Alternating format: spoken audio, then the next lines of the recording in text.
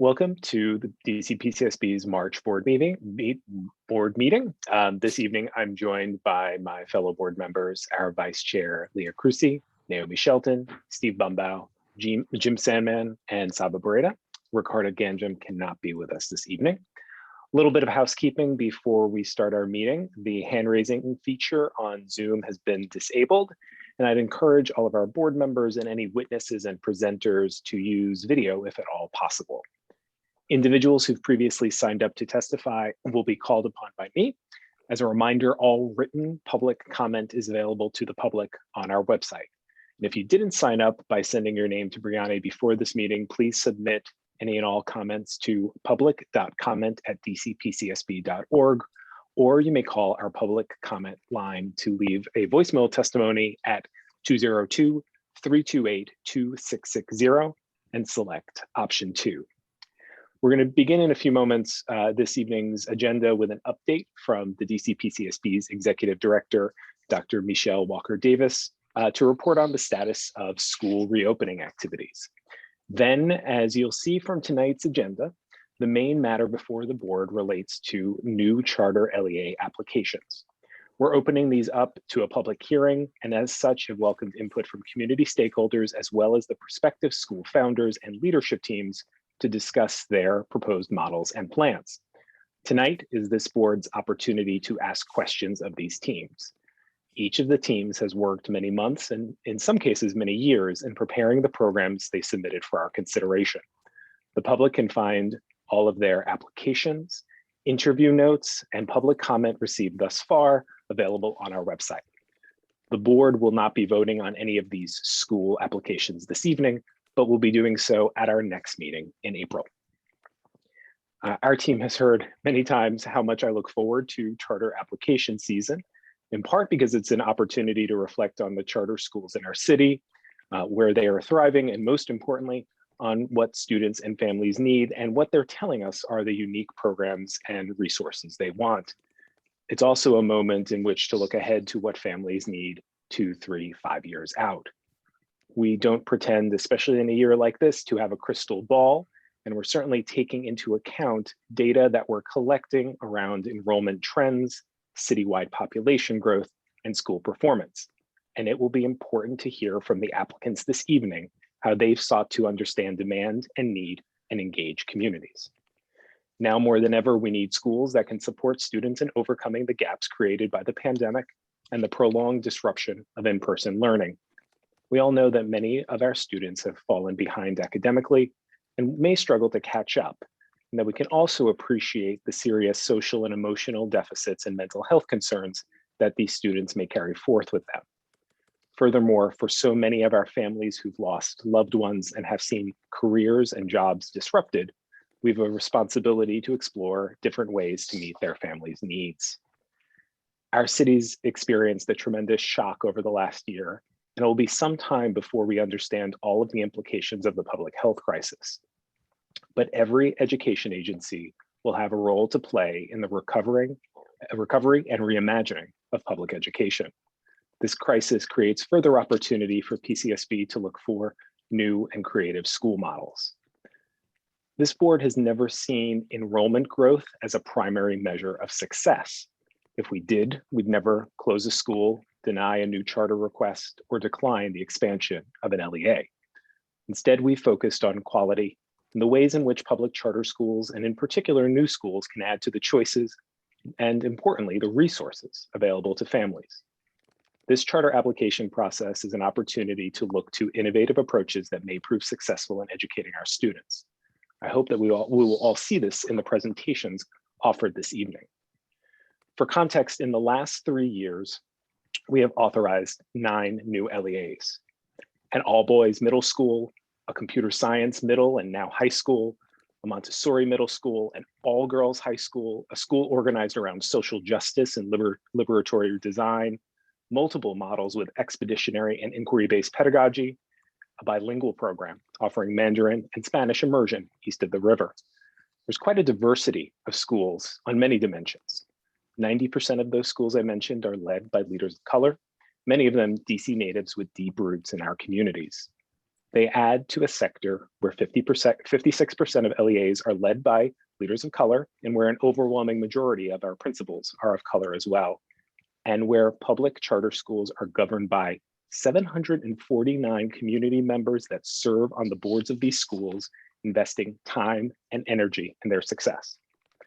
Thanks in advance to everyone coming before us this evening for your efforts, whether or not your school ultimately gets approved in the coming months.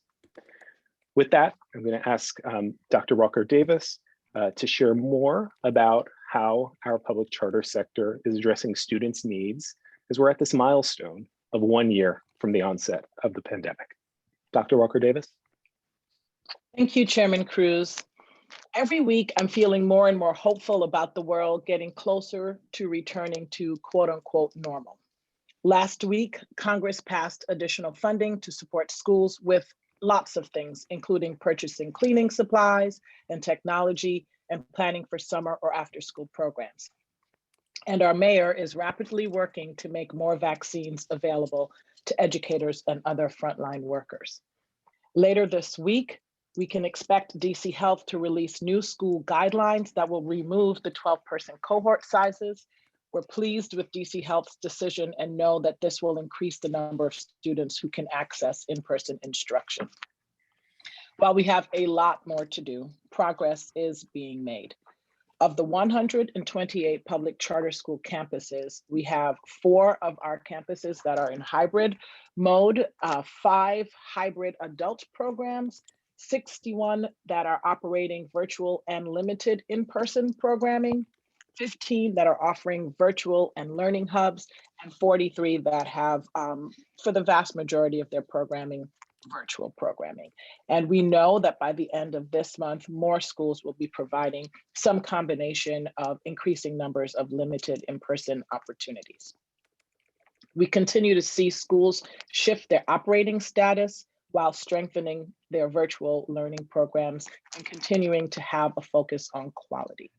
The operating status for each of our public charter schools is available on our website homepage, and it details not only what status each individual LEA is in, but also gives some definitions for our community around the differences between hybrid, virtual, and learning hubs, etc.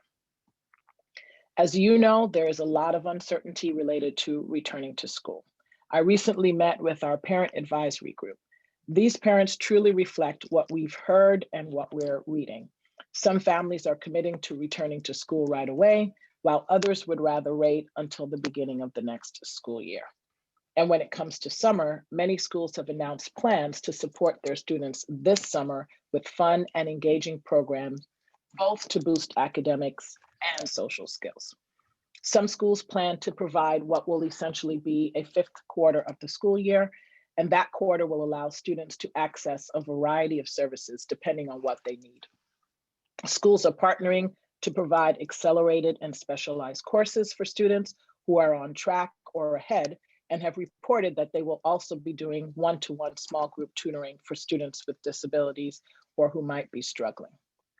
Summer will not be purely academic work. Multiple LEAs plan to host both virtual and in-person summer camps, in addition to academic offerings, so that students can reintroduce themselves to their peers, get outside, and have fun in ways that they have been restricted to up until now.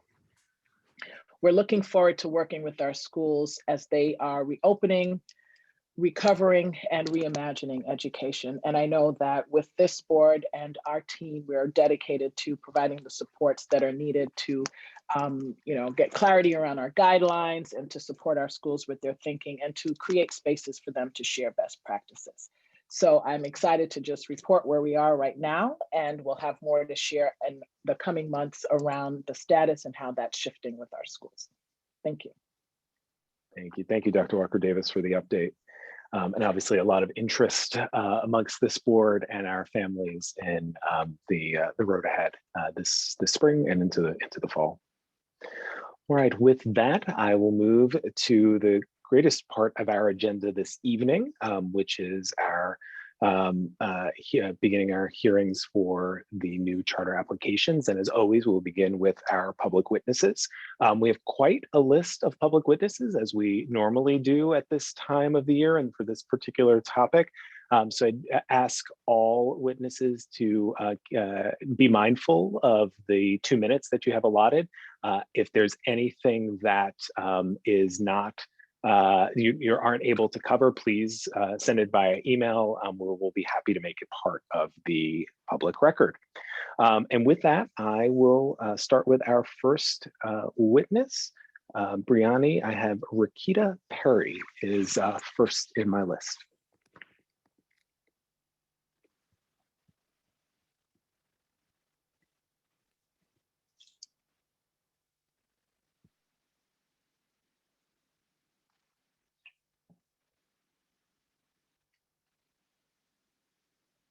I don't see Rakita Perry. All right, well, I will come back, but for the sake of the rest of the witnesses, I'll keep marching through the list. Next, I have Catherine Marshall Woods.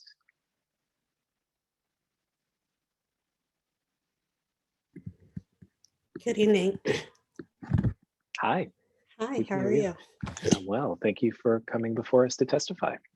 Thank you for having me. My name is Dr. Catherine Marshall Woods. I'm a licensed clinical psychologist within DC, Maryland, and Virginia. Within this capacity, I serve as the Director of Psychology at the Psychiatric Institute of Washington. I'm a member of core faculty at the George Washington University Professional Psychology Doctoral Program. And I hold a small private practice where I have the privilege of working as a certified school psychologist for the District of Columbia Schools. It is there where I was introduced and worked intensely with one of the founders of Hero Academy, Dr. Patrice Jones.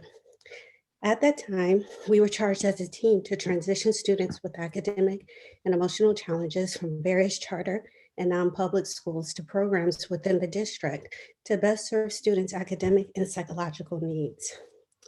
Dr. Gaskew led most meetings, exhibiting empathy and compassion to each student and their families through this challenging shift, within the school year. Her exemplary leadership, dedication, and professional integrity to the students was extraordinary, a model of academic leadership. As a result of her probity over the last 15 years, I have continued to work with Dr. Gaskew and support students within various academic settings. Hero Academy is an inspired institution that will provide an academic and emotional pillar to students who demonstrate a need for significant psychological support. Being employed within a mental health hospital myself that serve children and adolescents, having access to transitional programs that both meet the needs of the children's academic and emotional presentations can be equally limited. As such, children are frequently referred to programs outside of the district and sometimes outside of the region, which lends them to be distanced from parental and familial, as well as peer support at a critical time in their healing. I'm sorry. I'm sorry. You're at the 2 minutes, but if you could just wrap up, please. Sure. I look forward to her Hero Academy Public Charter School to be a supportive, therapeutic, resourceful beacon to the district, serving children at vulnerable times in their lives while allowing them to remain connected and have access to their personal supports. Thank you so much. Thank you, Dr. Woods. All right, Brianni, next for our public testimony this evening is Camille Shaw. You're able to unmute yourself. Good evening. My name is Camille Shaw. I'm a division chief in safety and mission assurance at NASA Stennis Space Center. I'm also supporter of Hero Academy. We need this school to increase equity and access for all students to the kind of thinking that science, technology, engineering, arts, and math, or STEAM inspires, and the opportunities it brings. These opportunities include rewarding work, increased job growth, higher wages, and greater job stability. With a BS, MS, and PhD in mechanical engineering, I'm a product of the efforts since the early 70s to diversify the STEM community in terms of gender, race, culture, sexuality, and ability. I have participated in these efforts as a speaker, mentor, and past leader of a successful STEM program for middle and high school students. Yet parity, equity, access, and equal opportunity in STEM education still eludes us. It is still common for a student from an urban school to be unprepared to pursue a STEAM career. Alternatively, their suburban counterparts have had advanced courses, well-stocked labs, expensive product supplies, and even research or internship opportunities. Recent times have shown us that STEAM workers are as needed as never before, and further growth is expected through the end of this decade. Despite over 50 years of effort, women and people of color are still not on parity with their white male counterparts as STEAM professionals. People with disabilities are even further behind. Yet we are still not fully invested in developing every segment of our community. Diversity in this area is beneficial to the student and society. For the student, it encourages curiosity, investigation, problem solving, and identification of new problems. For society, diverse STEAM workers will supply completely unique solutions. In conclusion, for the benefit of our community, all students must see that STEM is for them through equity and resources and opportunity. Hero Academy will help fill that need. Thank you. Thank you. Okay, Brianni, next on our list is Ricardo Neal. You're able to unmute yourself. Great.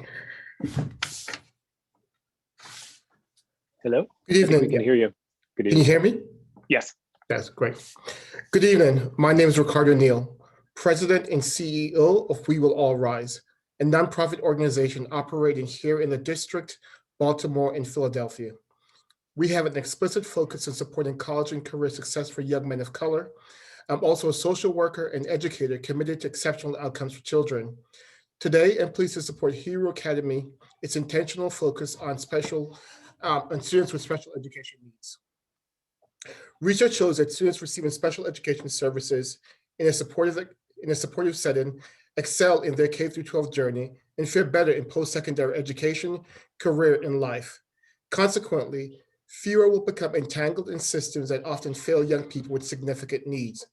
The district has limited capacity to meet the needs of all school-aged children, and what's more, in 2018, 708 students with varying disabilities were placed in non-public schools, many outside the district, creating undue stress in families, and more directly results in challenging circumstances for students. I met Dr. Patrice Jones in 2013 at Eastern Senior High School and have always found her to be an exceptional leader. Several years ago, I struggled to support a student grappling with a traumatic episode in his life. Though I did not report to Dr. Gaskew and the student was not enrolled in a special education program, Dr. Gaskew sat with me, she counseled me, and provided valuable advice to keep the student safe. This short story is emblematic of the type of temperament that is required to succeed in any school community and is paramount in special education environments. I'm confident that Dr. Gaskew, Mr. Jerome, and Dr. DeCruz will operate an educational institution that meets the highest standards for children in wards 7 and 8. Thank you for allowing me to testify this evening. Thank you, Mr. Neal. Thank you. All right, Brianni, next up is Nicole White.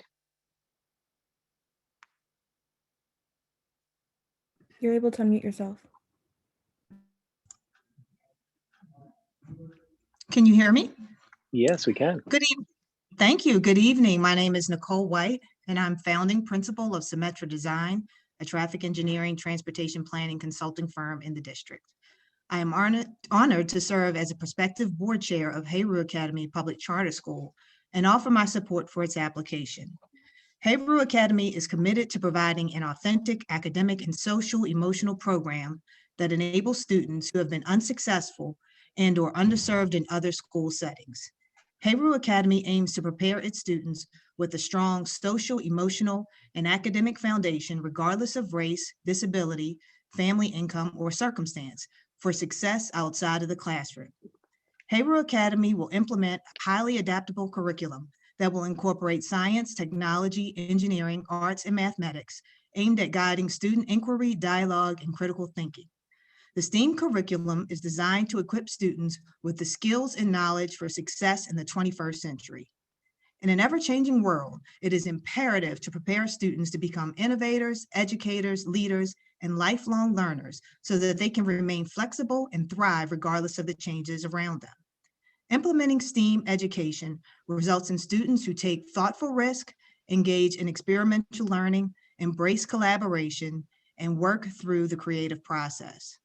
As a licensed professional engineer and professional traffic operations engineer, I am passionate about encouraging engineering as a profession, particularly for minorities and young women. 2 weeks ago, I participated as a panelist on a webinar program sponsored by the Conference of Minority Transportation Officials. The webinar was entitled "The Changing Face of Diversity in the Transportation Industry, Making the Case for Diversity, Equity, and Inclusion." Our discussion focused on the importance of diversity in all phases of transportation engineering and construction projects. We also discussed the importance of mentoring and developing a strong pipeline of future engineers. Hayru Academy will promote diversity in STEAM career options for district students who may have been unsuccessful in other school settings. I am pleased to offer my strong support for the application of Hayru Academy Public Charter School, and I encourage the board to approve its application. Thank you for your time. Thank you, Ms. White, and thank you for even contemplating board service. Appreciate it.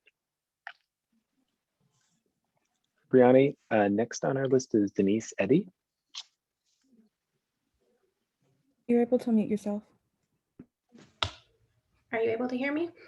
Yes. Okay. Good evening, everyone.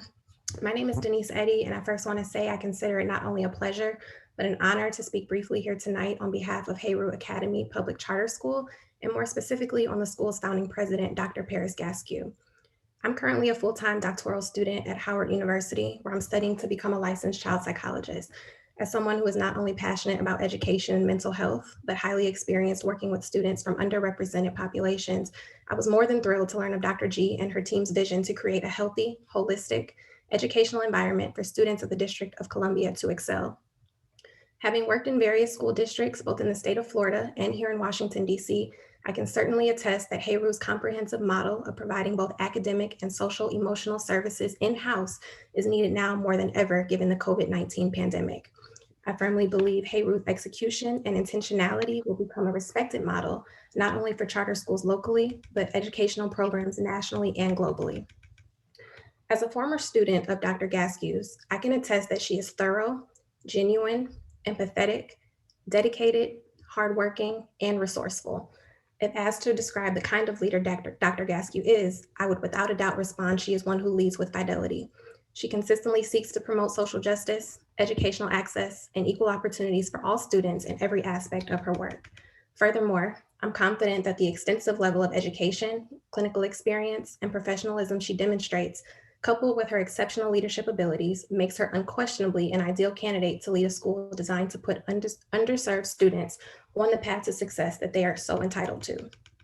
Certainly, I fully support the approval of Hayru Academy Public Charter School's application and its intent to provide specialized services to students with disabilities throughout the district.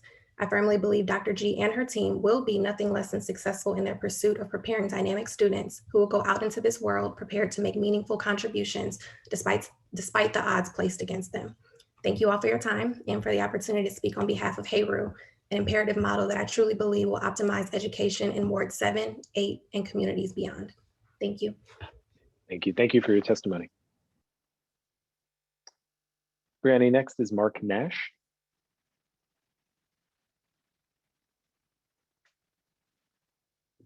You're able to unmute yourself.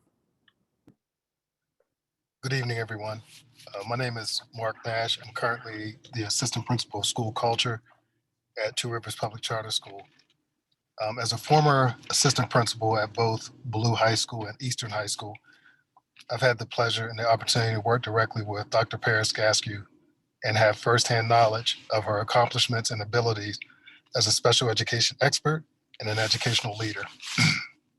In her role as an assistant principal, Dr. Jones was responsible for managing the special education departments at both Blue and Eastern. Part of her responsibilities included staff supervision, leading professional development, managing students' individual education plans, transportation requests, assessments, and correspondence with attorneys and parents.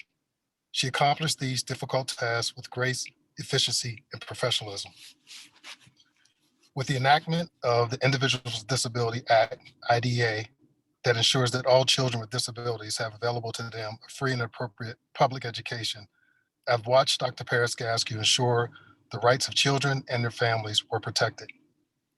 Dr. Gaskew has proactively worked with me to help ensure, as a leadership team supervising the special education department, that we had accurate and up-to-date information for students with disabilities, such as information for individualized education plans, annual progress reviews, eligibility, attendance, transcripts, report cards, evaluations, and incident reports. She always provides that extra support and effort to allow teachers, to assist teachers with lesson planning and developing instructional techniques that enhance the growth and development of the special education student population, always creating an exciting atmosphere for a high level of student and teacher comfort.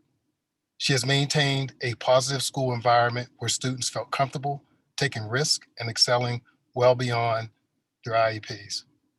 Not only is she a valuable team player, but Dr. Gaskew also has an expansive knowledge base and an instinctive ability to listen carefully and pick out key information to ensure student and adult success.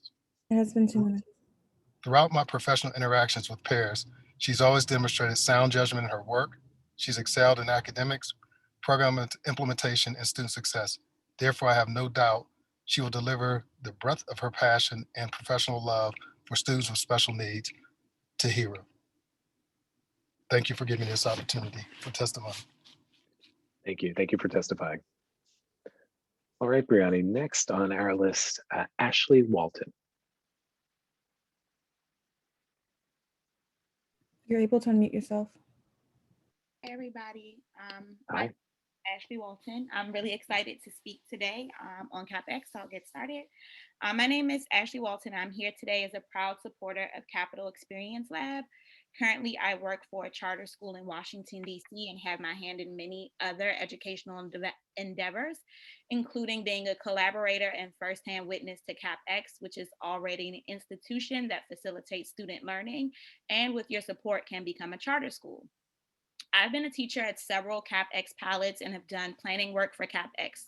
Specifically, I provided instruction and support on a range of topics, including pandemics, the social justice system, natural history, and environmental circumstances. Through this, I've been a part of the transformative process of experiencing learning in an applicable setting, such as the Natural History Museum or in a conversation with an infectious disease doctor. Due to the community-based approach at CapEx, students not only grew academically, but became stakeholders in their learning processes by making choices and navigating trial and error, which on a grand scale is how we all truly learn. My most recent project was aiding in the efforts to help CapEx earn their yes. Of the many hats I've worn in education, one of them has been a special education teacher. Given my background and feedback given at last year's submission, CapEx decided to enhance and build on their plans for what support for students would look like within the model. Through research and familiarity with the topics, the team was able to create clear guidelines for instructional practices, pathways to modifications, and scenarios for implementing individual education plan. This reinforces my confidence that CapEx has done the necessary work to accommodate and meet the needs of all students. Through this work, it has become apparent that what CapEx would be able to do for all students. All students can be served in this model, each and every one, specifically students in this geographic area. The District of Columbia is a true gem, a wealth of interwoven resources that live in these students' backyard, and often they are not aware of it. We often talk about the achievement gap, but it's really about opportunity and exposure gap that separates our students. Each year, millions of people embark upon places like the National Mall to digest elements of history, literature, and scientific wonder, along with environmental anomalies. And I know this because I've lived it. As a DC native, I know how simple it is to allow all these great wonders of Washington, DC to just become background. but we will instill our children with its purpose in a meaningful way on a consistent basis and all of that will change. Let's all be a part of the change. Thank you. Thank you, Ms. Walton. All right, Brandy, next up is Chantel Wright.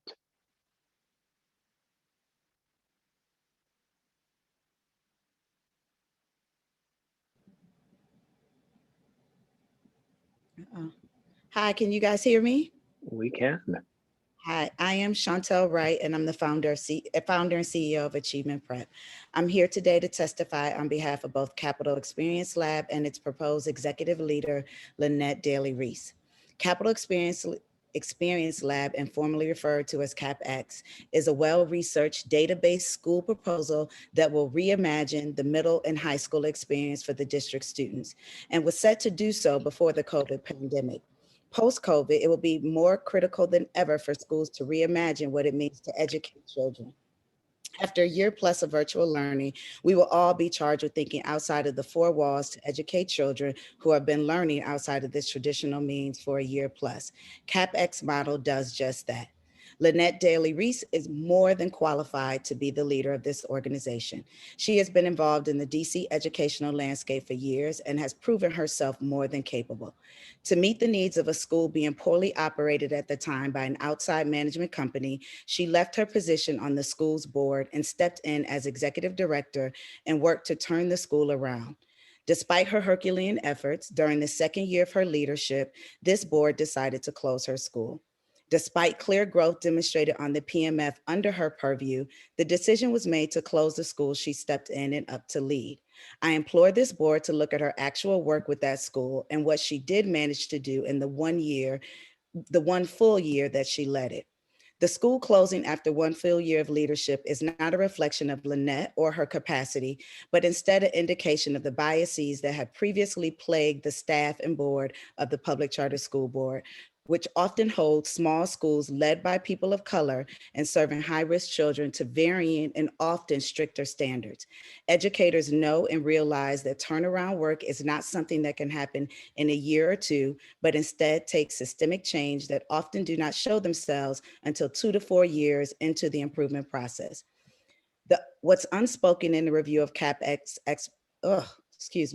What's unspoken in the review of CapX application is not just the model and whether or not it is needed. What is unspoken is that somehow Lynette is not qualified to lead CapX due to her previous experience leading a charter school. This could not be further from the truth. As a fellow school leader and colleague of hers, and as demonstrated by the continued belief and faith in her that the founding board of CapX has, I'm testifying tonight to speak truth to that narrative.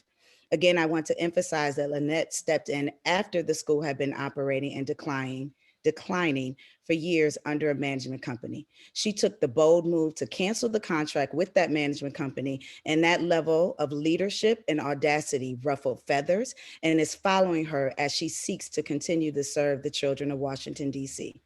What is most ironic is despite Lynette's experience with PCSB staff, her commitment to this work, to the city's children and this charter sector has her before you again this evening, proudly representing CapX and its unique and status quo defying model of middle and high school education. CapX has gathered over 4 years of data to test its model, overwhelmingly more data than many of the schools opening and operating today had when they came before you. The level of support and desire for the school to exist was evident last year, and I'm sure will be evident again tonight.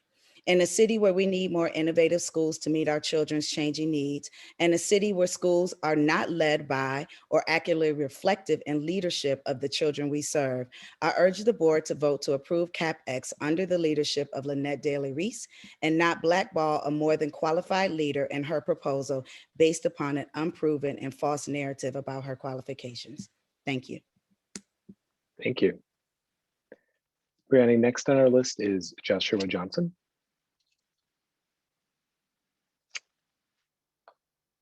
You're allowed to unmute yourself. Good evening, everyone, and members of the Public Charter School Board. My name is Joshua Johnson. Over the past decade, I've had the opportunity to teach science in Washington, D.C., write STEM curriculum for a DC-based ed tech company, and provide instructional coaching to teachers for computer science and STEM disciplines across multiple states. Last year, I shared my vehement support for the Capital Experience Lab application with the board, and I'm back tonight to express my strong belief in the organization. I believe deeply in the CapEx mission and vision, the incredible leadership of the organization, and their strong academic program. I've worked with CapEx over the past few years, teaching in summer pilots, collaborating on pop-up learning events, and acting as an academic advisor for science. It's clear that CapEx has established an extremely strong leadership team, including Allison Gilmeister, Lynette Daly-Reese, and Bethany Fleming, among others. In my role as an academic advisor, I've seen the ability of the CapEx team to produce well-rounded and academically rigorous curriculum and content units both efficiently and effectively. By utilizing research-based curricular models and adapting them to include community-based experiences and hands-on components, CapEx is able to turn around extremely high-quality content units in about 2 months. I co-taught a course for CapEx about solar and alternative energy with Ms. Gilmeister. In the course, students built solar panels with help from grid alternatives, discovered solar panels in their own communities, visited the Department of Energy, and saw one of the first hydrogen cars on the market. That's just one example of the numerous experiences that CapEx has already created in this city. The CapEx Lab application includes many other examples of units of study across various content areas that establish learning experiences that stick. Those experiences are memorable and they enable students to apply concepts and learn from experts in the field. CapEx is particularly well suited for teaching science because science is about doing, applying, and acting. The model that CapEx is providing gives significant opportunity for students to master the three-dimensional nature of the next generation science standards. So I've returned to the board tonight to reiterate my vehement support for the Capital Experience Lab, and I encourage the Public Charter School Board to approve their proposal. This is an opportunity for the board to approve a school that has already demonstrated to be contributing to and benefiting the DC community over the past several years. I appreciate your time, attention, and honest consideration for the Capital Experience Lab application. Thank you. Rounding next is Monica Valentine. You can mute yourself.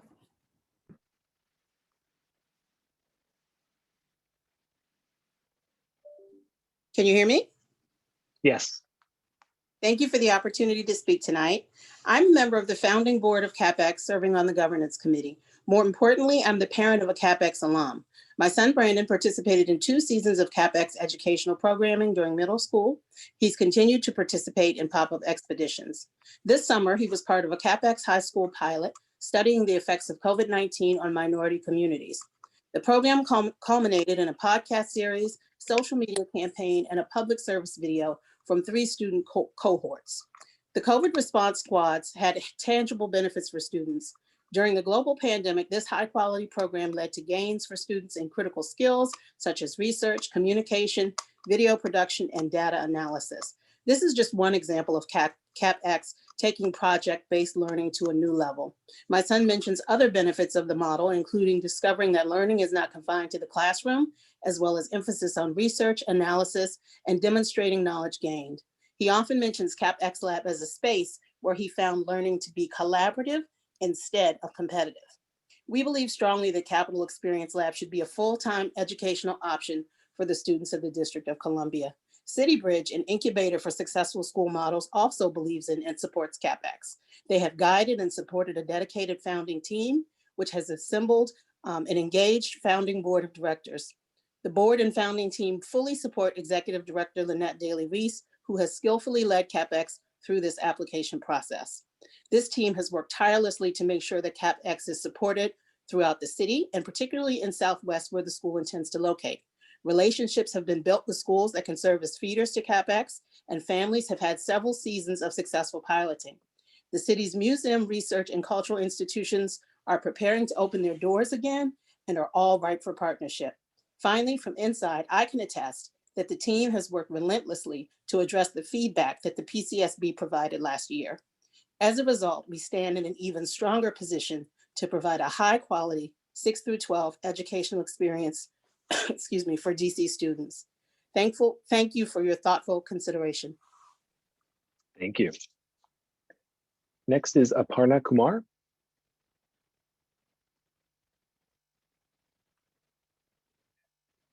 You're able to mute yourself.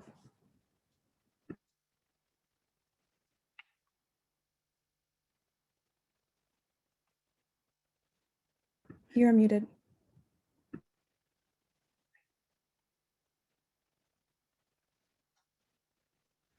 Hello, can you hear me? Yes, we can hear you now. Sorry, thank you. Good evening. My name is Aparna Kumar. I'm a founding board member of the CapEx Lab and a parent of 2 children, a 6th grader and a 3rd grader in DCPS dual language schools. I'm speaking today on behalf of CapEx as a parent, as a board member, and as an education communications professional. To quote my former boss, Obama Education Secretary John King, every student deserves a well-rounded education, one that truly broadens their world and ignites their passions and curiosity.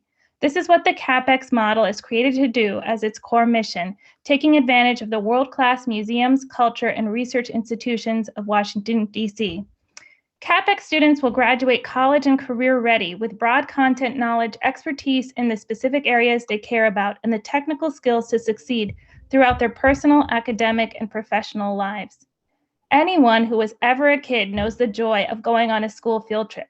My own kids leap out of bed when it's a field trip day, but sometimes the field trips disappoint. Years ago, one of them was on a field trip to the mall. Not the National Mall, but to an outlet mall in PG County. I am not kidding. I wish I was. I and other parents could not see how that field trip was enriching in any way. But despite our protest, the field trip to the mall went on as planned. What if we turn the field trip model on its head? Instead of infrequent, disconnected, fleeting experiences randomly occurring during the school year, students would have sustained, aligned, in-depth experiences that were deliberately planned by educators and relevant to real-world challenges. What if this was how the core of the curriculum was delivered, through critical thinking, discourse, creativity, investigation, and discovery? I believe there are hundreds of middle school students across the city who would leap out of bed to go to such a school every day. Kids of all backgrounds, needs, and neighborhoods, especially now when they have been stuck at home and disengaged from their virtual classes. The Smithsonian, the U.S. Capitol Visitors Center, the Kennedy Center, NASA, and the National Institutes of Health are all in our backyard. And my fellow board members represent some of these world-leading institutions. The doors are open to us if we seek the opportunity. We cannot afford to wait to approve this innovative school. This is the time to do it, and with urgency. Thank you for your consideration. Thank you for your testimony. Next up is Derek Johnson.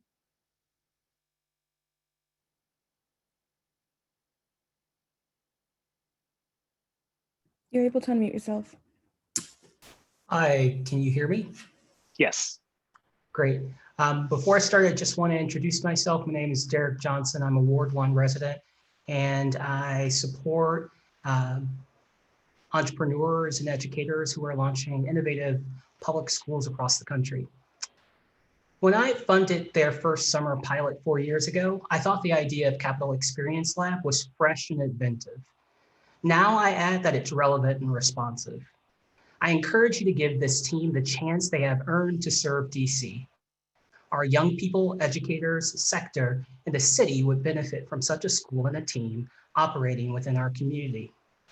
PCSB, you should be proud to make a big, bold bet to support this leadership team built entirely of women and led by a Black woman. I have provided capital, coaching, and connections to launch more than 75 innovative public schools across the country. 8 of them, the PCSB has approved since 2018. I rank CapEx among the top 10%. This team has the facilities and operations acumen most educators lack when launching schools. This team also has content expertise for the model they propose, while other school founders often rely on a partner to guide them. Their addition of a principal with secondary leadership and coaching skills means this board and leadership team has the goods to create nirvana in schools. With your oversight and support, there is no limit to their impact. CapEx's inquiry-based instructional model harnesses learning science principles and models culturally relevant and responsive teaching. The model challenges how and where schooling happens while leveraging research on non-academic supports we know our young people need to be happy and succeed both now and in the future. With more than a dozen pilots, multiple advisory committees, and several partnerships with community organizations and cultural institutions, CapEx embodies the quality and representation we should demand of leaders creating new schools within the district. Since their first application, the team has increased their clarity for their high school plan. This clarity, among many other things, makes me confident in their ability to operate a world-class secondary school. Please give these women the chance to lead. Thank you so much. Thank you. Rounding next, we have Nick Apostolides.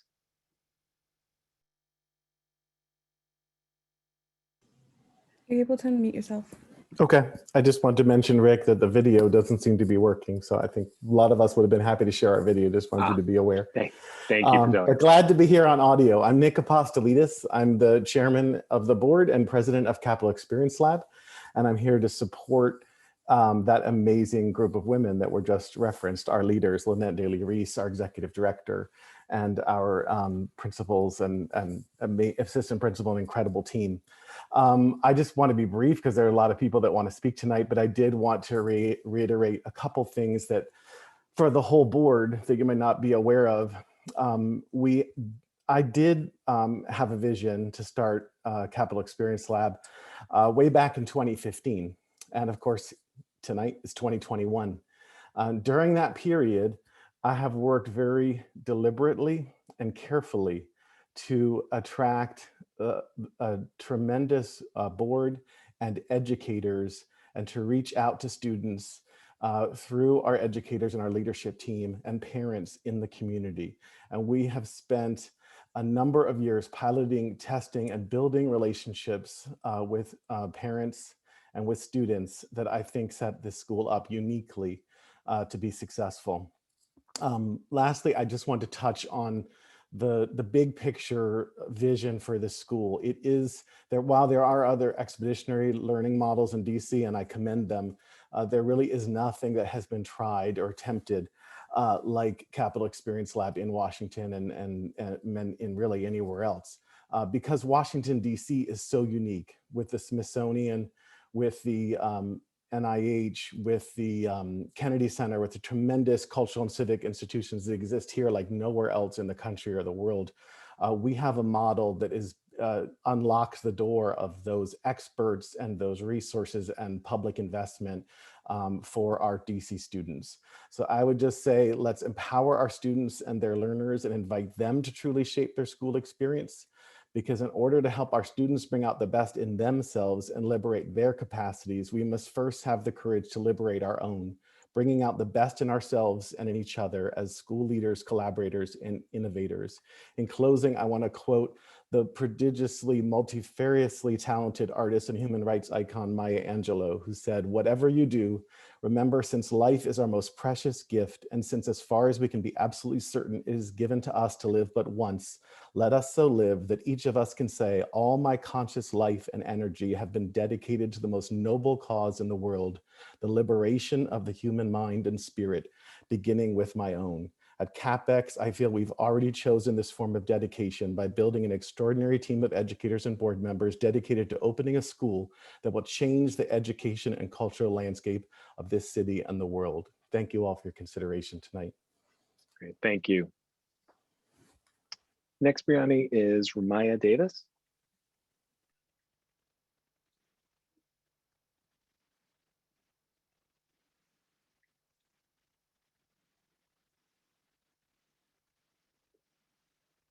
I don't see Davis.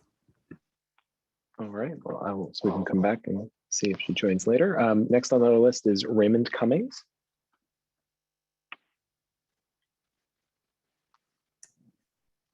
Good evening, everyone. Can you hear me? Yes, we can. Thank you.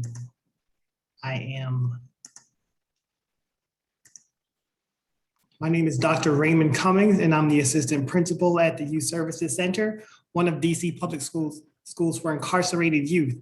I'm speaking on behalf of the efficacy of Samantha Fils-Aimé as the founding principal of CapEx.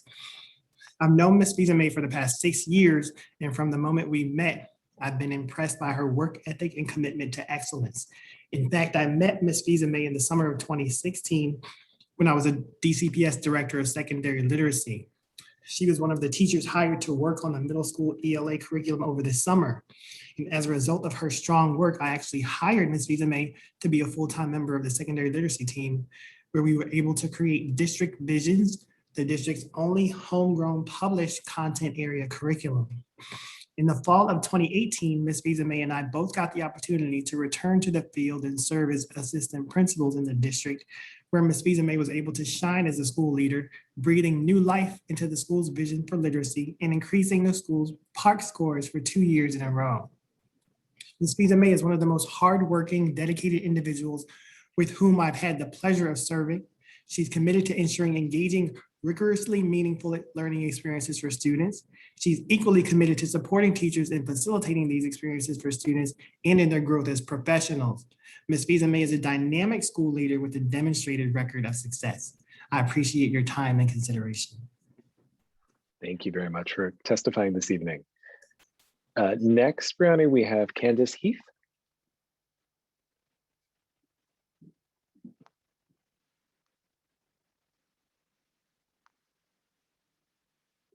You're able to unmute yourself.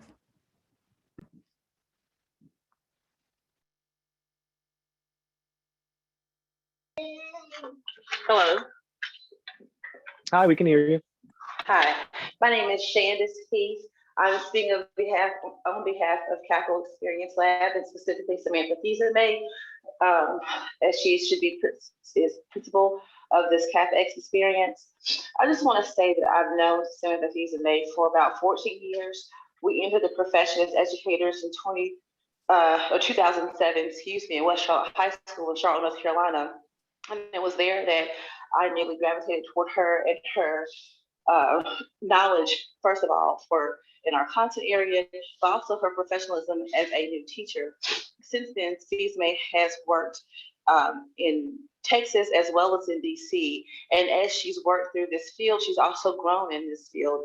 It's her leadership, her experience, her content knowledge, as well as her passion for students that drives her. She develops the curriculum, as the gentleman just spoke on, that's based on its content and standard based, and it's based on growth. And she has taken this program and this drive for this data and this knowledge to help and grow students when she was at Eastern High School as an assistant principal. I feel like she is a great fit for the program. I know that she will be an awesome leader. She will help teachers. She will be their mentor. She will teach them to also become leaders within the classroom and within the building, and they will grow in their capacity as well as grow the students to where they need to be. Based on the conversation that I've heard and the testimonies from other speakers here, this charter school is here to facilitate learning. It's here to incorporate the surroundings in the DC area to help foster a learning outside the classroom for students to receive the culture that they need. And I know that Visa May will be able to facilitate this learning and be able to lead the school. And I just appreciate you allowing me to speak on her behalf today. Thank you. Thank you. Next, we have Samantha Triplett.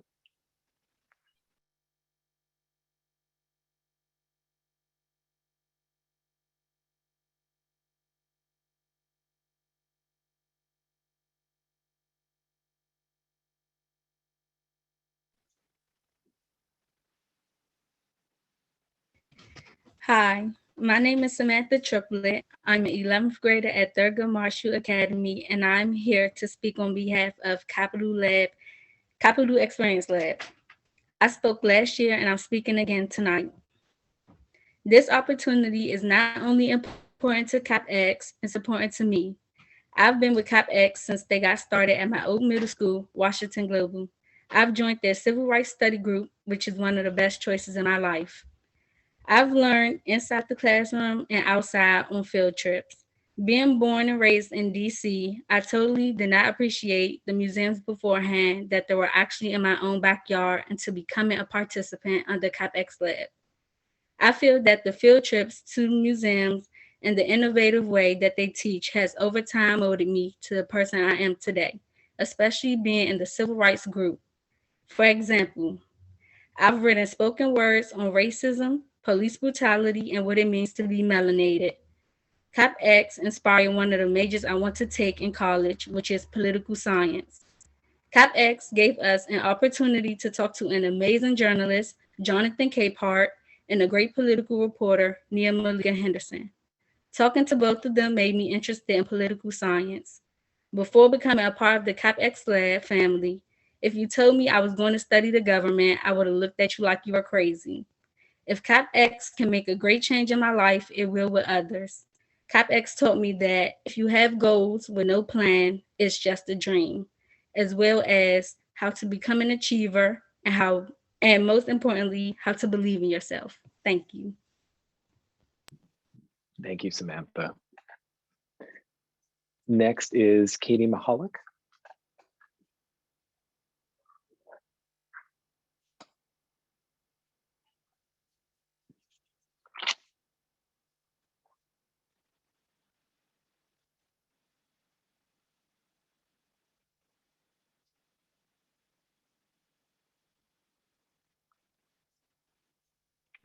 You're able to unmute yourself.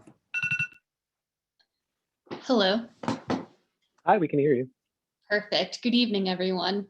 My name is Caitlin Mahalik, and I am a science department chair and have worked under Miss Samantha Fizeme while she was the assistant principal at Eastern Senior High School. And now she's a potential leader with Capital Experience Lab. Ms. Fizeme effectively coached and facilitated LEAP leader meetings twice a week.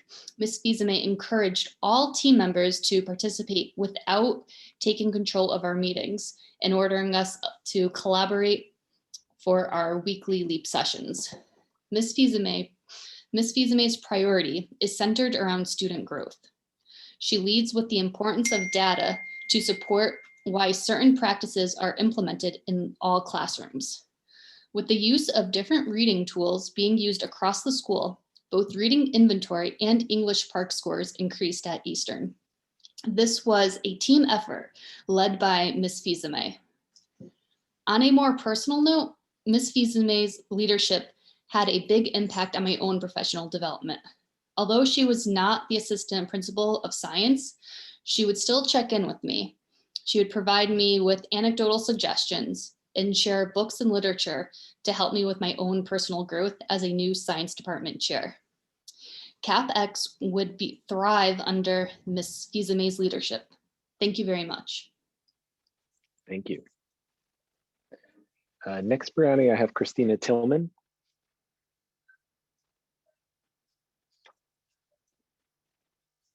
You're able to unmute yourself. Hi, everyone. My name is Christina Tillman. I am currently at the English Department Chair at Easton High School, and I am speaking on behalf of CapX and Samantha Fizeme's leadership. And so echoing some of my colleague, Ms. Mihalik's comments, I just want to say that when I first met Samantha Fizeme, I was blown away by her belief in students and that every student's right to a thorough and strategic education, and that I think more importantly, not only did she have that belief, but then she modeled the work ethic that was needed to make sure that that was achievable for students. And so I'm also in support of her as a founding principal for her expertise and her vision for how she's able to develop teachers and their ability to skillfully design curriculums that will help close achievement gaps for struggling learners, but also how to push for advanced learners. And so she's not just one way on the totem pole for students. Also too, she is a firm a data person and thinking about data not only academically, but also socially and emotionally. So she's all about structures and routines to help build a holistic experience for students. And I think that those are all the things needed to help blend this idea of community and project-based learning that I think is much needed for the students after 1 year of being cooped up. And so I think that this refreshing vision that CapX is bringing to DC students under Samantha Fizeme's leadership will be exactly what the DC area needs for the upcoming year. Thank you. Thank you, Ms. Dillon. All right, next is Darlisha Sherrill.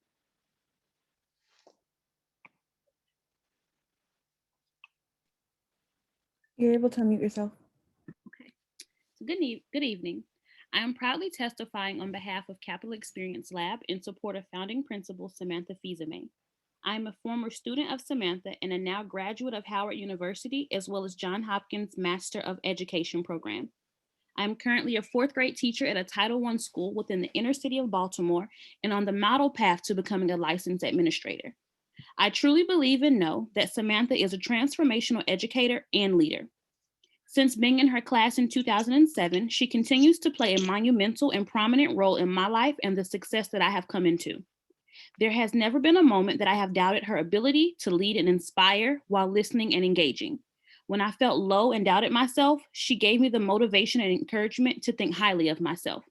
Without the morals and high expectations that she instilled in me in high school, I wouldn't have fought to attend college, as I never saw that for myself. Without her guidance, I wouldn't have fought to make a difference in the lives of other Black and Brown students, as I never knew how much mine mattered. And I continue to make it my mission to be the person that my younger self needed, as Samantha was for me. As you can see, it is without hesitation that I speak on how transformative and impactful her role is in the lives of others, and I stand here today to speak to support Capital Experience Lab. Thank you. Thank you. Next is Lee James. You're able to unmute yourself. Thank you so much. Good evening. My name is Lee James, and I'm a teacher at Eastern Senior High School. I'm happy to speak with you today about Miss Samantha Fils-Aimé as a founding principal of CapEx. Miss Fils-Aimé was an assistant principal over the 10th grade at Eastern, while I worked as the 10th grade chair. And Miss Fils-Aimé oversaw social studies and English. And so as a 10th grade social studies teacher, I worked with her very closely and was able to see firsthand that she's an effective administrator and a results-oriented leader.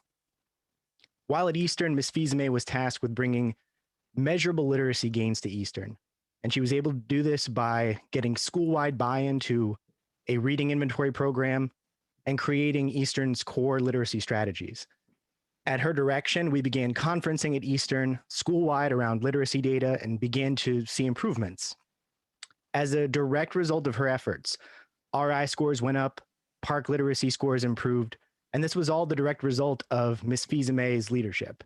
We still use those literacy strategies and the RI approaches that she implemented during her time at Eastern.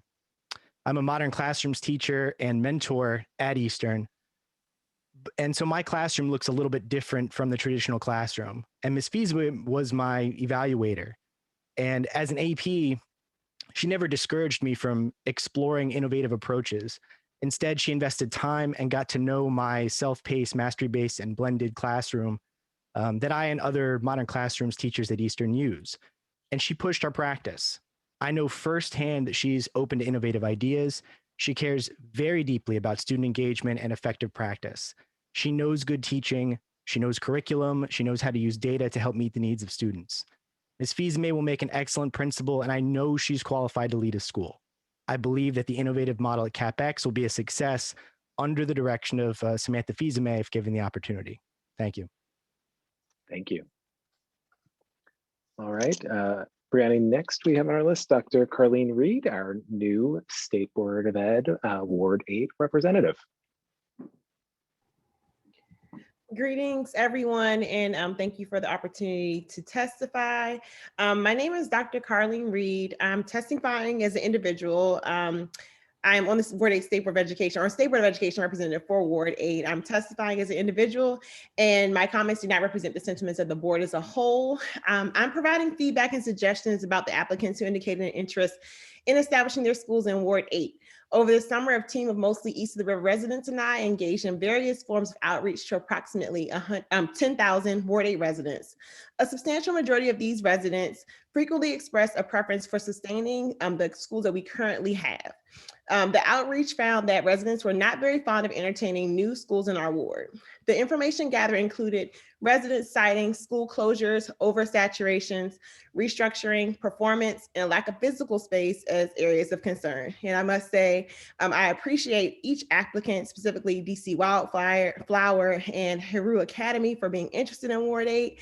But to be honest, and going back residents' feedback, I have not seen a strong support of establishing more schools. We have schools on top of schools. So in my testimony, I kind of lay out some of my responses to the applications. I'll start with DC Wildflower. DC Wildflower indicates that it is a Montessori school focused on racial equity, and the organization plans to have 8 microsites across several wards. In its application, specifically suggests a preference for establishing a site in Ward 7 or 8. We currently have Lee Montessori School here in Ward 8. And according to Lee Montessori's website, there is a focus on anti-racism and anti-bias, which is similar to what is laid out by DC Wildflower. Again, I'm also seeing some lack of engagement in the applicants. One being, let me see, pointing to disproportionality in data around discipline, but not having an actual discipline plan. The charter application is stating that it lists demographics and points to states such as South Carolina and Connecticut, but no direct linkages to DC or pulling out demographics that actually reflect Ward 8. The applicant asserts it has biases or it has roots in anti-bias approaches, but then points to a need for high quality seats. And our goal is for all seats to be considered quality. So this assertion already shows some level of bias, and we really want to like just rethink those kind of constructs, because when you're presenting bias, it makes it hard for me to believe the ability to create a curriculum that is anti-bias. I'll go on in regards to lack of community engagement. There's no representation from Ward 8 in the founding design team. The specific information related to outcomes for community engagement, there were no, I guess, outreach efforts, and again, no plans for outreach in Ward 8. Going to Hayru Academy, and I heard a number of individuals reply and say that they really appreciated the potential leadership. I would love to work with the potential leader around other efforts. But again, I have to point to the lack of physical space in Ward 8. We have a couple of schools who don't have permanent homes, who are constantly in flux, trying to find homes. We have students who are in temporary trailers. I also have to point out, it seemed like a lot of the demographic information for Hayru was steeped in Ward 7 school demographics. I saw no analytics for Ward 8 based on pages 11 through 13. Hayru mentions, universal design for learning and STEAM. Again, when the chairman at the beginning of this meeting cited unique opportunities for learning, we have a lot of schools. Those are pretty basic constructs for education. So I again kind of mirror what is the unique offering for Hayru there. Lastly, I'll close out. I'm not sure how much time I have, and I don't want to belabor, but Hayru is focusing on unique populations, specifically children with special needs. It indicates that it specifically wants to serve children with behavioral needs, including disability, emotional disturbance, multiple disabilities, and other health impairments. However, there's no linkage to inclusive practices and inclusion with engaging with typically developing peers that I was able to see, or I may have missed that. In summary, and I think a lot of the residents really appreciate the consideration of the two applicants who are looking at Ward 8. But there's a genuine interest from residents to sustain the schools that we currently have in all sectors. And we would like for those applicants to look at ways that we can collaborate, maybe in the ward, before we can say that we are ready to dole out resources for a whole school. I appreciate the DC Public Charter School Board's opportunity or time to testify. You have my full statement. I was kind of rambling at the beginning, but again, I appreciate your time, and have a good evening. Thank you, Dr. Reed, and thank you for submitting the more detailed statement as well. All right, Brianni, next is Alana Brown. You're able to unmute yourself. Brown. I am currently serving as the International Baccalaureate Program Coordinator at Eastern High School. Well, could you speak up a little bit? I'm having a little trouble hearing you. Is this better? Maybe a little bit closer to the microphone. Okay, I'm sorry. Is this better? Oh yeah, that's a little bit better. Yeah. I'm speaking on behalf of Samantha Fils-Aimé, founding principal of Capital Experience Lab. I first met Ms. Fils-Aimé at Deal Middle School in 2014. We were both new to Deal, and she was an English teacher. I was the IB coordinator there. It became very apparent that she was a skilled teacher, and not only did her students succeed, but she also pushed her fellow teachers, some of whom had some very challenging relationships with students and with each other, but she pushed them to improve their practices. So we saw student growth across that 7th grade just with her presence there. A couple years later, Ms. Fils-Aimé brought me over to Eastern to support the implementation of the IB Middle Years program. She was the assistant principal for 10th grade and over English and history. And again, I was brought over as the IB Middle Years program coordinator. But in both positions, I witnessed the excellence that she has in both her competency as a leader and also as a manager of systems. She worked excellently with teachers, students, families, and other members of the Eastern staff. We also saw an increase in our PARCC scores and in general student skills across all subject areas. Math even saw an increase in some areas because of the deep literacy work that was implemented by Ms. Fils-Aimé. I would have to say personally, knowing her for so many years now, her strongest attribute is her integrity. She stands for what is right, and that's both what's right on paper according to policy and also what's best for our students and our teachers. She communicates with intentionality and clarity, and I've seen her build strong teams and create teacher leaders under very challenging circumstances. While I do miss her leadership at Eastern very much, I believe she is well suited for this position at CapEx, and I hope you all offer it to her. Thank you so much. All right, next is Christy King.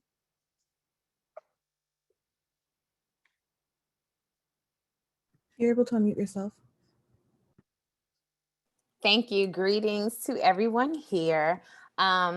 Excuse me. Thank you for the opportunity to speak on behalf of CapEx and to testify for Ms. Fils-Aimé as the founding principal. My name is Christy King, former school leader in DCPS schools, current education consultant for urban schools in across the country. I believe that when you think about the qualities of an effective leader, they must have a vision. They must be able to communicate their vision effectively, lead by example, demonstrate with integrity, and make the decisions that sometimes may cause discomfort, but is for the best interest of the student. A leader that has to be able to recognize success while being able to empower others, motivate, and inspire them. They continually reinforce how these efforts make a difference and encourage the development of the potential growth of not only their students, but their staff and even their peers. This by far are just a few of the characteristics of Samantha May. I'm a firm believer that not only is she a force in society, but she is a force that changes minds and hearts simultaneously with her passion and her purpose. I met her as a peer in our assistant principal programs with new leaders, as well as some additional development programs to keep our tools sharpened, and she kept everybody in the cohort sharpened. Samantha has a very distinct skill set. She's dynamic. She's taught, she's coached, she's led, she's also been responsible for implementing a curriculum within the entire district that has consistently had the highest gains in DCPS. So when you think about that combined 12 to 13% district-wide gain for L4 and L5 learners, she is creating opportunity and she is closing the gap of deficiency for our students. It is with everything that I have and more that her innate ability to understand the needs of others and connect to individuals, not only professionally and personally, is paramount for her to be able to successfully fulfill the responsibilities of the position as the founding principal of CapEx. I do hope that you take this testament of her grace, her efficacy, and her spirit as a wonderful leader for this opportunity. Thank you. Thank you. Thank you for your testimony. Next, we have Dr. Cara Covington.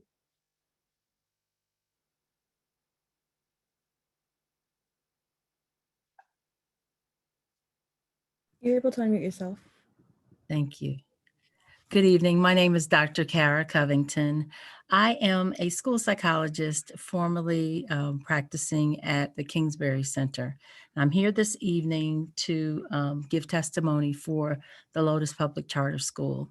One of the things that I recognize in my work at Kingsbury that I know is basic to the tenets of the Lotus Public Charter School is the use of multidisciplinary support for our scholars. One of the things that I'm really excited about is that their plan is to replicate some of the things that we were able to do at Kingsbury for our scholars who have specific learning disabilities, concerns with autism, as well as attention deficit hyperactivity disorder. And we found that using a multidisciplinary approach is such an awesome way to provide the kinds of support that our scholars need within the classroom. So we had the expectation is that the use of psychologists to work with the scholars to develop their social emotional learning, as well as use of speech therapists and occupational therapists all together within the classroom to provide the kinds of supports that our scholars need to make sure that they are learning optimally. We are looking at their ability to develop their social emotional learning by providing the supports of school psychologists or clinical psychologists to help them to develop the coping strategies, to learn the ability to regulate themselves, to learn problem solving, as well as learning how to interact appropriately with their peers, as well as providing the services of a speech therapist who can work with their pragmatic skills and their ability to be able to use the types of language that are necessary for them to interact with others. I am so excited about the potential for the Lotus Public Charter School to be a part of Washington, D.C., to provide the kinds of support that is necessary, because we have so many scholars who are in all of the schools around the district who are in need of that one-to-one individualized support and the ability to be able to help them to develop those skills, those pragmatic skills, as well as the adaptive skills and their educational skills, so that they are able to make the kinds of gains and to be able to achieve the things that they are in line with as they grow. Thank you so much for allowing me. I do appreciate your allowing me to testify on behalf of the Lotus Public Charter School. Good evening. Thank you. Thank you for sharing your testimony this evening. Next, Brianna, we have Rebecca Bonhomme. You can unmute yourself. Hi, can you hear me? Yes, we can.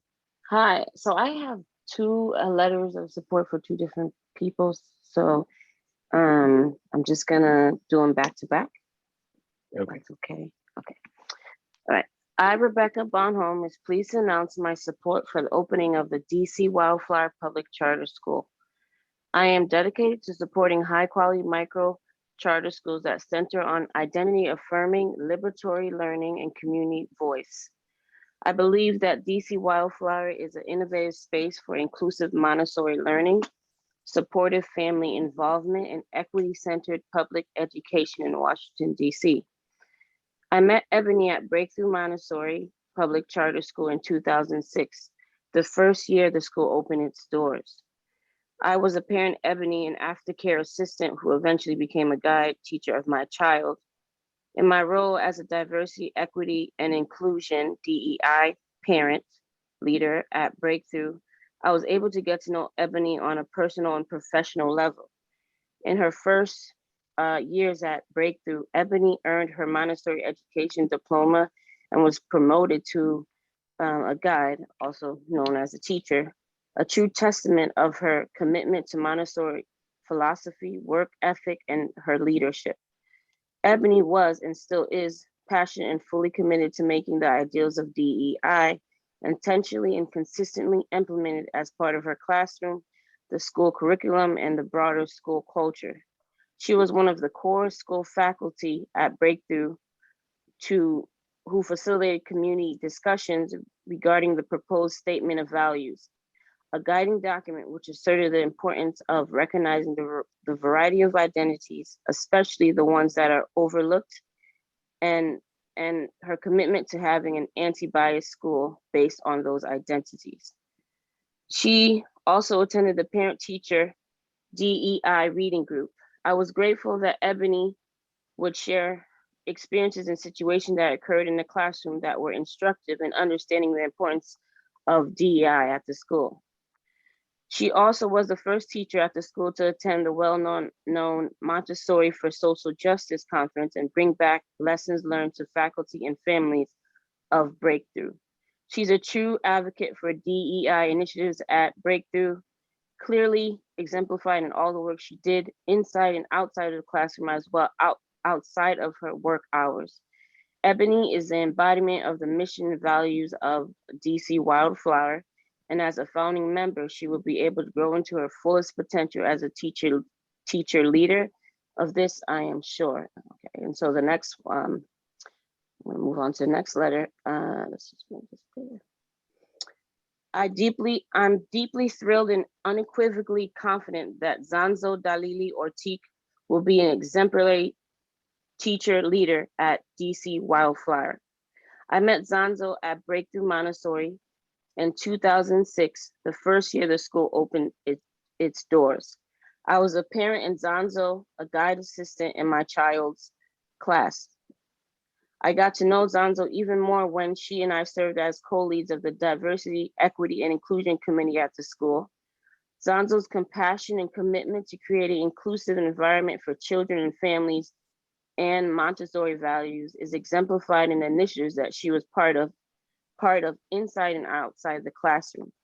As a teacher parent at Breakthrough, she had an invaluable perspective and leveraged her position at the school to foster engagement for students, families, and school faculty. In fact, during the summer of the first year of Breakthrough's opening, she brought together children, families, school faculty to create, implement, and actively take part in the monthly themes program, a program which objective is to uplift a variety of identities and experiences that are often overlooked or invisible in the school curriculum. This program continues to be a core way in which diversity and equity is honored at the school. She started as a guide assistant at Breakthrough, and through her work ethic and leadership, she garnered her Montessori education diploma. Her personal and professional achievement speaks volumes. Zanzo embodies all of what DC Wildflower is and more. Thank you for considering my testimony. Thank you. Thank you for sharing both of those. Next, we have Caroline Hill.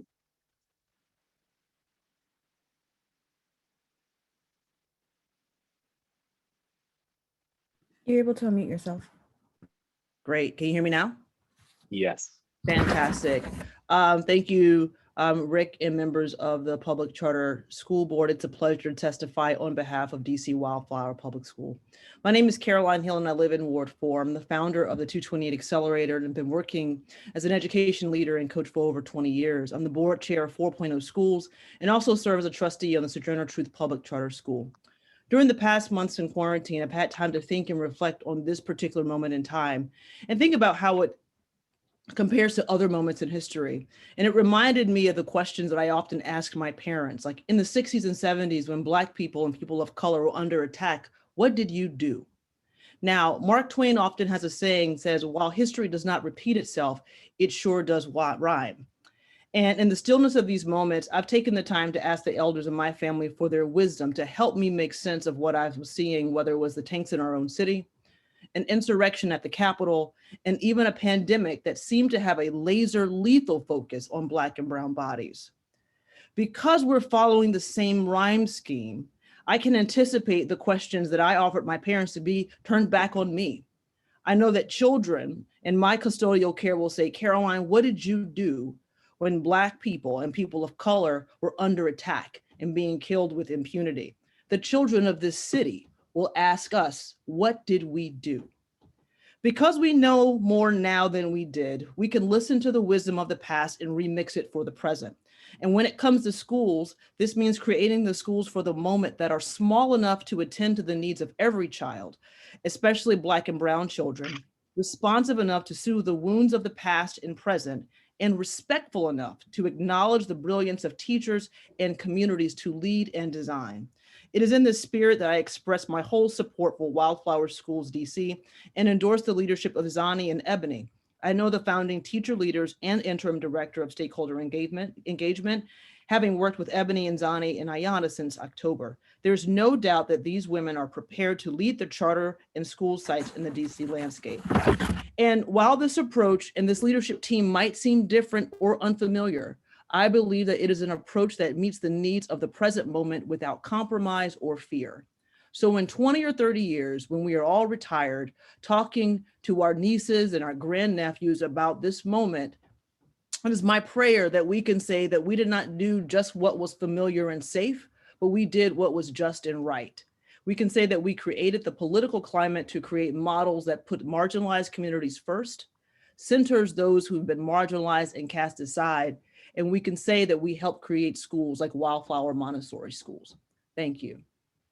Caroline, thank you, and thank you for the powerful historical context as we embark upon this conversation this evening.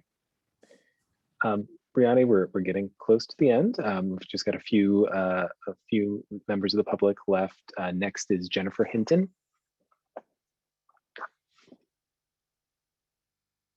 You're able to unmute yourself. Good evening and hello. Hello, Chair Rick Cruz. My sincere thanks to the board members of the DC Public Charter School Board. My name is Jennifer Hinton. I am mother to 2-year-old Lola. It's her birthday today.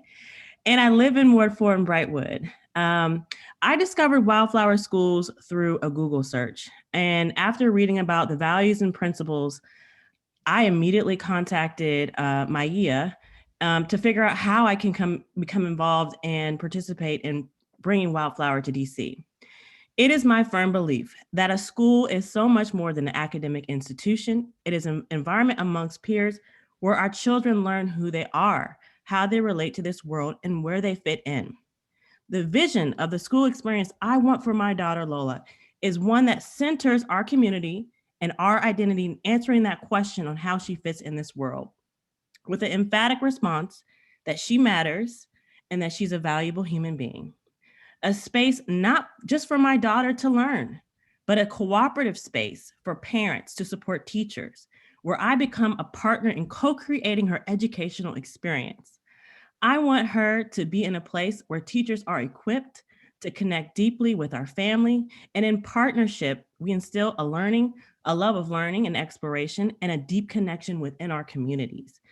As all toddlers do, my daughter is recently affirming her voice, her independence, and making so many connections with her newly formed self. How powerful would it be for her to be in a space, an educational community amongst parents, community members, and teacher leaders to build my child's confidence, curiosity, and strong sense of self as a Black girl? Wildflower DC offers me this opportunity for my daughter, and I'm so excited. What I most appreciated about the vision and mission of DC Wildflower is that teachers, parents, the community will be informed from the beginning on racial diversity, equity, anti-bias, and white supremacy. It is only within this lens that we can all truly see my child and every child within this school. The community-based approach to co-create the school and the school experience also reflects my family's values. This pandemic has shined a light on how critical community is to our lives. And how equally important and invaluable a learning experience would be for my daughter to build her strong sense of self as a Black child. And I believe that the intentionality of a small school model offers this vision to be fulfilled.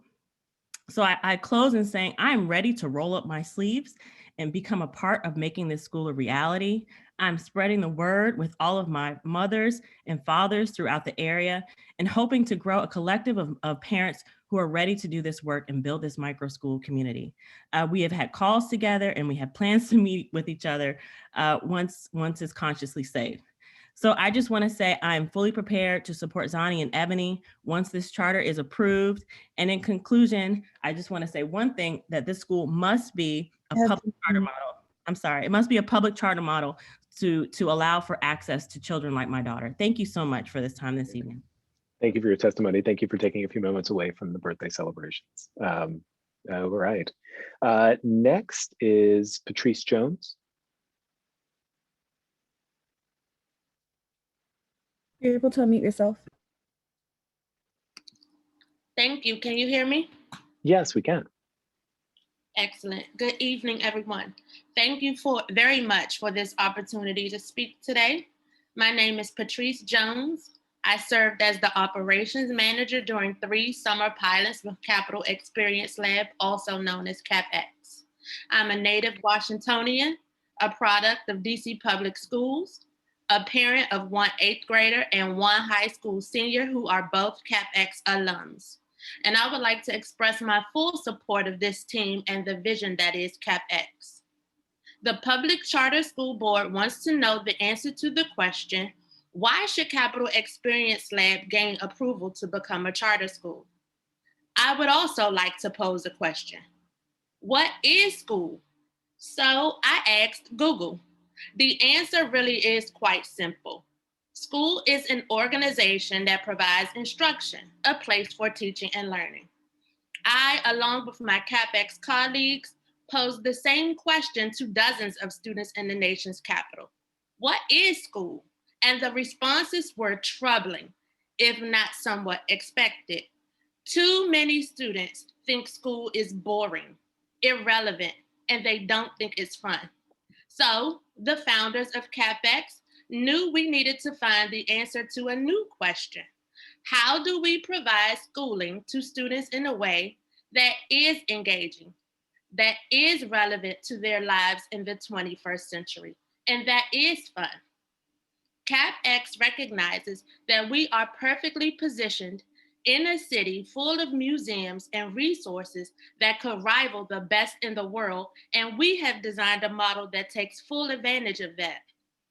And so, if Google is correct that school is a place for teaching and learning, then who's to say that said teaching and learning can't take place at the Holocaust Museum, or Air and Space Museum, or the Arboretum, or the Library of Congress, or the Museum of African American History and Culture, or even on the sidewalk at 525 School Street in Southwest?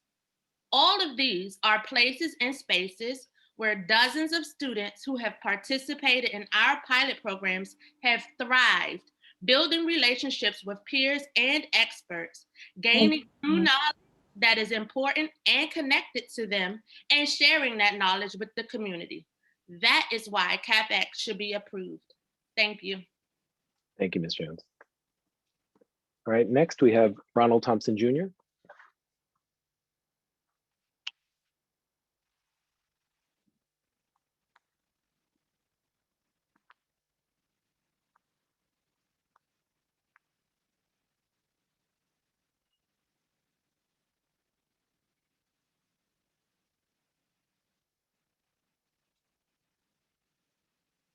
I don't see them. Okay. And then we'll move on to Patricia Brantley.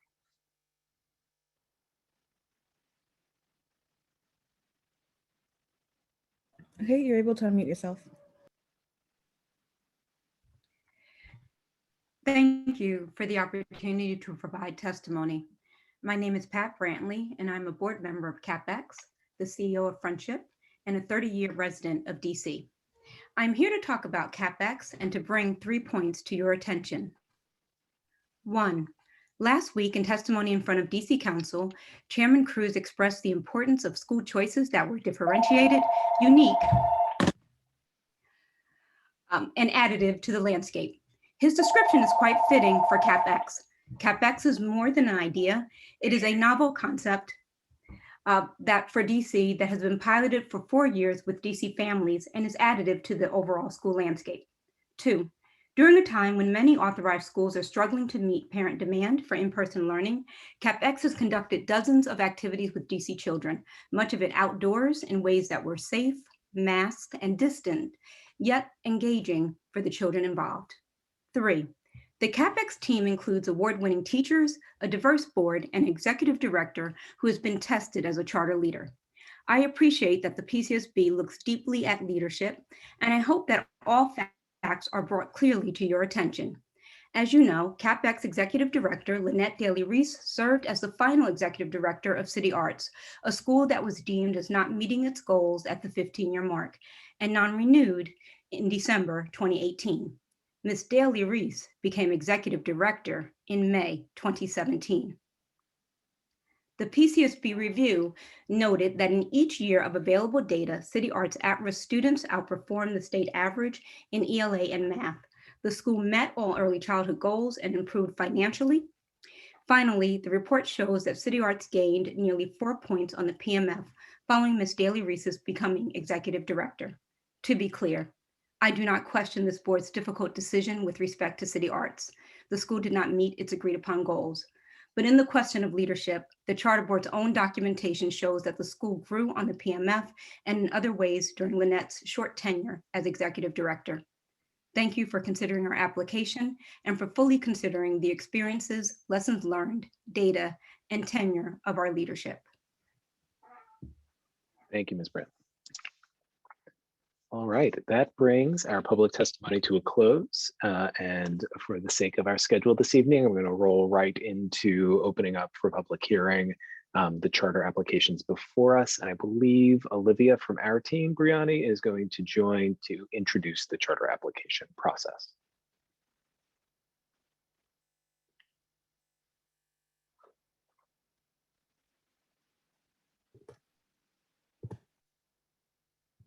All right. Hello, my name is Olivia Gussman. I am a specialist on the school performance department. Tonight, you will hear from 5 founding groups that are applying to open public charter schools in Washington, D.C. Their written applications have been reviewed by a DC PCSB review team, including external expert consultants when needed. And each founding group has had an opportunity to explain more about their program during the capacity interview portion of the application process. The purpose for tonight's hearing is for the public to hear more from each applicant group and for the board to ask any questions that remain unresolved. Each group has 3 to 5 minutes to introduce themselves and their proposed school, and then the board has about 25 minutes to ask questions. The board will vote on each application at our regularly scheduled April board meeting. The full applications can be found on DC PCSB's website. At this time, I would like to welcome the Lotus team. They will be followed by Capital Experience Lab, DC Wildflower, Hero Academy, and Mecca Business Learning Institute. Great, thank you, Olivia. And while we get, Brianna, if we can get the Lotus team set up, I will just add, for anyone who has looked at the publicly available information, it is voluminous, and this board has engaged with that material, interview notes, the applications themselves. So we're looking forward to some targeted questions this evening, but want to give the floor first to the school, and we'll start with Lotus to again introduce themselves and give a few minutes of opening remarks.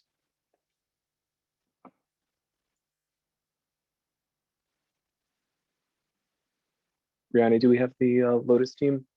Yes, they're all on. Excellent. All right. Well, I will ask whomever wants to kick off with your opening remarks.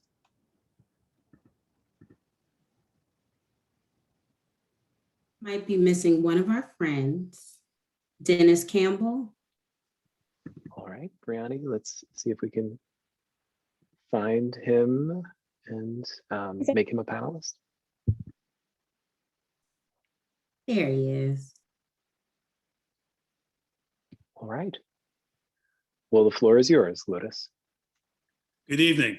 I'm Dr. Dennis Campbell. I am a co-founder and the prospective board chair of Lotus Public Charter School. Evening, my name is Cara Littlefield, and I'm also one of the founding members and a prospective consultant and board member.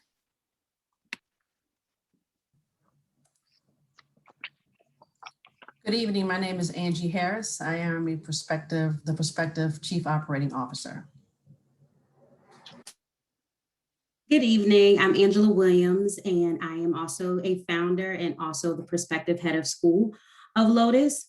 So on behalf of myself and the other founding members and our supporters that were present tonight, thank you so much for giving us another opportunity to share information about Lotus Public Charter School. Overall, we are a diverse by design pre-K through 8 school that has a student-centered model and it encompasses a competency-based learning framework. Our teaching and learning model was created with the most marginalized children in mind, children with special needs who are at risk, students of color. The inconvenient truth is that even in our tier 1 schools, these special populations are not served well. And this is the problem that Lotus intends to address. Based on my professional expertise gained over a career as a teacher, a SPED coordinator, and a senior administrator, and I'm also the parent of a child with autism, I've learned that students need to be successful, and we've designed Lotus to be a school with these elements. Specifically, we approached the design of our school with 3 elements in mind: equity, relationships, and reimaging teaching and learning. At Lotus, we build a culture of acceptance, which leads to equity. Because when children feel safe and accepted, they're more likely to take academic and social risk in the classroom. Lotus understands the importance of relationship building by incorporating advisors in our care model. We are reimagining teaching and learning with an emphasis on social and emotional development, neuroeducation, and student interest. Our model intentionally integrates related services into the instructional model for all of our students, regardless of their abilities. Related service providers collaborate daily with the instructional staff, both inside and outside the classroom. Each child has a personalized learning plan that's strength-based and focuses on their interests and embeds their IEP goals if applicable. Our student advisory model builds strong relationships to support the social emotional well-being and growth of all students. Using a competency-based learning framework helps children understand themselves as learners on a different level. Children will see and take accountability in their personal growth, and they are a part of the process. It's time for these children to see their strengths and build upon the areas of need with support from nurturing adults instead of feeling like their academic and social progress doesn't have a glass ceiling. Lotus is equipped and we're ready to change the trajectory of all learners in a non-traditional fashion. We welcome this conversation and thank you again for having us tonight. Thank you, and thank you to the whole team for all the work that you put into the application and the process. If that is all of your opening remarks, thank you, and we'll go to the board for any questions that we have. Who wants to go first?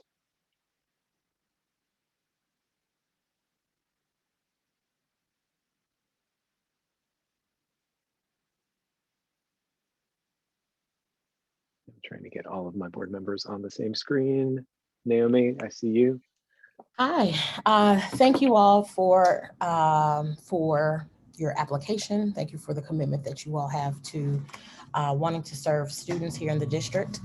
I have a series of questions, but I'll start with one that was mentioned earlier as far as community engagement and how that relates to a demonstrated need for this school. Recognizing that, the conditions of our city are very different because of the public health crisis. What have you all done in terms of community engagement to demonstrate a need for Lotus to have their application approved this time? Thank you for that question. We have surveyed a broad swath of Ward 5 and Ward 6 residents. Those are our preferred wards, with Ward 4 coming up the rear. We've also conducted some focus groups, and pre-pandemic, we got out into the community and hosted a couple of events, namely at coffee shops in the various wards. What we've also heard anecdotally from parents and students is that, and also teachers, is that students, special populations of students, are not particularly well served. And the entire team has worked in the district for a cumulative 40 years in terms of looking at this system and looking at both sectors, both the district and of course the public charter school sector, So we feel that there's definitely a need. And I'll wait till you ask another question, but because I don't want to take up too much time. But one of the things that we want to do moving forward is continue post-pandemic to get deeper penetration into the community and have those in-person conversations instead of just having survey and also using social media to connect with parents and families and students. Did anyone else from the team? Angela? Yes, thank you. So yes, I second everything that Dr. Campbell said. Some of the other, we wanted to be very intentional. And of course, things got more difficult when COVID hit, but some of the other things that we did to engage the community and hear the voices of parents and teachers and children, we intentionally reached out to America Business Women's Association, the DC Charter Chapter, and also American Mothers, the DC Charter Chapter, because a lot of those women, they have had their own children in DCPS and they've had their own experiences. And so some of the common threads that we found with these two organizations of women was that they felt like that kids needed to work with their hands more and that they needed to use the community because DC is so rich in resources that there's so many opportunities for us to take kids into the community to learn and make learning authentic and to make it organic and create those partnerships so that when kids leave us or when they transition away from us, they still have a tie and a love and a respect for their community. They also talked about family engagement, about wrapping our arms around the entire family, along with the child, but how important that homeschool connection is and that they wanted to see more of that. And then the other thread that we found was trauma-informed practices that our kids, especially some of our babies here in DC, are coming with so many toxic stressors. So how do we meet their needs on the trauma and resilience level so that we can really get into the cognitive and the academics? And so those were some themes that we found from those organizations, as well as opening a Facebook page where we reached out to DC residents, including the wards in which we are looking.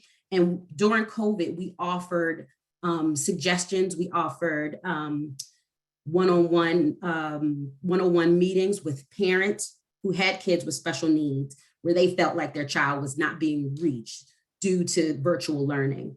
And so we put resources out there. Some families reached out to talk to us. We gave information. We gave activities and different things that they could do to help their child. So these are like some of the things that we were doing that we plan on doing in Lotus so that families can get, DC residents can get a taste of the difference and what it feels like. And so that was pretty nice to do over COVID, but we're continuing to do that as well as continuing to talk to other partnerships to see what it is that we can do and what it is that residents want so that we can incorporate it. And so COVID has made things a little difficult, but we definitely are still steamrolling and trying to get that family engagement going.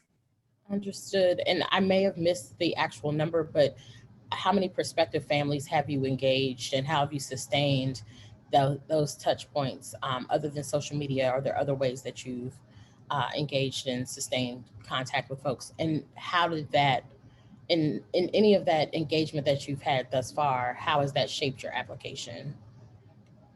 I would say that we've engaged upwards of 75 families to date. And the way in which it shaped our application is the ways in which Angie has intimated. So in terms of student-centered, in terms of trauma enforced, and also learner variability. I mean, parents and students alike have shared with us that they do not feel currently at their particular school that they are well served. And when we probed a little bit deeper, what we gleaned from them is that what they were sharing with us was that, if a student had ADHD, or if a student had an IEP, or if a student just struggled in a content area, they did not feel that their particular institution was wrapping around the student in ways to, one, touch that student's social emotional development, and then integrate that into instruction. In other words, in shorthand, they were teaching to the content and not teaching to the student. And that's one of our major takeaways from parents and students and the community partnerships that we've been able to establish. And Angie, or Cara, if you want to add to that. The one thing that I'll add to it is that one of the things that we're doing to continue that community engagement is we have recently scheduled meetings with ANC's group between all the wards in which we plan to, that we would like to see Lotus in. And so we're still reaching out to those committees so that we can get an idea of how the residents are feeling and what it is that they need. We're also continuing, besides the social media things, of course, we're continuing that. But in our own individual fields, we're continuing to have very transparent conversations with the heads of organizations. For example, the president of DCHSA, so the Head Start Association, we have conversations weekly about early childhood care and education and interventions, and what is it that you're doing and what is it that we're seeing, what's missing, how can we make it better? We have weekly conversations, he and I, Jamal Berry, about just staying abreast about our birth through 5 children. And so these are some of the things that we're doing individually to keep that conversation going and to continue to learn more about the community and how we can engage them. Thank you, Ms. Williams, and thank you, Dr. Campbell. I don't want to hog up time if other people have questions. We'll come back to you. Oh. I'm sorry. Are you gonna go? Is that you? No, I'm sorry. I was having trouble seeing who was speaking. Saba. Oh, okay. So thank you. I echo Ms. Shelton's thanks for your application. I wanted to talk about the focus on special education, because I've heard you say even a few times in your presentation tonight that was a common theme you were hearing from parents, is, families not feeling well served. I'd like for you just to kind of clarify some of the points in your application. I think I understood from the application that in year 1, you didn't plan to have a special ed teacher on staff. So I'd like to hear kind of about the reasoning there. And then thinking even more broadly around serving all kids, so English language learners, especially because you're aiming for some more of our diverse wards. It didn't seem like that plan was articulated yet in the application. So just would like to hear both, really focused as much as you can on the special ed piece, but also on the other piece around English language learners. I'll briefly start and then I'll let some of the other team members chime in. So the primary reason that year 1, we're not hiring a special education teacher is because year 1 is pre-K 3 through kindergarten. And what's critically important is most special education diagnoses are rooted in language-based learning differences. And our model out of the gate is focused on coupling with a speech and language pathologist with an early childhood educator. Because that team teaching model, in our experience, collective experience, has worked very effectively in the past.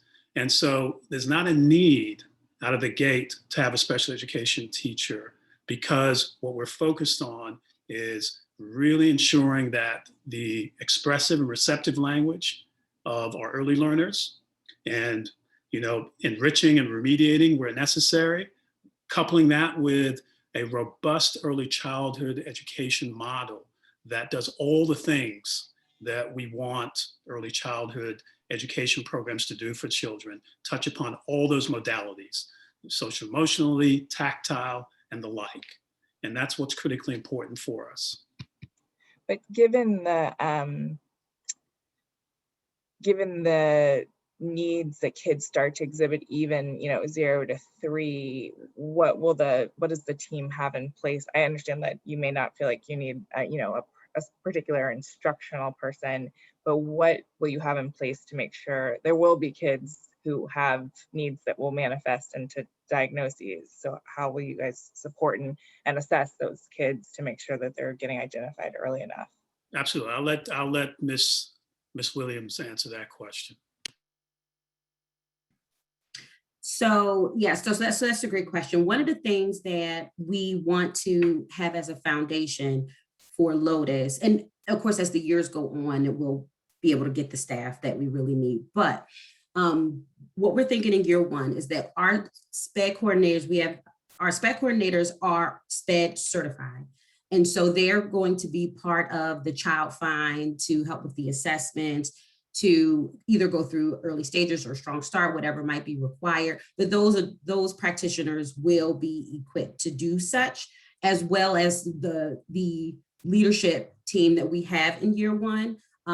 As like myself, who's also SPED certified, we're going to try to utilize who we have during year one until we can really get the staff in and become really full with staff. And so, we want to be able to utilize the personnel that we have there, even if it's leadership in year one, to help with identification, evaluations, and creations of IEPs or IFSPs as needed. If anybody else wants to jump in, but that's what we can. And I guess I'll keep going with the ELL question. I'll keep going. So yes, we appreciate, being told like, hey, you got to give us more meat in the ELL portion, which we really appreciated.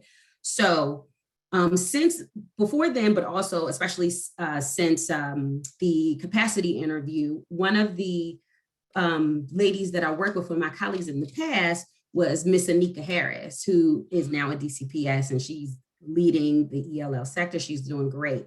So I used her, I consulted with her, and we talked about the models that we used to use because we were at Bridges Public Charter together.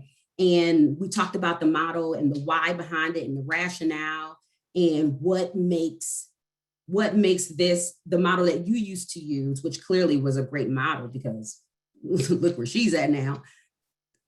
Tell me what it is. And so some of the models that she chose was, she said, having a program for ELL students that embeds the speaking, listening, the writing, it's organically bed into the classroom curriculum.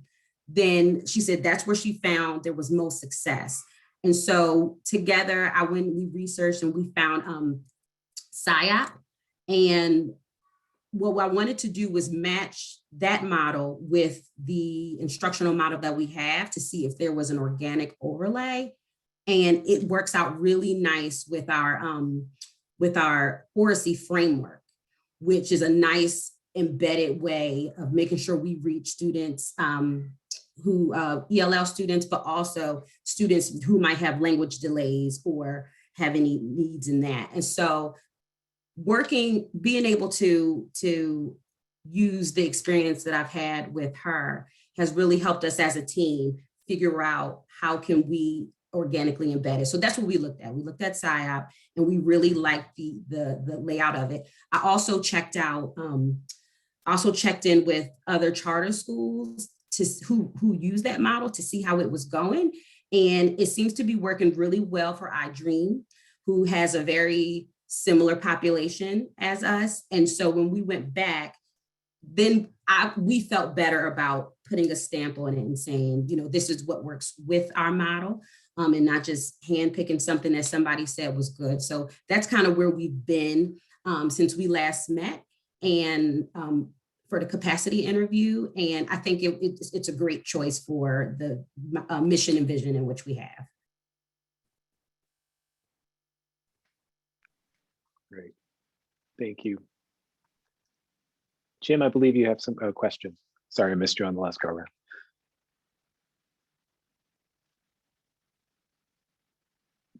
Sorry, I needed to unmute. I'd like to thank you for your application and for your presentation tonight. I'd like to follow up on the questions that Naomi asked, particularly about evidence that you have of demand for the Lotus model. I'm concerned about the under-enrollment of a number of current middle schools in wards 5 and 6. Applications this year for the next academic year are down.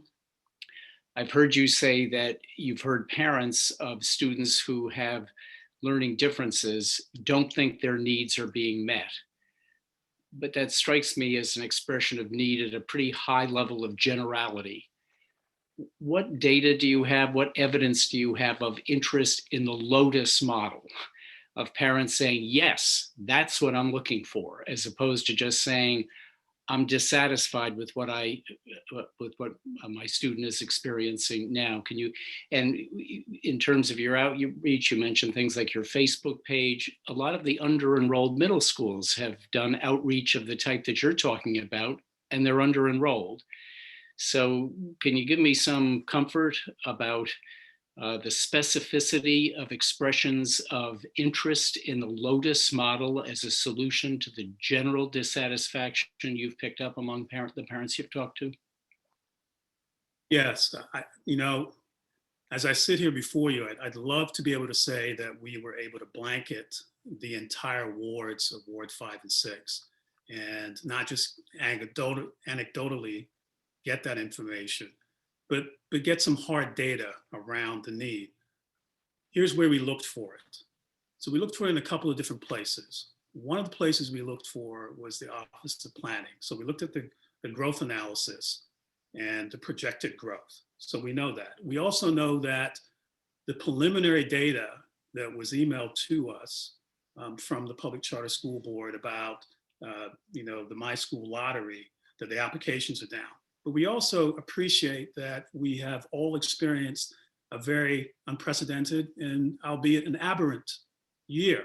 And so we just don't know where that data is going to shake out. But what we do know is that the trend line, at least over the last 4 years, if we look at the Urban Institute's data around just preschool programs, trends pretty good in terms of the need. And if we then couple that with looking at Tier 1 schools, so I know that there are some schools that are under-enrolled, but if you look at the Tier 1 schools in Ward 5 and 6 that are oversubscribed, and then you dig into the data a little bit more and you look at how special populations of students are performing, whether it's at Two Rivers, 4th Street, where they have 22% of their student enrollment are special education students, but only 5% of those students are meeting or exceeding grade level expectations on the park.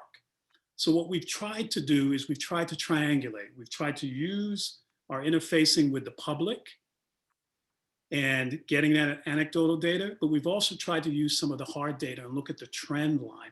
We know that as long as charter schools have been in DC or wherever they find themselves in the country, that enrollment is always an uphill challenge and you have to have a strategy. But for us, we feel that the need is there, not only because of what parents are telling us, but because of the actual data and what the gap is in achievement for students that are at risk, for students that are English language learners, and then certainly for students that find themselves receiving special education services. So that for us, with all of the other pieces, has indicated to us that yes, there's a need for this school. We know it is. And we know that special education is that inconvenient truth because over the past 20 years, the gap has actually widened. It hasn't narrowed. Thank you.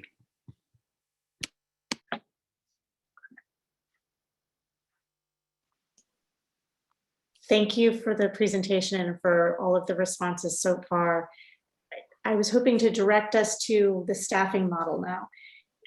I understand that there's a vision to combine financial responsibilities, the head of school and the chief operations officer.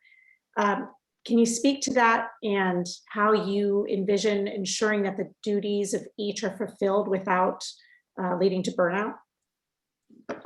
Not sure I quite understand the question. Did you say we were combining the COO and the head of school? We're not. They're separate. Combining the financial responsibilities of the head of school and that of the COO.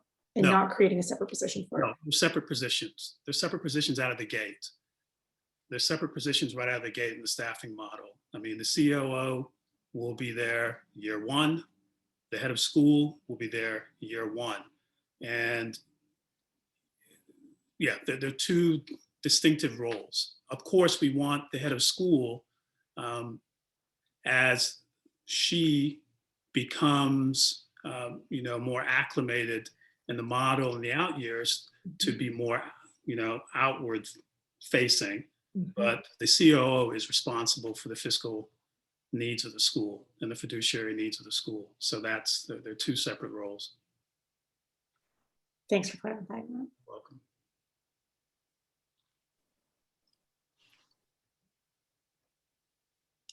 It's possible that you may be seeing the head of school and the principal role, that we've collapsed those two to be financially prudent. So we're not hiring an actual instructional leader until year 2 or 3, whereas the head of school will be that instructional leader on the ground. That will be her role, because the school will be small in size at that juncture, and it will more than likely be Miss Angela Williams, and she has the skill set to do that. So I hope it clarifies it. Dr. Campbell, I very much appreciate your command of some of the local school data and trying to better understand where and how to serve our students. Would love to hear from you a little bit of the experience you're carrying over from your work at Kingsbury that is informing a different model, similar in some ways, but different in others, and in particular with the closure of that school, sort of what some of the key takeaways are. Thanks for that question. I think one of the key takeaways is transparency, board and school operations transparency. If I'm being candid, my experience at Kingsbury, while it was wonderfully engaging and enlightening and certainly productive on one level, one never wants to see a school close, certainly not under one's stewardship as leader. But if a school certainly is under financial distress, and the school that you inherit is under operational distress and board governance distress, then these are all the things that I'm bringing with me, not only from Kingsbury, but from my other leadership experiences, that there must be certainly obviously there has to be clarity around who you are and what your target population is. And there has to be clarity around the board's role. And this is critically important, because the way in which I have worked as a board member, and certainly worked with boards that have been efficacious, are boards that really fulfill their role in 3 ways. One is that oversight, fiduciary. Second is insight, looking inward, making sure that they have not only the right skill sets on the board, but that they also have people with the right perspectives, knowledge, and experiences. And then the third would be, you want a board that has foresight, so that there's clear vision and that they're working in a synergistic way with the operations side of the house. So I think for me, if I could just quickly put a fine point on it, with respect to Kingsbury, it was that disconnect with the board's operations, and then some long-standing challenges, as it were, on the operations front. And you really get a sense that decision-making is critical, because decision-making can compound in a positive way, and it certainly can compound in a negative way. And if it compounds in a negative way, it takes some time to dig out of it. And yet the world is still going. You're still having those headwinds and the challenges of enrollment. You're having all the other challenges that any school faces. So bringing that experience to Lotus is really thinking intentionally about the organizational capacity and how that then dovetails into the instructional, strategic, and community engagement and leadership. And all those things need to work in concert. Thank you very much. Board members, any other questions for the Lotus team this evening?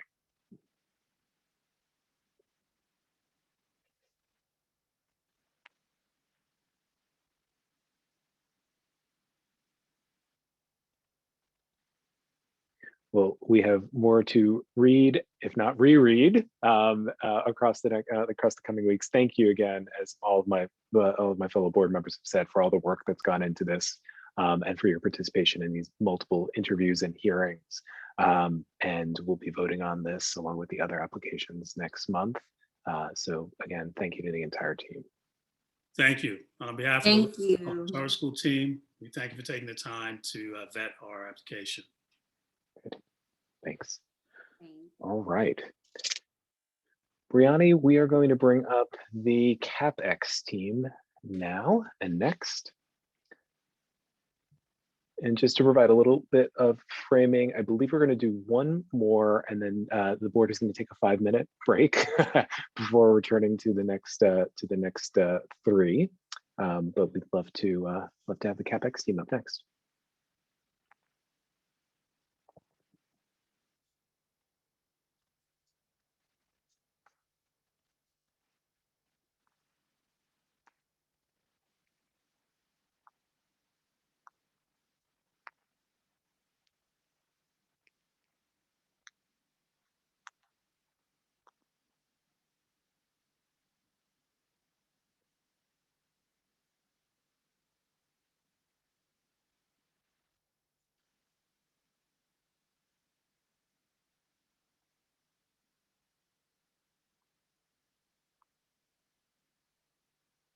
Right, I see Lynette and Nick.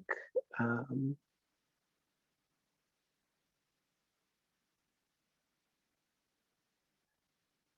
right, I think we've got Lynette. Do we have everyone?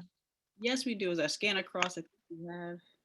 You're doing the same thing I'm doing, making sure we've got everybody. Yeah, we all right. Well, thank you all for joining us. I don't know who would like to kick off, but again, some opening remarks and thoughts from you all. And then, as you can imagine, we have some specific questions for the team. Well, thanks so much, Rick. Good evening, Public Charter School Board members, families, staff, students, and members of the DC education community. On behalf of over 200 students, families, educators, and community partners, we are excited to come before you again to present our innovative school model, Capital Experience Lab Public Charter School, or as we call it, CapEx. The COVID-19 pandemic has created an inflection point in our country's approach to education. As vaccination rates increase, will we return to the status quo, which both student voice and academic data have told us was not working? Or will we reach for a new normal? Capital Experience Lab reaches for something new, more flexible and more equitable. Our school model uses space differently, and our students learn from experiences that happen everywhere, not just within the four walls of the building called school. The mission of CapEx Lab is to empower 6th through 12th grade students in Washington, D.C. to harness the resources of their world-class city in service of their dreams to navigate diverse environments and to achieve post-secondary success. My name is Lynette Daly-Reese, and I bring more than 15 years of leadership experience in my role as founding executive director of CapEx Lab. I am joined by my co-founder, Allison Gilmeyer, an experienced and passionate middle school teacher, Samantha Fizeme, founding principal, and CapEx Lab board chair, Nick Apostolidis, who is the deputy CEO of the U.S. Capitol Visitor Center. We represent students, families, educators who have contributed thousands of hours to the design, development, and testing of our school model. We have designed a project-based, community-based school to provide the quality, whole-person education that parents and students want. Our team has tested this model over the last 4 years through full-day summer school, Saturday, and virtual programming. This has allowed us to gather feedback from students and families and teachers about our curriculum, our schedule, and our overall approach. Since our last appearance before you, our team has worked diligently and thoughtfully to respond to your direct feedback, your words of encouragement to reapply, and the decision memo pushed us to develop a stronger application in 4 ways. First, our case for demand. Second, our approach to inclusion. Third, our leadership capacity. And fourth, our high school model. First, our case for demand is twofold. At the foundational level, we have 4 years of piloting experience, equaling 500 program hours. And during that time, we have conducted 18 surveys, and overwhelmingly, students and families have told us that if CapEx were a school, they would attend. In addition, schools with similar models to ours, which emphasize student engagement and success through real-world curriculum and assessments of work and character, had over 1,000 waitlisted lottery applications for grades 6 through 12 in fall 2020. Programs with instructional models like ours are among the most sought after programs in the district. We also used your feedback on our application last year to make improvements to the inclusiveness of our model, which is one of the criteria for approval. We worked with highly regarded inclusion experts to help us think through diverse student profiles, and we pressure tested our model to support strong outcomes for students with disabilities and students who are learning English. As highlighted in section B of our application and the drafts of our student support playbook, we have developed clear specific plans for students with disability, learners who require very academic and social emotional attention. For example, when CapEx has the opportunity to serve a student who is dyslexic and needs continued reading intervention in middle and high school grade, we are prepared to meet the student's needs through a variety of strategies throughout the school day. We provide research-based interventions daily during our block called Go Time. We also expose the students to academic content visually and orally through our community-based experiences like a museum, ensuring that students have more than one way to access the material. And finally, our project-based approach to assessment means that students can express their learning in multiple ways. This approach to learning and assessment means that our dyslexic student has every opportunity to shine and experience success. Thirdly, we have strengthened our leadership team with the addition of our founding principal, Samantha Fils-Aimé, who comes to us with 14 years of educational experience as a high school teacher, district level manager of curriculum and professional development, and a high school assistant principal. At all 3 levels, her work has led the academic growth and lasting impact on student, teachers, and systems. At CapEx, our contributions include the launching of our high school advisory board, our curriculum review, and professional development planning. Finally, the additional year gave us time to pilot and learn from our network of educators leading during the pandemic, with a focus on enhancing the plans for our high school model specifically. We piloted our project-based learning model virtually with high school students who created a podcast and interviewed representatives of 7 different professions as they worked to understand the impact of COVID-19. To expand our network of thought partners regarding best practices in high school, we convened a high school advisory board and a parent think tank. All of this work has made our team better prepared to plan, launch, and lead Capital Experience Lab. Now more than ever, student engagement and joy of learning has to be front and center as we move towards in-person learning. These elements, in addition to the social emotional learning, have always been at the core of CapEx approach. In response to the needs expressed by students and families, we've continued to develop programming over the past year, both virtually and through small group outdoor learning. We have worked with schools and organizations across the city, such as Jubilee Housing, Kid Power, Good Projects, MICFA DC, Friends of Oxen Run Park, and the Southwest Neighborhood Assembly, to build community relationships and to connect with students we look to serve one day. During the pandemic alone, CapEx has connected with over 100 young people to engage them in meaningful, memorable, community-based learning experiences. DC students have the advantage of living in a city with access to people and resources at the global, national, and local levels. Because of our school's instructional model, CapEx students will learn from and make their own contributions to communities of both local and national significance. All of the skills and competencies developed at CapEx Lab will ensure graduates are well prepared for college and career. They will have broad content knowledge, expertise in specific areas they care about, mastery of presentation skills, and the confidence to navigate new places and build relationships with new people. We thank you for this opportunity to share with you.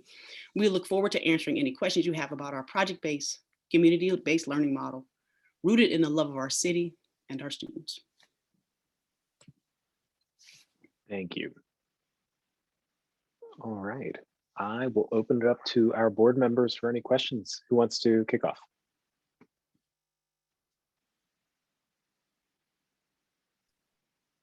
Yes, Leah?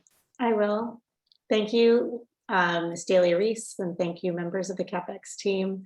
I had the pleasure of joining the capacity interview a few weeks ago, so invite you to share with everyone here tonight the major changes on what you have made to the proposed school since last year's presentation in your application last year. Thanks, Leah. And I'll let Allison and Nick to share as well from a governance level and also from our academic thing. From a large perspective, the roadmap that you provided through your feedback and our time spent really unpacking what the standards and the application guidelines were calling for us and being more thoughtful and critical in how we articulated that, not just in writing, but how we presented before you at the capacity interview and also in the public hearing were really important to us, and how we can improve the application. The other things that we've also learned is that continued time developing our model gave us, that additional year gave us time to deepen our approach to our systems that we want to have in place upon approval. Also thinking through, making sure we have the right staffing. That's why going through the summer and searching for a high quality, well-regarded principal was really important to adding to our academic team to show strength in our leadership. As we come on board approved, we come with a team ready to hit the ground running immediately. That's one less thing we have to do in capacity that we don't have to use as we think about the work that's ahead of us. Also giving us an opportunity to learn from the current educators on our team who are leading through the pandemic in schools across the city was really valuable insight to how we think about serving families who are going to come to us in 2022 and what that means for how we prepare and think about the type of teaching professional development we want to have. Also thinking about the types of family engagement we want to continue to have going forward as we think about our summer programming being in small learning pods where families will continue to say yes so they can experience CapEx before they say yes to us as they think about their applications. And so that was some of the major feedback in thinking about our high school model with the addition of our high school advisory board and our parent think tank, our families who we wanted to continue to get insight from who may not have experienced the model, but wanted to have fresh eyes on it to say, what do you think about this? What does this mean for you? How does this resonate for your kids and what you're thinking about? And then having a diverse advisory council to say, what does the high school model really need to be? What are the distinct differences between middle school and high school? And how do we make sure we're communicating that continuum of learning for students as well? I'll allow Allison to share if she has anything as well. Can I just jump in real quick, Allison, just to say from a board perspective, I just want to thank Rick and the entire board and Leah and others for the partnership that we've had.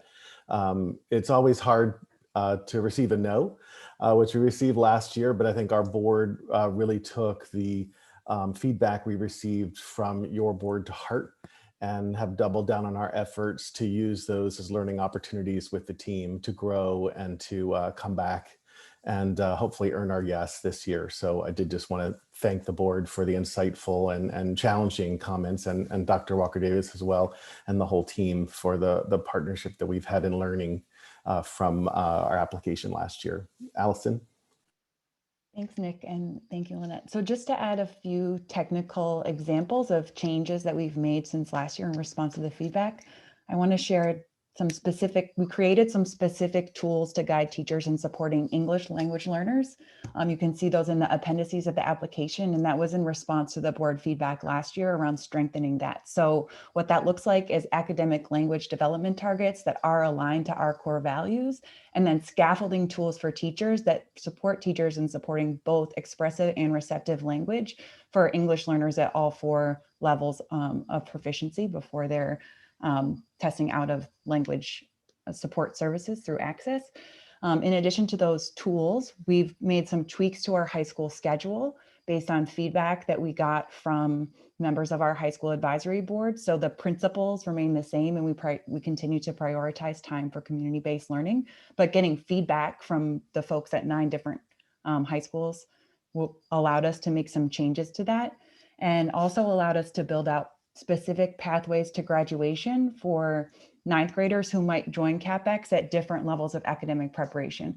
So we were able to think through, what does it look like for a student who joins CapEx in 9th grade and maybe hasn't been with us from 6th to 8th? What does it look like for them to move through the course offerings that we have if they're advanced and ahead? What does it look like if they're a special education student? What does it look like if they have a particular interest? And we also included those in the appendices of our application. So those are some of the specific ways that we've built out and expanded upon the model based on board feedback from last year.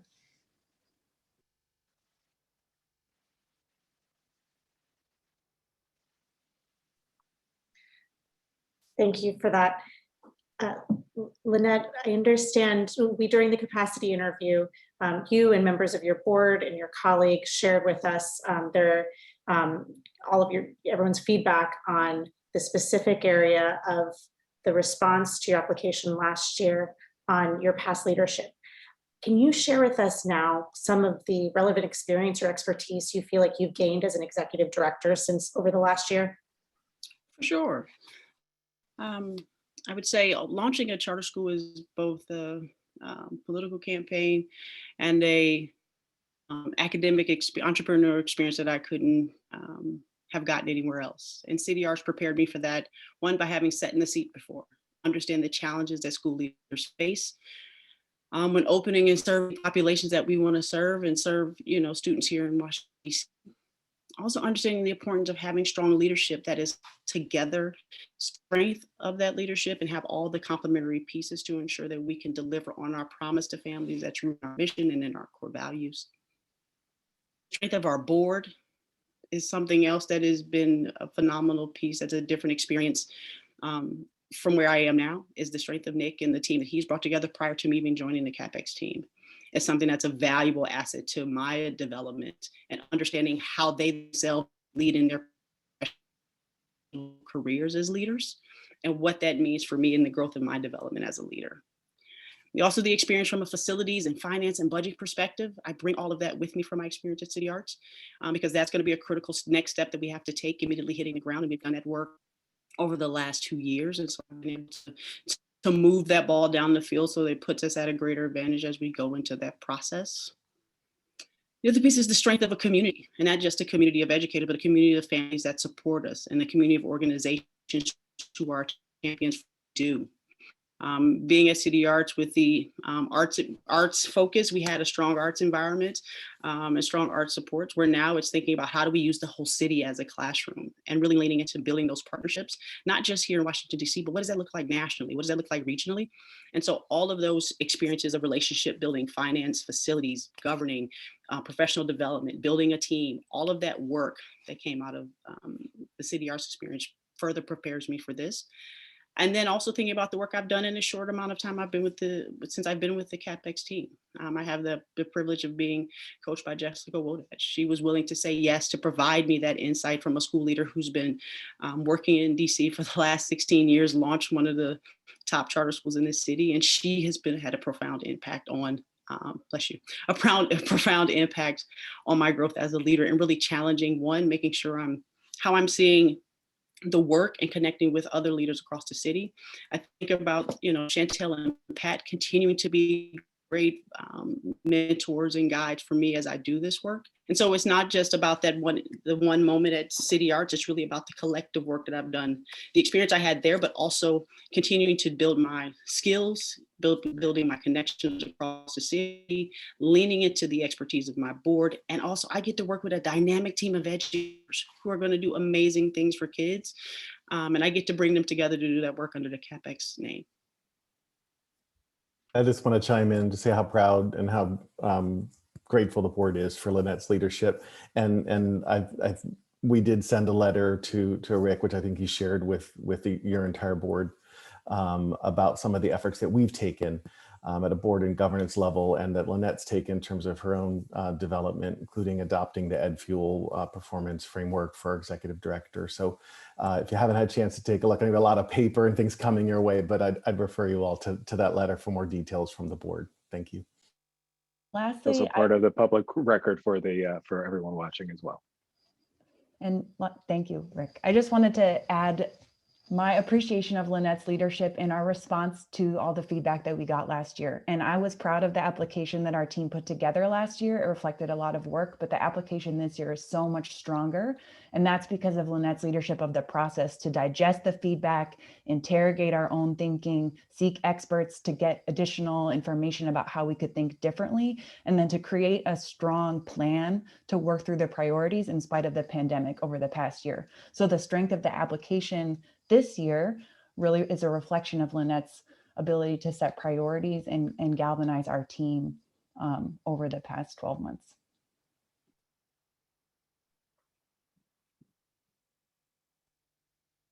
Great, thank you. Leah, unless you have other questions, are there other board members? Steve? Sorry, I'm sorry, navigating Zoom here. I don't know if Leah is done. Do you have other questions, Leah? I don't want to jump the line. Others may have the same question, I imagine. I'm excited to hear from Ms. Fia May, who I've heard so many wonderful things about, but I'm excited to, to hear about how you became part of the founding team. Absolutely. So my journey to CapX depends on where you want to start, but I'll start with my time in DC. I've been an educator for 14 years, and I've been in the District of Columbia, working for DC Public Schools for 7 years. I began, as you heard in the testimony, as a middle school English teacher in Ward 3 at Deal Middle School. I then transitioned to central office to work as a curriculum and professional development specialist, writing the current middle school 7th and 8th grade curriculum that is used across the district in all 8 wards. And then I transitioned to Eastern High School as an assistant principal. During my time at central office, I was able to work with one of our founding members, Bethany Fleming, and she was a manager in our specialized instruction department, working with students, working with schools to support their special education work.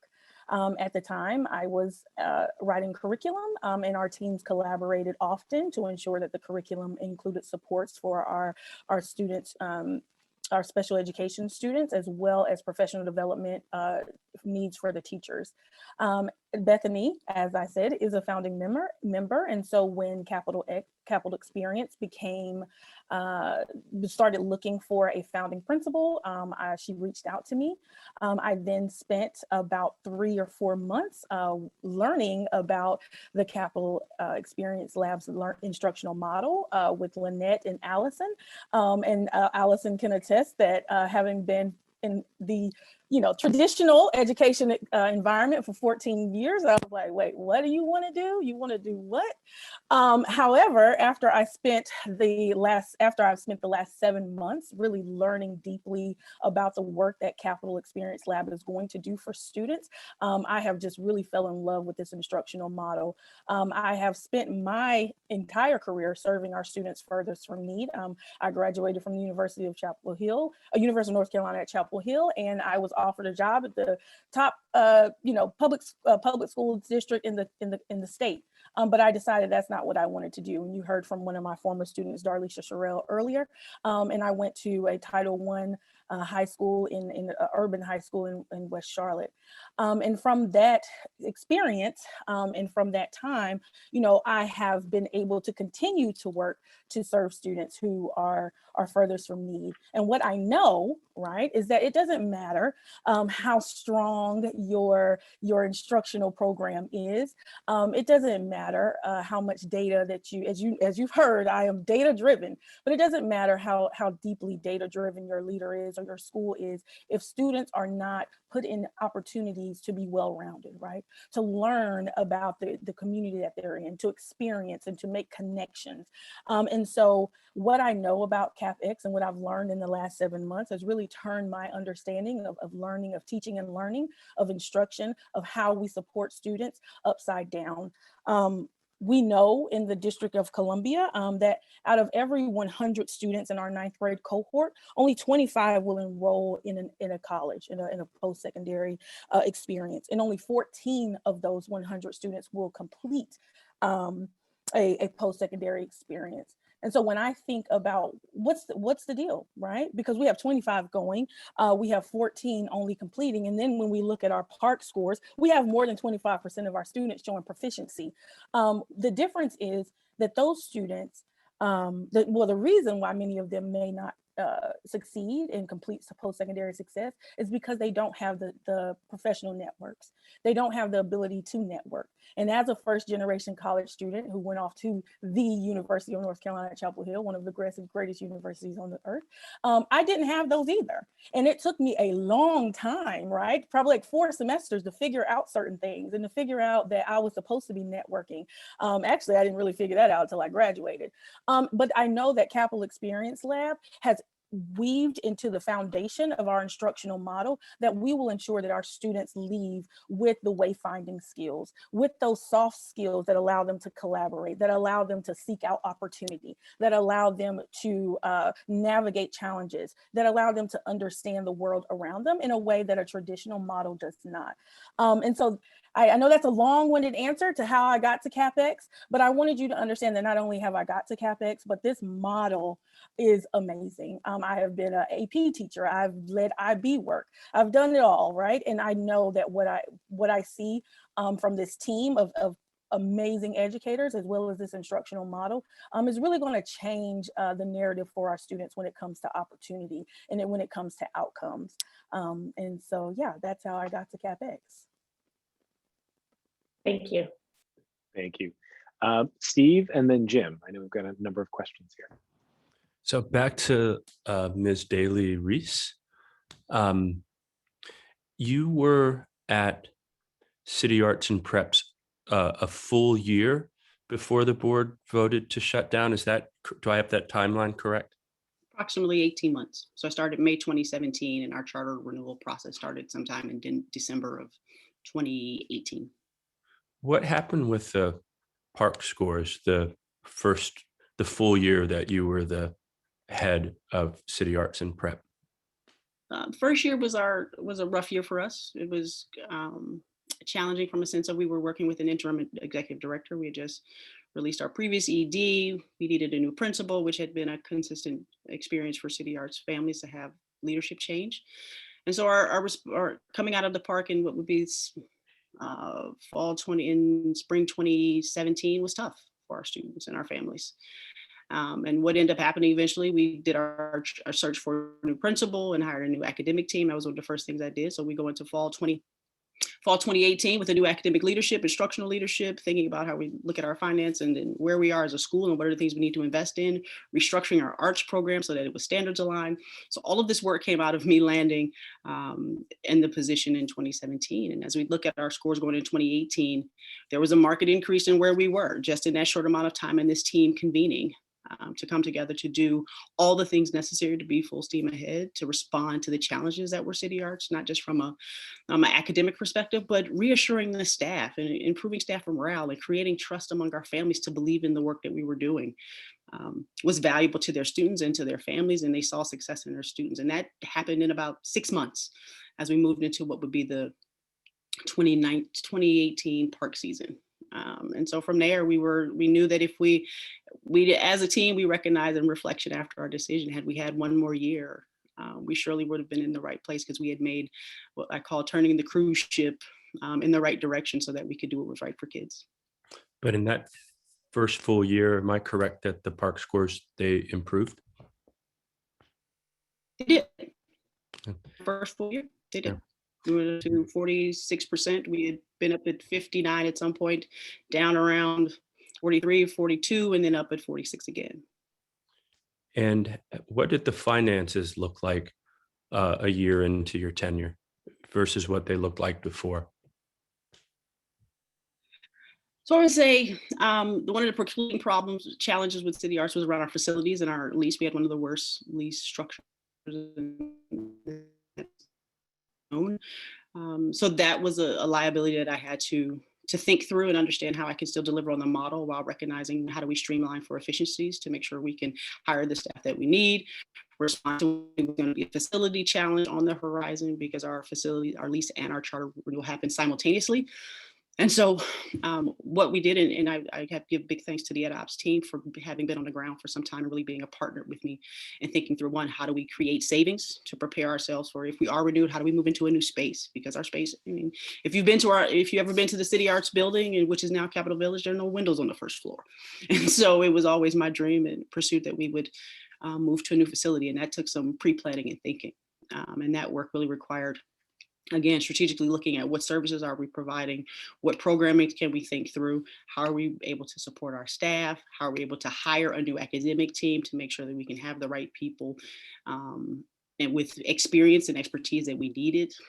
Looking at it from an assessment perspective, one of the first things I did was had our SPED our SPED department analyzed from a third party because I wanted to make sure we were delivering what was right for kids. And so it was, and all those things require funds. And so it was just a deep dive into our budget, talking to our auditors, making sure we were preparing ourselves, not just for when I showed up, but what would it look like in 5 years so that we could position ourselves to be successful. Let me just add, because that's a great question on Lynette's behalf, so she doesn't have to toot her own horn, because the board did look at this when we reviewed and selected her. The PMF went up 4 points. The finances also improved. I mean, basically, she started with negative assets and ended up with surpluses in the years that she was leading that program. And she inherited. I don't want to disparage the previous management, but the folks who know the history of that school know that she took on a really tough situation, had the courage and the bravery as a leader to do that, and did make improvements. And you also went through an accreditation process that year. That's a lot. Yes, that is also true. How did that go? Oh, it was grueling. If anyone has ever been through that across the education space, it is a grueling process. And for us, we could have chosen any accrediting body, but we wanted to go with Middle States because it knew it would be rigorous and it was going to force us as a team and as a new convening team to work together to, one, understand the history and the challenges of City Arts, but also put us in a place to do some strategic planning and thinking forward about what we needed to do from a school improvement perspective. And that's a year-long process. And that was one of the first things we needed to do because we knew it was a requirement for our charter renewal. And so beyond it being a requirement, it was good for us as a school community. It was good for us from a reflection standpoint and growth for our leadership team. And Middle States team came, they spent a week with us every day, all day. If you've been through the process, you know what the expectations are. And we walked away from that. As you know, they read you your recommendation the day of. So going out the gate if you're going to get accredited. And that was a joyous moment for our team because we had been through some tough stuff over the last year and the school community had been through some tough experiences. And so to have a rigorous accreditation body say you are a school and these are the things you need to continue to focus on. These are the great things that you're doing from top to bottom, not just from an academic perspective, but across all aspects of what makes a good school. We did receive. Okay. In summary, park scores improved, finances improved, and the accreditation process was successful. Correct. Thank you. Jim? Thank you, Rick. Thank you for your application and for your presentation tonight. I want to ask about your enrollment projections. A number of new charter schools in recent years have had great difficulty in meeting their enrollment goals. And I want to look at your application and see if we can't get a little more detail on quantifying the interest. I'm looking at pages 21 and 22 of the application. So I see that in the 2015 survey, 71.6% of parent respondents would leave their current school to attend a school where their child had daily opportunities to explore their passion using the resources of the city. And then I see on the next page,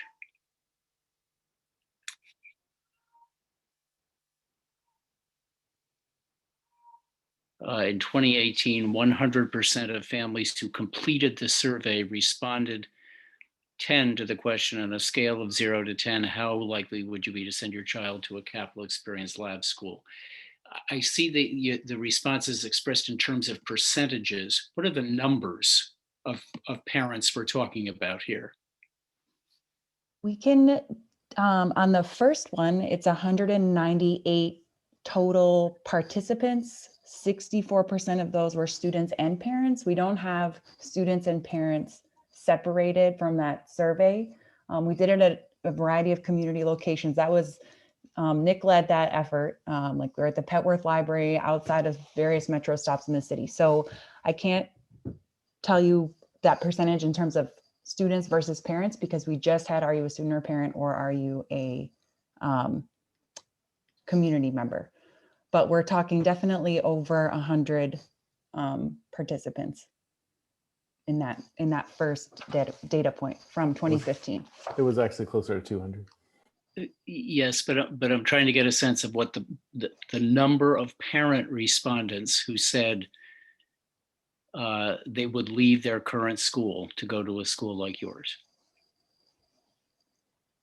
We can definitely look back at that specific survey. We have it. I can pull it up and send it to you. I don't want to say something that I'm not certain of the number, because in the application, we have the percentage of students and parents. So I can look at the raw data, and we submitted it last year. So I'll just pull that up and I can find out the number and share it with you. That would be great. And for 2018, do you know what the number of families who completed that question were? I can tell you ballpark, that's a much smaller number because it's out of our pilot students. And so when we piloted in 2018, we served about 24 students because we're running a single classroom. So it was definitely a much smaller number in there because it was a pilot experience, but I can also look up that number and share it with you. Great, thank you. And do you have any information more recent than 2018? And we have 2019 survey data from our 2019 summer pilot, and we also have interviews with families whose high school students participated in our summer pilot program. Those are, again, like cohort experiences. So they'll be like groups of 20, 25 students at a time. And were you asking them about whether they would send their child to a capital experience lab school? Were you inquiring specifically about that as opposed to their evaluation of the pilot they attended? We asked them, if CapEx were to be a school, would you attend? Yes. So you have that for 19, did you say? I can double check the survey. I believe that we have a question similar to that. I don't want to say the exact words without looking, but we all, like, after each of our pilots, we ask a question with that intent. I'm not sure of the specific language. Yes. Thank you. If you could get that to us, I'd appreciate it. I mentioned this in the capacity interview. There was a related question, not the exact same question, but just to reiterate, and as I mentioned earlier tonight, we took a very iterative approach deliberately. We've been working for 6 years, in part because we knew from the start that what we were proposing was something very different than any other school in DC, and that we had to be laser focused on providing safety and security for our students, that was going to be critical to parents trusting our model, which involves so much time spent outside of the classroom. So we have been very focused on parent engagement and winning over parents basically for all of this time. We know that's something really critical to our success. Thank you. I echo my colleagues' sentiments, and thank you all for your application and for returning with a improved and shifted application. Ms. Daly-Reese alluded to this in terms of budget, et cetera, during Steve's questions, but wanted to kind of focus on enrollment. And if you mix that with money, that means that you have to know, based on your experience with City Arts, how can you assure your contingencies in terms of your budget and your facility, and that it will be aligned with your the enrollment versus paying outright for space? Thank you for that. And that was part of my work coming to CapEx in July 2019, was to really think through the facilities piece, because recognize that is a challenge. From a budgetary perspective, as we submitted this year, not just one budget, but 3, because not just with our thinking about our target of 88 students, but based on what we know and some of the challenges that previous schools have had, how do we think about our contingencies at 75 and 66? What are the enrollment levels that we can continue to deliver on the model? Because that's really core. That is at the core of what we want to do, is can we deliver on our model for all students who say yes to CapEx?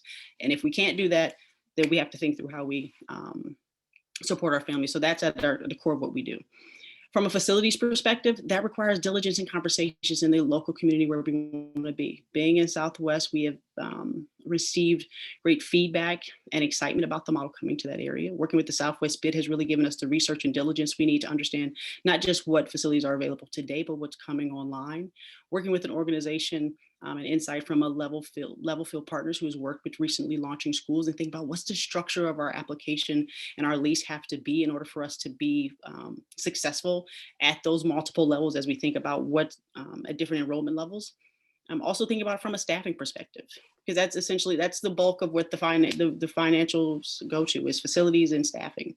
And so if we think of, if we're going down the line and we're at our, we get our enrollment and lottery information back in April, or as we think about the lottery of 2022, what does that mean? We have to make some decisions about, one, our staffing structure, our instructional model, and Allison and the team and the high school advisory board and all of the educators who currently sit as members of our team have thought through many of those profiles and contingency plans from an academic perspective. And my job is to make sure from an operational side and academic side that I provide the systems and supports they need to have the assets and the resources that they need to be successful. Thinking not just from a facility, but from the academic side of the house as well. And we have thought that through this time and through this additional year. Having a CPA on our board and having some financial analysts on our board has also been helpful in pushing our thinking about the financials. Our work in partnership with EdOps continues to show us what are the trends and what current schools are going through now as they come through the pandemic and as they are start forecasting forward.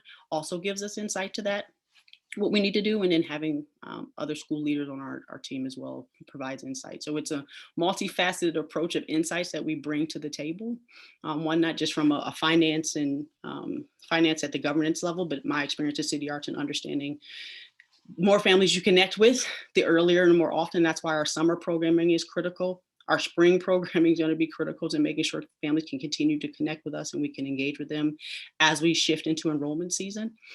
And then also thinking about my experience and understanding how the financials work and making sure as we think about timing, as you think about that July 1 first allocation, how are we prepared from a either private perspective to make sure we can hire the team that we need starting in April or May to make sure we can deliver on the work that we need to do from a planning and launch perspective.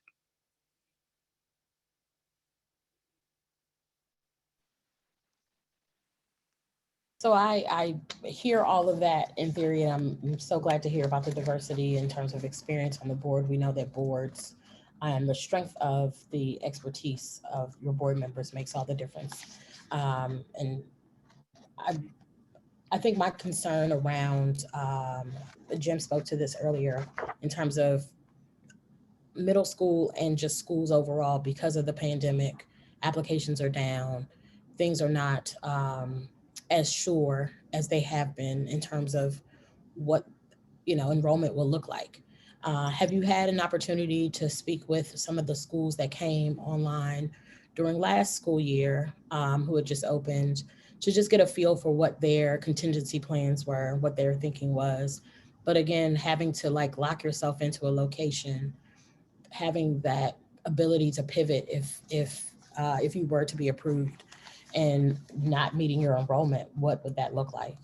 Yes, having conversations with the recently launching school leaders through our City Bridge connection, but also just, living in the city and as a leader of color, we spend a lot of time having conversations about this hard work.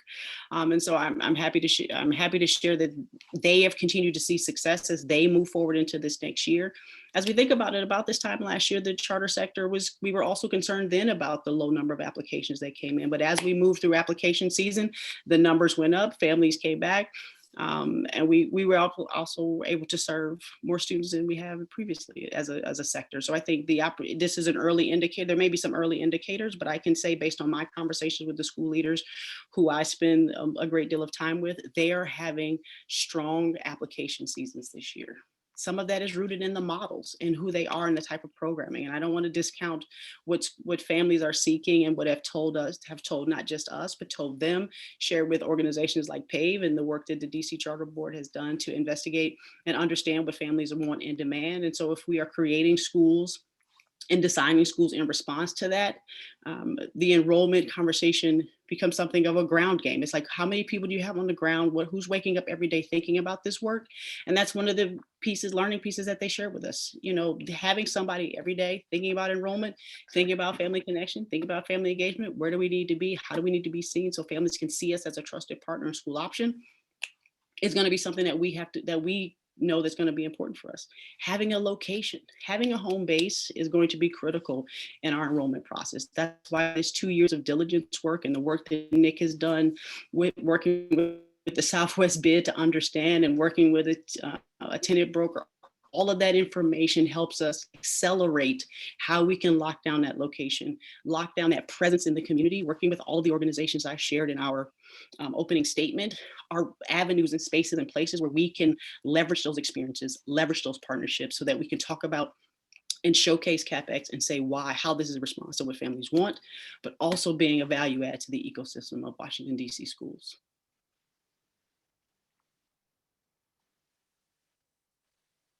Thank you. Thank you. Saba, do you have a question? Sure. So thank you to the team. This is an excellent application. You guys obviously listened to what the staff said last year, what the board said last year.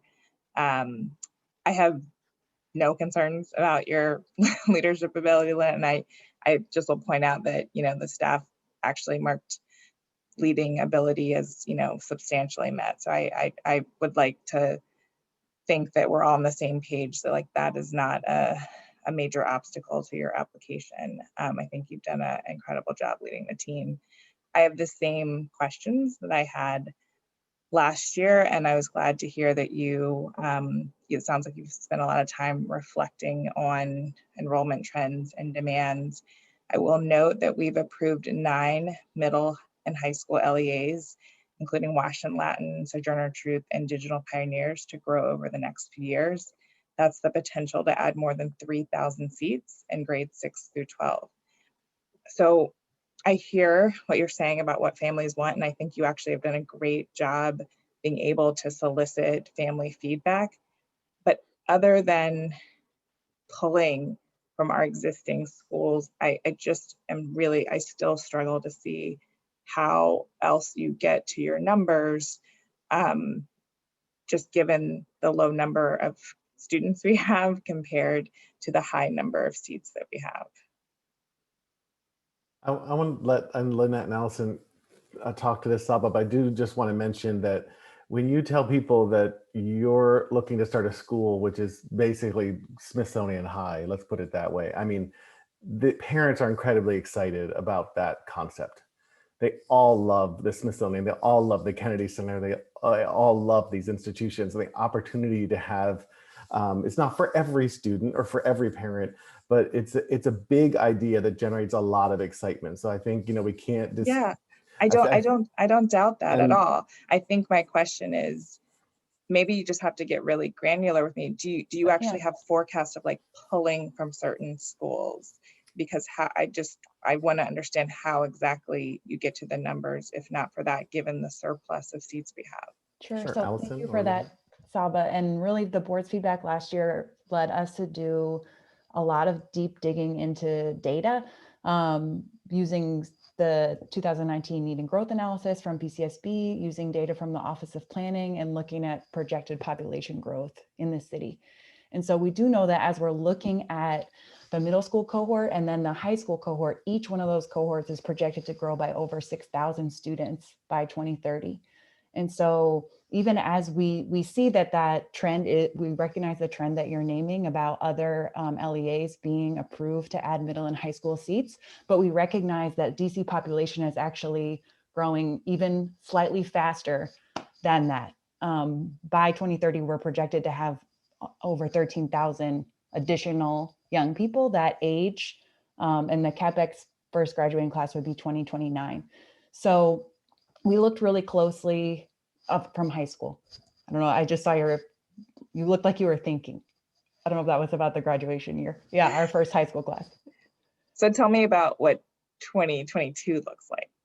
2022, we need to get to 88 sixth graders. And in terms of like that trend line, in order to get up to 13,000 additional students by 2030, that's a positive trend that's growing year by year. Each of those age cohorts is projected to increase by the according to the Office of Planning. So in the 2019 need and growth analysis from DC PCSB, there's that nice little table that says like how many students there will be by 2025 and how many by 2030. And that is some of the data that we use to reassure ourselves, honestly, when we really critically thought about, could we come back asking to be a 612 model? We really debated that as a team. We asked ourselves, is this something that the city can support and sustain? Do we want to say yes to this? And we looked at the population data as well as what our students and families told us and factored both of those into the decision. Okay, so the growth trends, you essentially are saying you think there will be a consistently growing number of sixth graders. A consistently growing number of students in each cohort. And we know that the pre-K to fifth grade, we know there's a bump there already. And we know that some DCPS schools are already dealing with that in terms of overcrowding. And so we hope that additional students will choose to stay also in middle and high school in the charter sector or in DCPS. We hope that like as there are more and more young people in the city, that more and more of them are choosing to go to public schools here. And we think that CapEx can be an appealing option for students and families based on what they've told us. Okay, I think I need to like really study the same numbers you're looking at, accounting for the schools that we've already approved. I think that will help me have the same level of comfort that it sounds like your team has, because I think you have to see our concern that we can't, we've already granted those seats. Sure.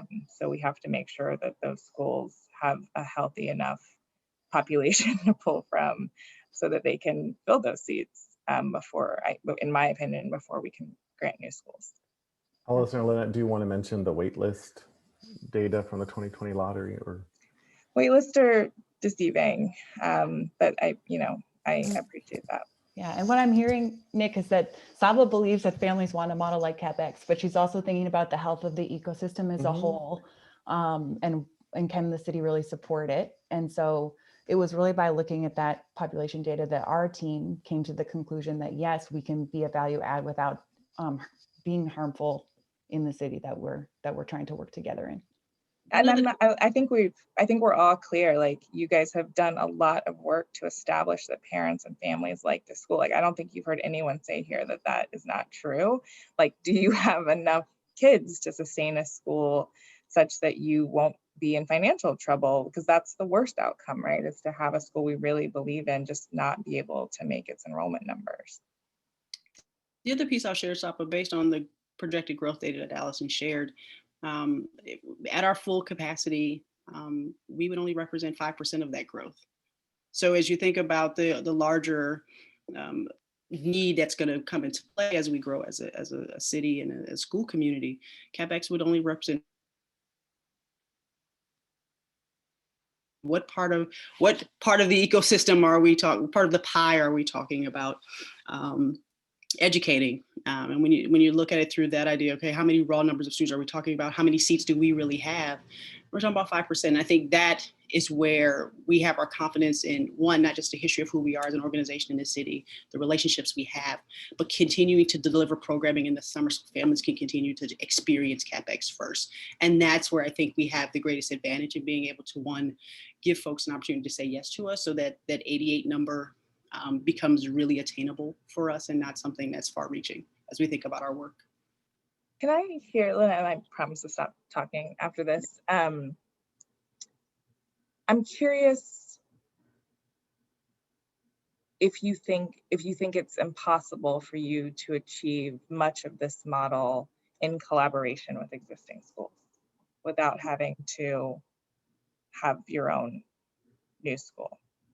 Because given that you've done a summer pilot, right? Like you are serving kids who already are enrolled in other schools. So I'm not suggesting that's what you should do. I'm just curious if that has ever been something you guys have thought about as like, could we make this a more robust collaboration with an existing school as opposed to a standalone?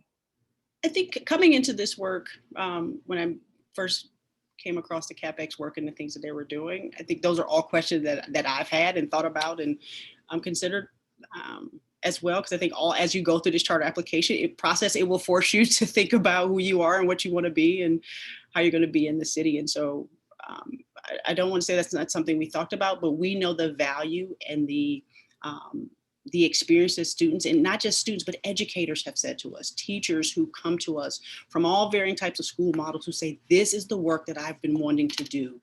Allison has created the teaching job of her life as a middle school teacher. Families have come to us and said, this is where my child has been most successful. Their confidence has grown. And to have that opportunity to test the model in its full day. So our program, while it says summer program, it's a full day school experience. Starts at 8:30, ends at 3. And so for us is really saying, how do kids operate? How are we ready as leaders to do this work? And so the programming that we've done has been in service of launching the school. It has been service of delivering on that mission that we've put forth to say, CapEx as a school needs to exist because it responds to not just what students are asking for, but what the DC community needs to continue to showcase the greatness of who we are as a city from a cultural and research aspect and how kids can engage in that, but also in types of citizens we want to create and bring to the world. So we no longer have to, kids don't have to be, we don't have to assume that, by graduating 12th grade, you just kind of have all the skills you need to be an active, engaged citizen. No, we want to do that starting in 6th grade and making sure that we can deliver on that as a school. I just want to add on to that, Lynette, by saying that I think it's the way that CapEx integrates the community experiences with the curriculum, and it's the in-school and community-based experiences in the way that they bridge that both make it really powerful and somewhat limit our impact if we were to be a partner, because we customize the way that those experiences work with the in-class curricular experiences so that everything is tightly integrated and it's reinforcing the content on a daily, weekly, monthly basis so that by the time the kids are at the celebration of learning with their project, they know their stuff and they feel awesome about it because they've talked to experts about it. They've visited multiple sites in the community, and it's really a whole wraparound holistic experience. And it's difficult to parachute into a school and build that same type of cohesion and integration between the curriculum and the community-based experience. We love community-based experiences, and we offer some of that in partnership with DCPS schools now on Saturdays, where we come and do a learning experience, and we can learn from that. But in terms of the full impact for students, we think it's the integration of the in the classroom and in the community time that really gives CapEx its power.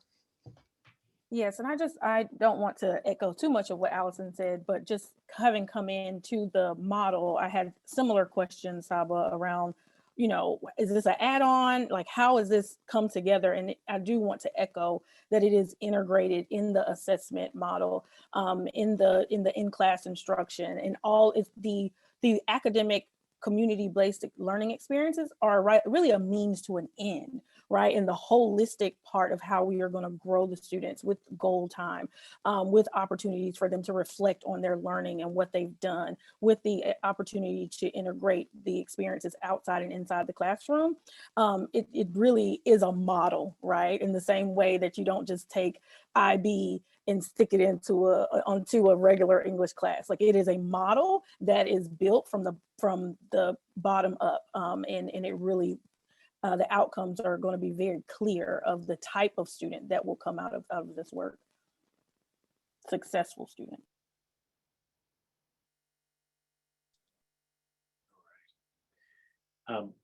Well, I'm going to call us closed on on the CapEx conversation for this evening. Since no, not yet, Rick. We got other things to talk. What else you want to say? We got 3 more. You could probably tell from the questions from all of our board members, we're deeply engaged in all of these applications, and really appreciate you all coming back this year and being able to answer all of these questions.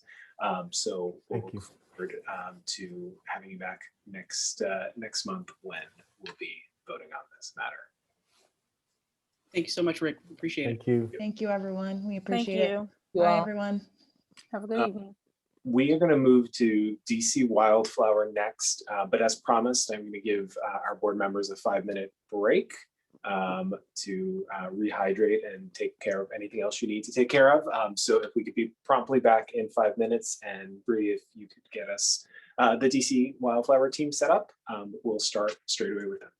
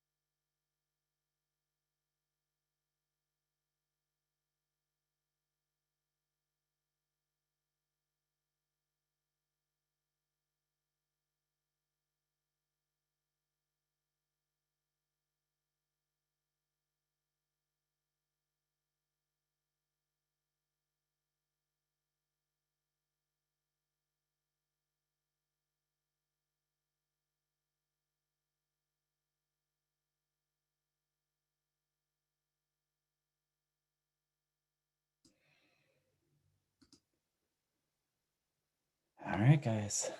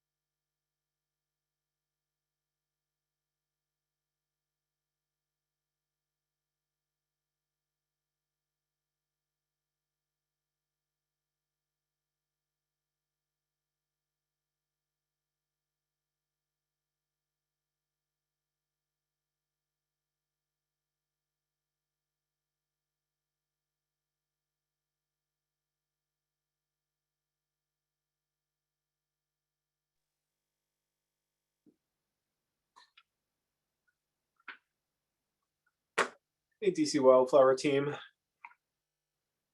How are you all doing? Still waiting on a few board members. Appreciate you indulging us with a few moments to get some water. We appreciate it too. I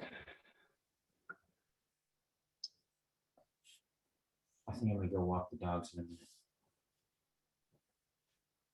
Right now. All right, I think we have everyone back. All right, well, let's kick off and get right into it. Maia, I don't know if you want to sort of kick off and maybe introduce, or who is going to begin for us this evening? Good evening, that is going to be me. So I am delighted to be here with my fellow visionaries to discuss with you a little bit more about Wildflower DC Schools. My name is Ayana Malone, and I am the presumptive executive director for DC Wildflower. A few weeks ago in our capacity interview, we were asked a question. We were asked, why Wildflower, why DC, why now? And I spent some time really reflecting on that question.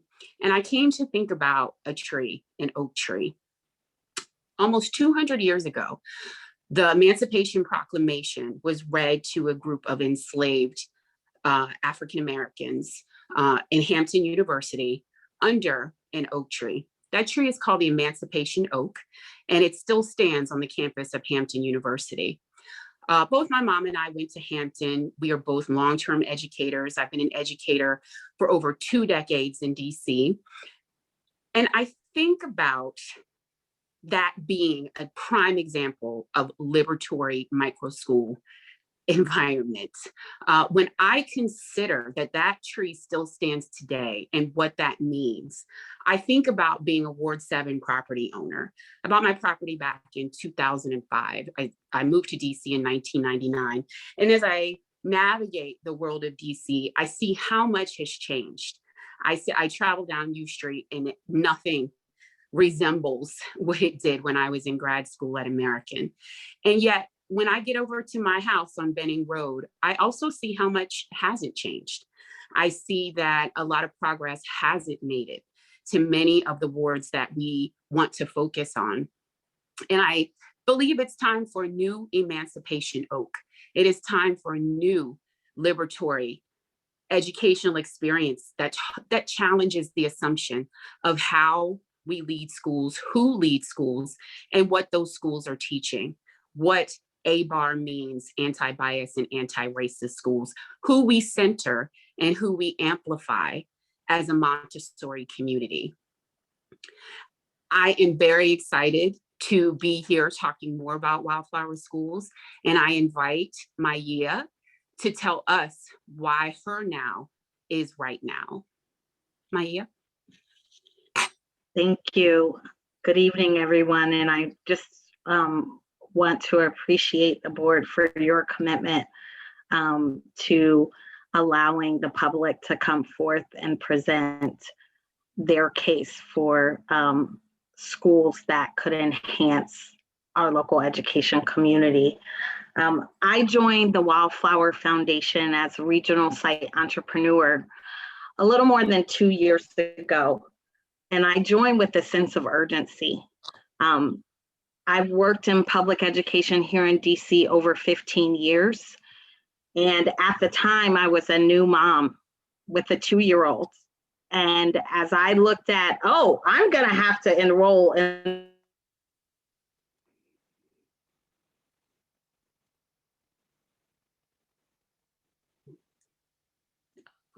Yeah, I think you're freezing, at least for me.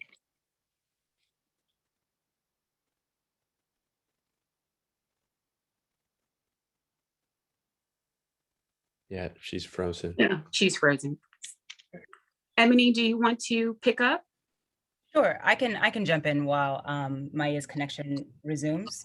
So my name is Ebony Marshman, and I am an experienced and current public Montessori educator in DC. When I reflect on the whys of why I want to do this work, why now, and why I want to further my purpose as a Montessori educator who fully believes in our mission of education for peace and liberation, I must remember that before I was a teacher, I was a student and a learner.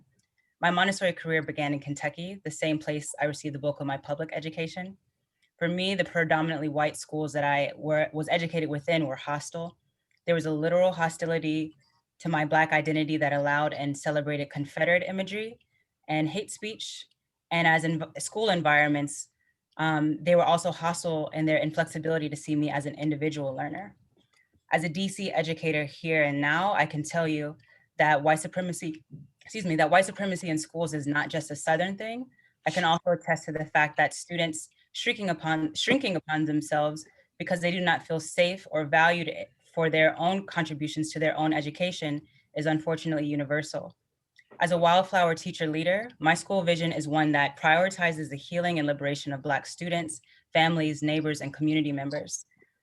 The question that informs my practice and grounds me in this vision: what does it look like for a school to be a place of healing rather than a place you must heal from? When it comes to our healing, thriving, and liberation, I believe that this is a question that Black communities have the answer to. I'm here today because as a teacher, as a leader, as a dreamer, and as an actualizer, I fully believe in the potential and positioning of community-embedded, community co-created schools as most effective agents of sustainable change and revolution. So thank you for having us here today. I'm not sure if my Ia is back on. All right, well, I'll pass it. Can you all hear me? Yes. Yes.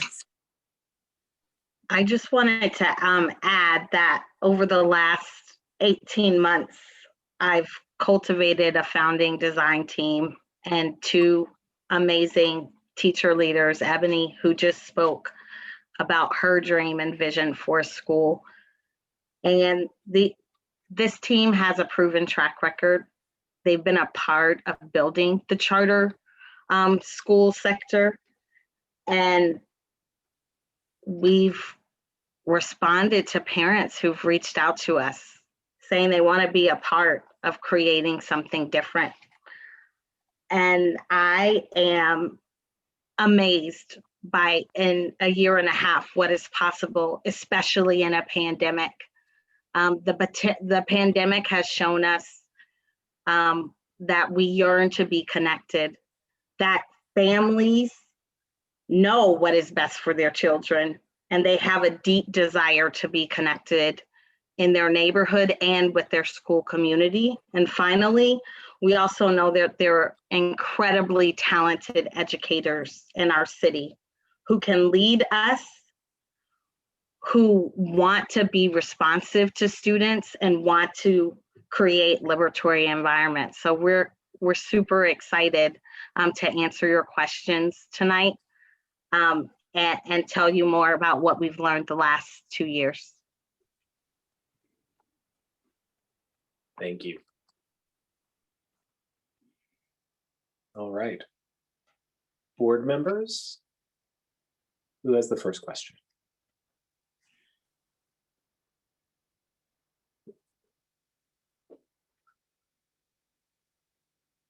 Well, then I'm going to jump in. So I had the pleasure of being one of the board leads on the DC Wildflower application. So I have had a chance to participate in a few of these different meetings, including the capacity interviews.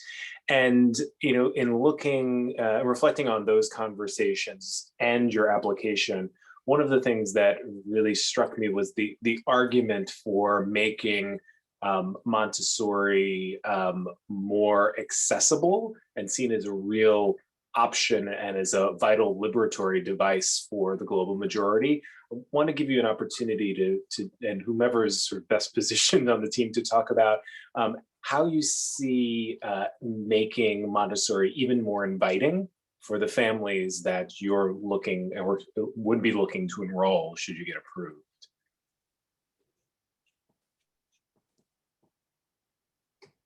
Hello, everyone. My name is Zanso Dalili. I'm also another emerging teacher leader along with Ebony. I have worked in DC public and DC charter schools for the last 15 years. I think, so your question was about how do we intend to make Montessori schools more inviting to families that do not know as much about Montessori. Is that correct? Yes. Okay.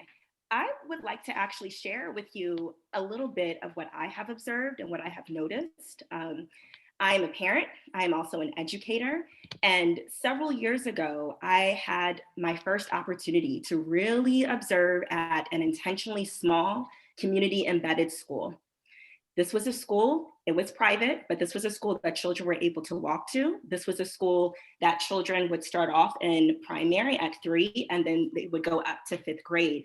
And in some ways, I jokingly refer to it as a one-room schoolhouse whenever I talk to my friends about it. But what I was really able to see at this school, I really think is something that all educators and all parents would really love for their children. I saw children in an elementary classroom in the span of a single day. They would work on long division. They would create their own plays. They would create their own songs. They would analyze sentences, and they would do all of this stuff. All of this was self-directed. All of this was done in collaboration with each other.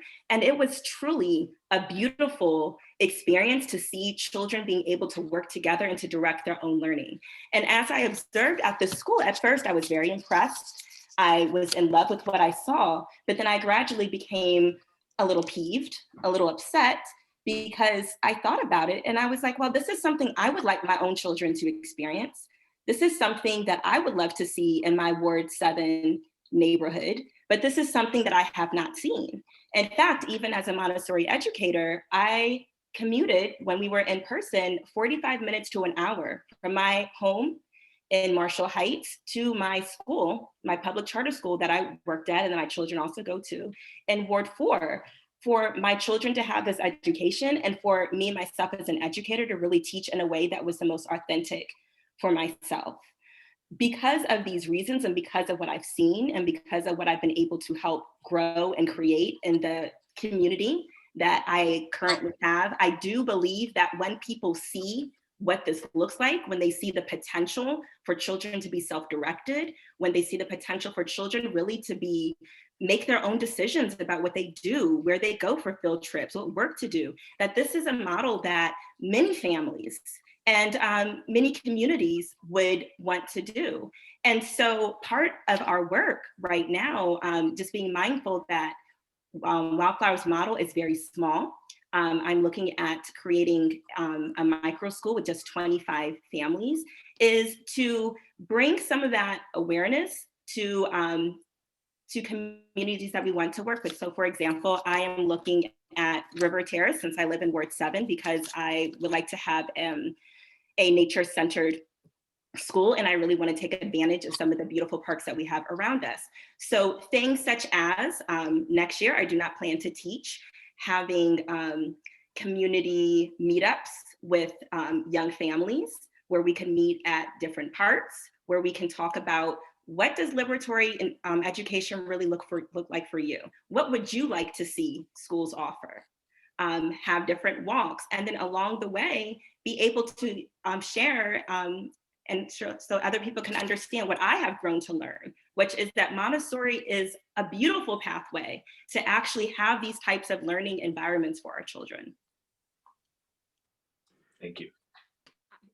I would love to add just one additional point. As a parent of a 4-year-old and exploring toddler programs as well as pre-K programs, as someone, again, who's been steeped in education, there was an element to Montessori that I just didn't know. I didn't think Montessori was for me, if you will. I didn't find it accessible. I thought it was for affluent parents.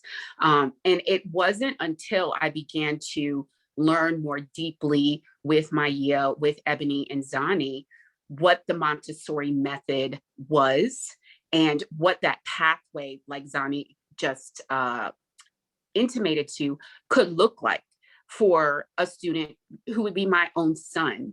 And I believe when you ask the question of accessibility, that is something that's so important to us as we talk about community embedment. They're really very closely aligned when thinking about parents who just may not know that Montessori is for them. So to put a point on Zani's strategies around parent workshops, doing those outreaches, showing rather than telling parents what Montessori and what a micro school could do for them is incredibly important. And that, again, is where our community embedment comes from, and how we plan on increasing that accessibility to, families in wards who may not think Montessori is a choice for them. Thank you, Adam. Board members, other questions? Who wants to go next? Hey, Rick, may I put a fine point on your question? Sure. So to sort of cut to the chase, we have a number of Montessori schools in the charter sector, and I think almost all of them enroll Black students and at-risk students at numbers substantially below the sector average. What's going to be different about your school? And I say that as someone who's a huge fan of Montessori, of a sort of faithful Montessori model, and have been frustrated that we're not seeing more at-risk students and Black students take advantage of a long, well empirically based instructional model. What would this school do differently to reach Black kids and at-risk kids?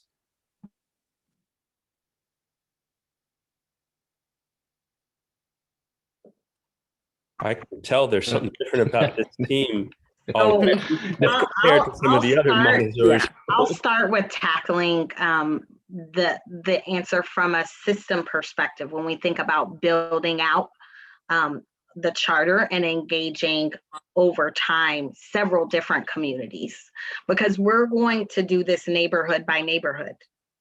We're not going to go wide, but over the last 18 months, I've gone wide to build and identify folks like Zani and Ebony to lead our schools. They're going to go deep.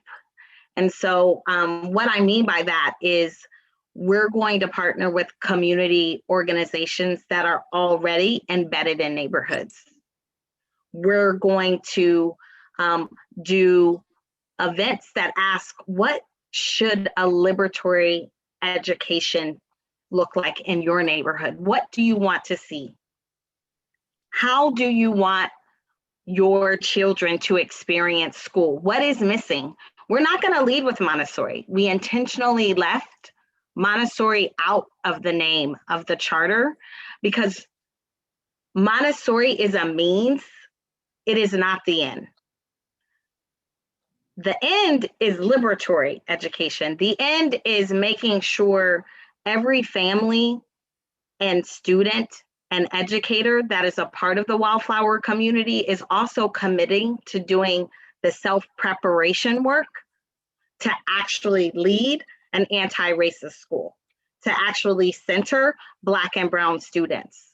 So while Montessori is the pedagogical approach, the experience that families will have will be, let's meet up at the park and let's talk about where we want this school to be located. Let's think about the aunties, the neighborhood watch women, the retired teachers who still want to be deeply engaged, who want to see their children thrive in their neighborhood, and let's enlist them. That is the work that we are going to do, neighborhood by neighborhood, not through the lottery, because the lottery helps get bodies in a great wait list. But we actually want to build a school that is community embedded and that can adapt on a dime to the families that are there. 25 kids. We're also going to leverage the newly adopted at-risk preference. And I think that is a huge advantage that we have to starting an intentionally small program that so many other Montessori programs, and I think many charter programs outside of Montessori would have loved to take advantage of, so that there is more balance in the actual student body. Do you think the fact that you have what appears to be an all or majority Black founding team will make a difference in that regard, in terms of your ability to recruit these families? Absolutely. Yes, I definitely don't. I think that absolutely helps. As I mentioned in the opening statement, talking about really changing the narrative of who leads, changing the narrative of what that leadership looks like through our teacher leaders. You know, having Maya, myself, and especially Ebony and Zani really in the communities, engaging the ANCs, engaging the representatives of the different wards is a game changer when seeing, okay, who can lead these schools? How are they going to lead these schools? And what do I need to do? And how can I be a part of those schools? So yes, I think it is a huge advantage. And I will say trust is built over time though. And quite frankly, there are people who don't trust charters east of the river and their intentions. And so I think it's important for us to build and grow over time in the neighborhoods that really want to create a wildflower school. And if that small site isn't aligned to teacher leaders' visions, like if the community is not gravitating towards wanting to build that site, they're going to have to pivot too. I just want to add also to that point that Maya was very intentional about creating a founding team that looks like and has the experience of the community. And we know that boards nationally and charter boards too are majority white and don't often have the experience and the expertise of the global majority. And we also know that parents also have, they take their experiences, their school experiences with them. And often they are thinking about that when they're looking at schools. And so I think hands down, this board that we have built that is diverse and has a ton of expertise and experience and is known in the community will be a huge selling point for our school. Thank you. Steve, did you have a follow-up question? So one, thank you all, the founding team and the representatives that are here tonight. Unfortunately, I haven't been able to sit in on any of the capacity interviews, but have been digging very deeply into the application.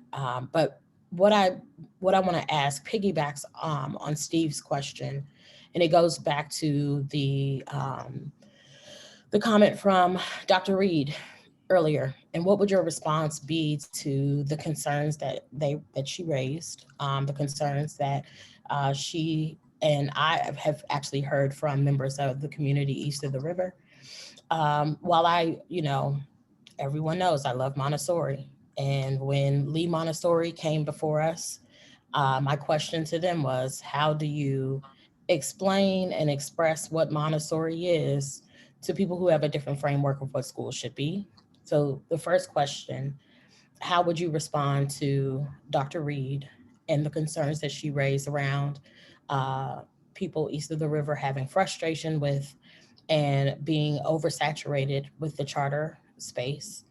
And then two, how do you explore and truly bring people into the Montessori fold when it is not a part of the framework that is typical for the Black community? I can start with that question.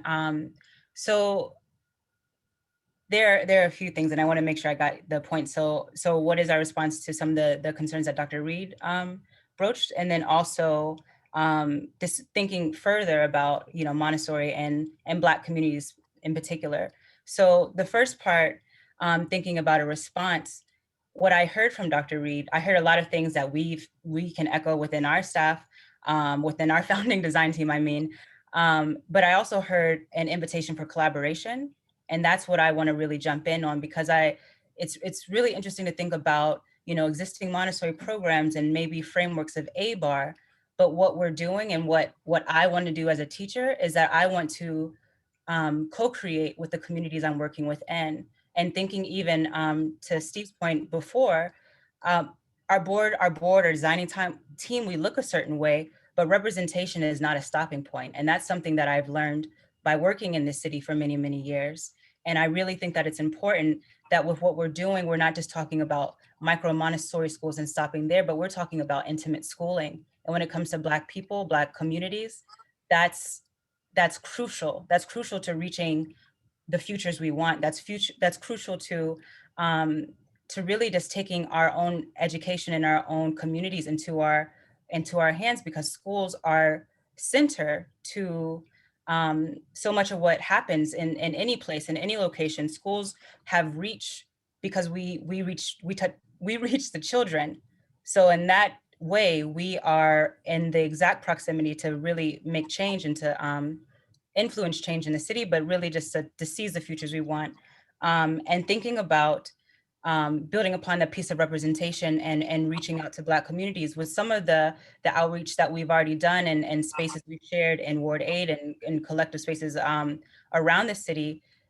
As Zani mentioned earlier, we're listening to liberation. We're listening to what people have, what their thoughts on around liberation and how we can build from there. Because the way that I see it and the way that I have experienced Montessori in the city, which all of the public programs, we work together. Pre-pandemic, we used to meet up once a month and have different professional development shared.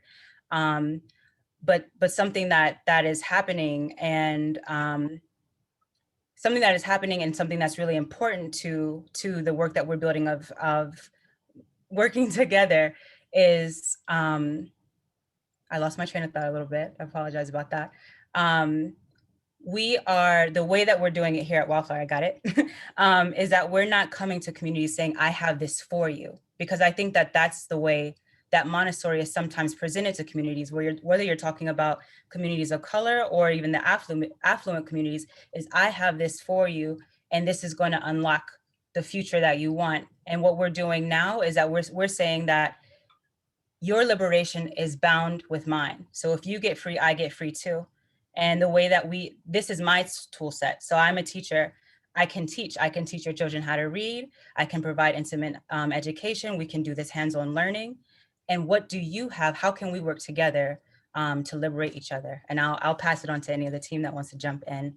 Well, and I did want to add to Ebony's point of co-creating. We know that the most successful family and community engagement has to do with power sharing, but that traditionally parent engagement centers the school and assumes parents don't have anything to offer. So we are turning that on its head by co-creating, as Ebony said, spaces that are welcoming to families and that we know that they will know that we value their input.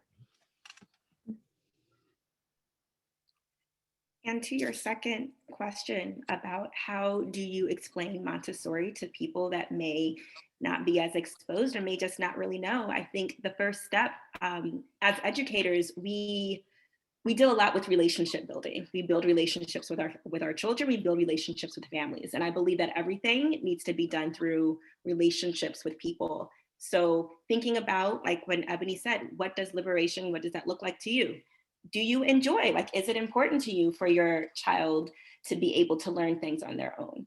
I think there's just some general truths that people do appreciate. Do you want your child to be able to learn on their own? Do you want them to be able to do these different things by themselves? Do you want them to have the skills of being able to work with other children? Do you want them to be able to become leaders, to practice being leaders in their own classroom? Do you believe that it's important for children to work with other children that are a little different and to learn from each other? So I think so much about Montessori is just demystifying what a lot of these things actually mean and thinking about it, even honestly, as Black people, some of these things, these are things that we do in our communities. These are ways that we lead education and with our own children. So I think by having these opportunities to talk to families, having meetups where we're able to talk about parenting and education coming out of the pandemic, having some of these little groups where you're able to do homeschooling support, Those are ways to build relationships. And once you build those relationships and people are able to see what you're able to do, what you're able to offer, people come. We also had plenty of experience with other Black families at our current school that were not sold on Montessori. And what brought them in was actually seeing it in action and what it was able to do for their children.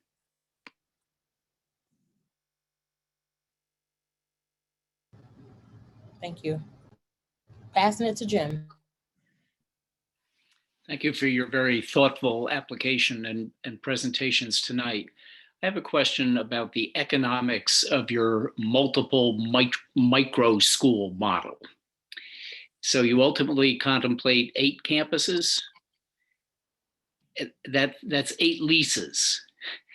It looks to me as if you'll have a duplication of expenses that is going to raise your cost per student above what the typical charter school would experience. You're not going to have the economies of scale that you have with a smaller number of larger facilities. How have you factored that into your financial modeling? How do you make that work? What offsets what looks to me to be the additional expense of your model relative to a more conventional setup?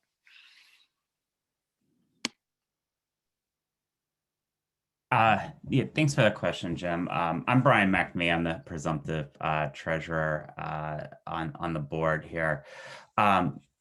Looking through our budget for the first 5 years, we have a sustainable budget each year. We do have net incomes between 15%, excuse me, between 7% in the earlier years and goes up to about 15% throughout the lifespan. At the same time as we are factoring in for the rents, our rent expense, even across those years, still remains at 15 to 17% in the budget that we presented forth. We did factor in for the first year $45 per square foot. These were some, this is some advice that we were given by EdOps who we're using, as well as Tom Porter, who I believe is pretty well known as a facilities expert throughout the sector. And also we have some expertise in myself. I'm a former chief operations officer at a charter school. And we also have a lender that is also on our board to help bring some additional expertise. And really just having this culmination of expertise, running the numbers that we are demonstrating with the positive net incomes, with keeping the facility expense, the model seems to work. So yeah, we're able to bring the dollars in and show sustainability. To what extent are you dependent on philanthropy to help cover these expenses? And what are your assumptions about the sustainability of the philanthropy or weaning yourself off it over time? Yeah, I don't believe that we really, we want to build our philanthropy. What we did present in the budget was a budget that does not show much philanthropy at all. That does not mean that we are not seeking philanthropy dollars. We are already working on our fundraising and development program and already have $800,000 kind of in the hopper from some familiar names such as the New Schools Venture Fund, Charter School Growth Fund, Ed Forward DC that we are working on. Again, just want to emphasize we don't have that reflected in here because we want to show that we can live without philanthropy, although we obviously would like that to augment the operations that we are going to have. And I think the Wildflower Foundation generally, we have supported each micro school site with its upfront construction costs. So there will definitely be local funders that I engage as a regional site entrepreneur to really support that initial investment of construction costs. If there are significant construction costs beyond our budget, I think we're also going to really like I said, leverage community partnerships. Space, because of the pandemic, I think is going to be unprecedented.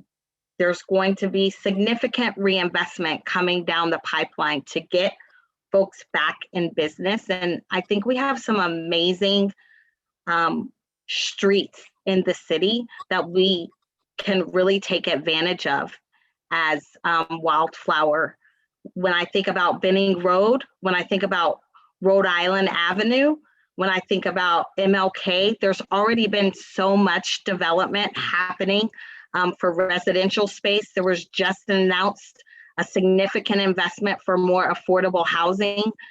In California, we actually have a school that has a partnership with an affordable housing company and was able to secure a lease that's essentially free because of the unique types of partnerships we've already had a track record of establishing. Thank you.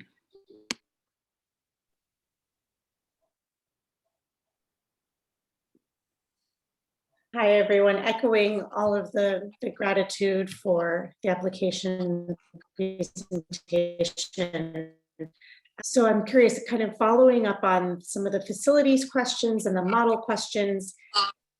So there must be temptation to leverage economies of scale when there are moments of, oh, we could probably do this with 6 sites based on enrollment that we didn't anticipate. Just, different, where are those threshold points? And does the model still work if it looks like the numbers will just work out better with 6 campuses instead of 8, for example?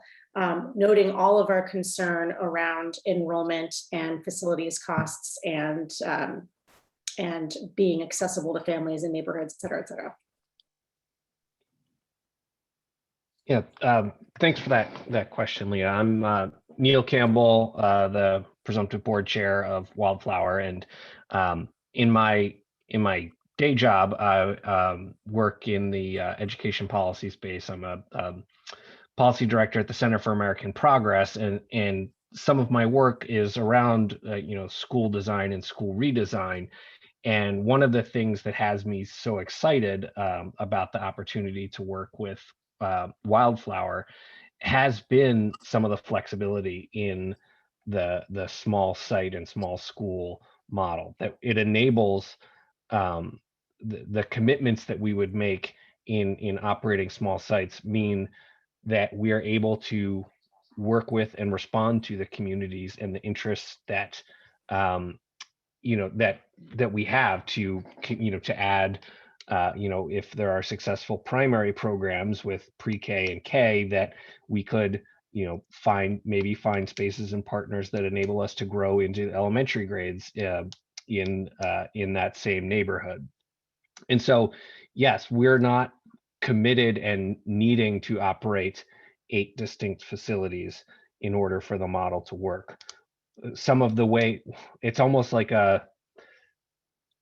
some of the risk of relying on economies of scale we take out of it with this model. So rather than a traditional school that is signing a lease in year 1 for a space that could accommodate 500 students, they're taking economies of scale risk that requires them to subsidize through philanthropy or through much higher facilities costs and devotion to facilities costs out of per pupil expenditures in a way that we're not required to do over time.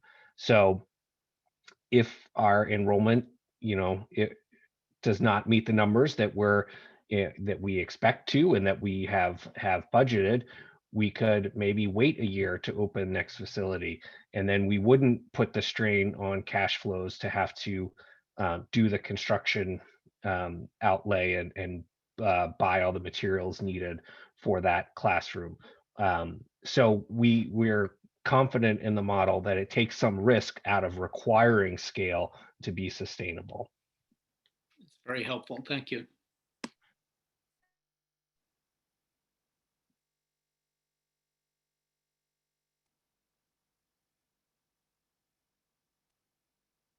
Board members, other questions?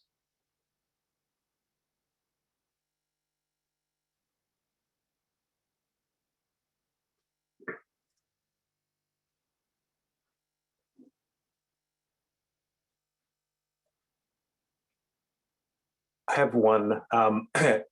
What you're proposing is a pretty unique model.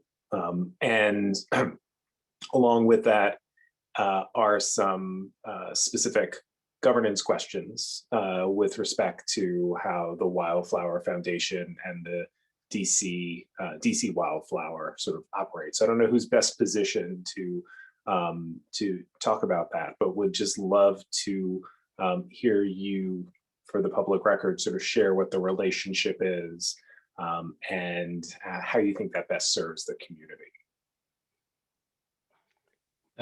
Yeah, Rick, this is Neal again, the presumptive board chair, and I'm happy to answer that. We are, speaking for the to be formed board for that would hold the charter here in DC.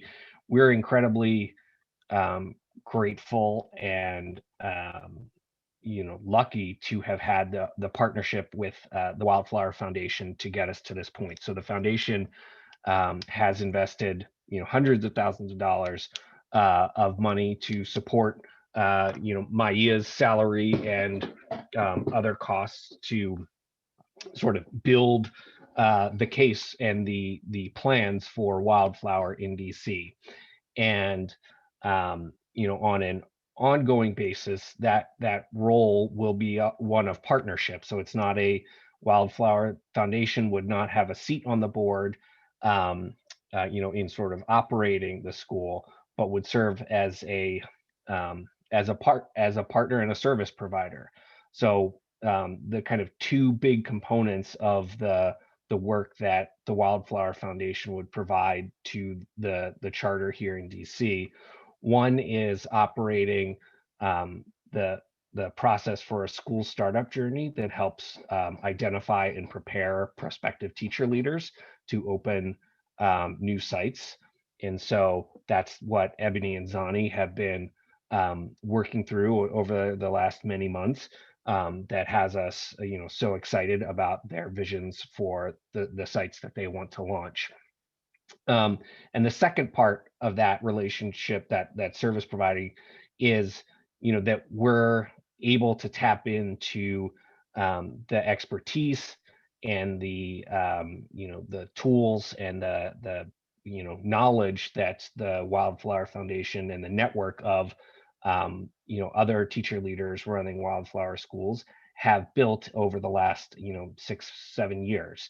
And so during some of our preparations to get to this point, we've had partners with the Wildflower Foundation provide trainings to the board on sort of some of the ways of working and decision-making processes.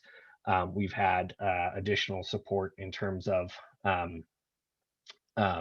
some diversity, equity, and inclusion, and then some of the financial planning as well that the other sites have gone through in other parts of the country. So it's, we're confident that it will be a valuable partnership, but it's one that is also set up that it could be reevaluated over time. So we're not making a long-term commitment. As the board, while the Wildflower Foundation would continue to invest in the DC charter for a couple of years before a fee for those services would begin to be charged. And it's also something that we could, if the needs change, that we could revisit, that it's not sort of extended length contract that we'd have. We on our side or on the foundation side be able to revisit what is part of that agreement. And one tiny additional note is that I expect that we would be partners with Maia and the Wildflower Foundation on fundraising efforts locally, that they're, so the building philanthropic support would be something that, some of it would be dedicated to the charter. And then there could be other things that are around, solidifying the school startup journey process kind of thing. Thank you.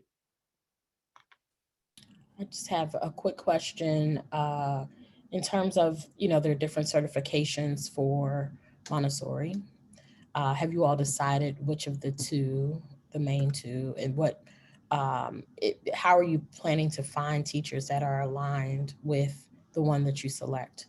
So American Montessori Society, and the other one I know is AMI. And have you all selected which of the two?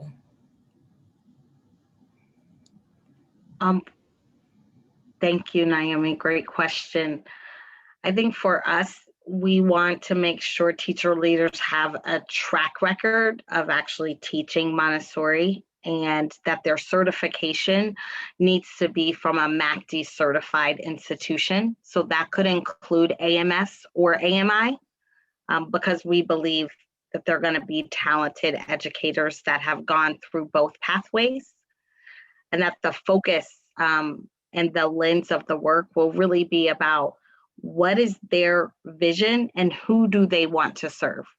So when I think about teacher leaders that I've engaged, the ones where they have signed up to go on this journey and spend 12 to 18 months doing the self-preparation and the school design work, those have been folks who have taught in private settings, who've taught in public settings, who are primary trained, elementary trained, who are AMI certified, but also who are AMS certified.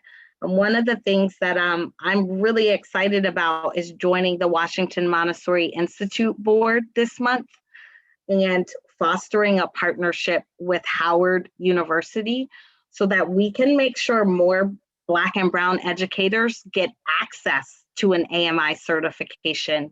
I'm sure you know our friends at Lee Montessori and at many of the public Montessori schools have a really difficult time trying to find Montessori teachers of color, particularly that have been AMI trained, because it is a very rigorous program, but also it's not very accessible. And the Montessori sector is really thinking about that now. The pandemic forced them to, right? To think about how do you provide a program that can be online, that isn't an academic year and a half of study, where professionals who already have early childhood education experience have to stop working to get their AMI certification.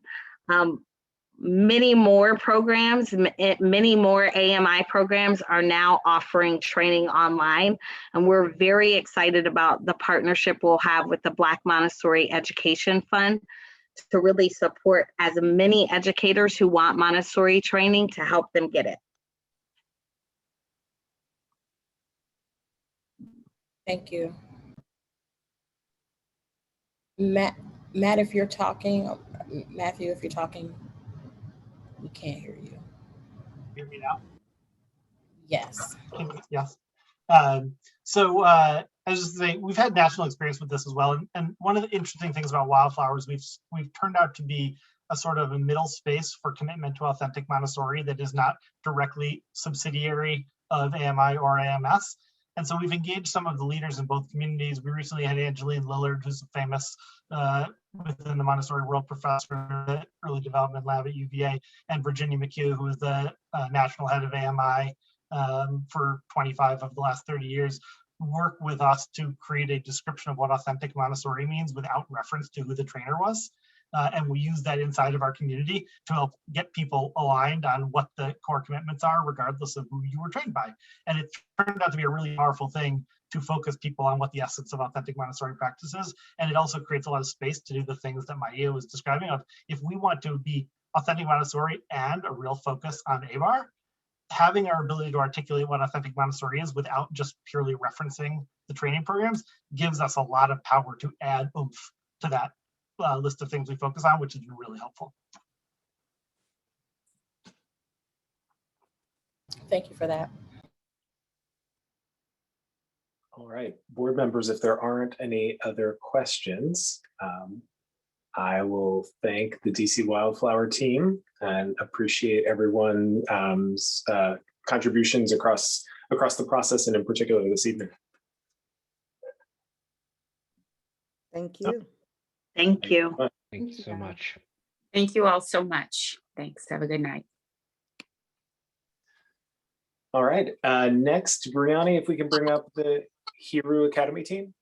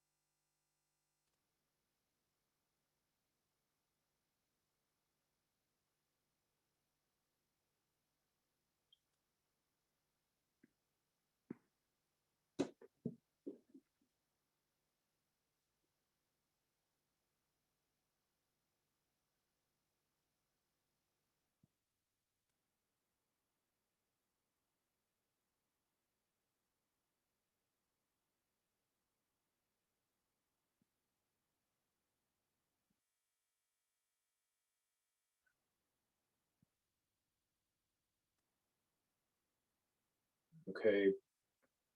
Brianni, are we close to having the Hiru team? Yes, I'm adding them now, sorry.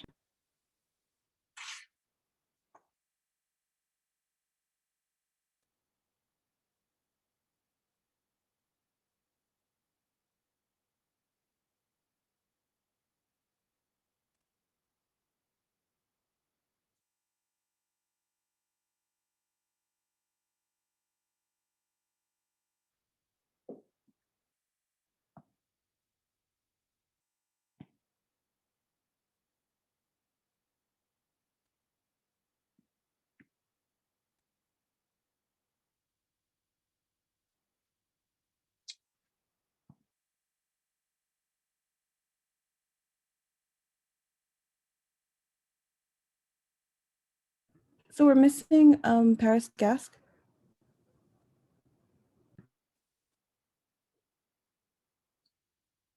Okay. Do we have other members of the team here? Yes. Okay. Do they know if she's able to dial in?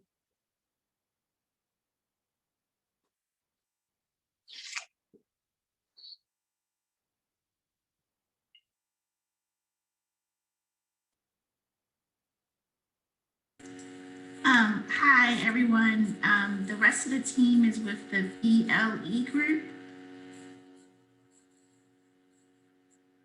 Oh, so, okay, so everyone, okay, so Bree, can you make them a panelist?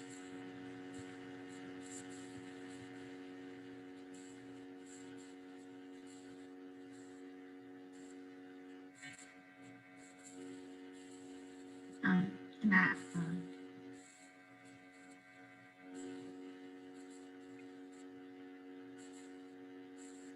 I don't see that group in the attendees list.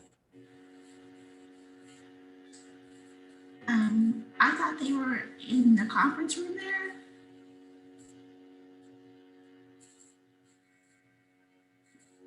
Is it Largo 301? Let me check.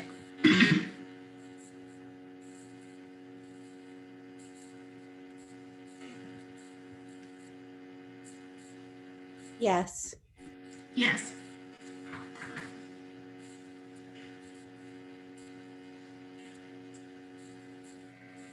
They're not panelists. All right. And we're also missing Nicole White. Nicole's here with us. Okay. All right. Very good to have you. All right. Excellent. Are you on? All right. Well, we will turn it over to you for some brief opening remarks, and then our board has some questions. All right, we'll get started. Our board chair is stepping in. She was in another room. She's stepping in with us now. All right, go ahead. Hi, good evening. My name is Nicole White, and I'm prospective board chair for Haru Academy. We're pleased to be here this evening.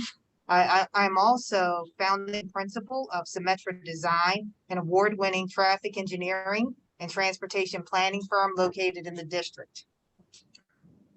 I'm a licensed professional engineer and a professional traffic operations engineer with more than 25 years of experience.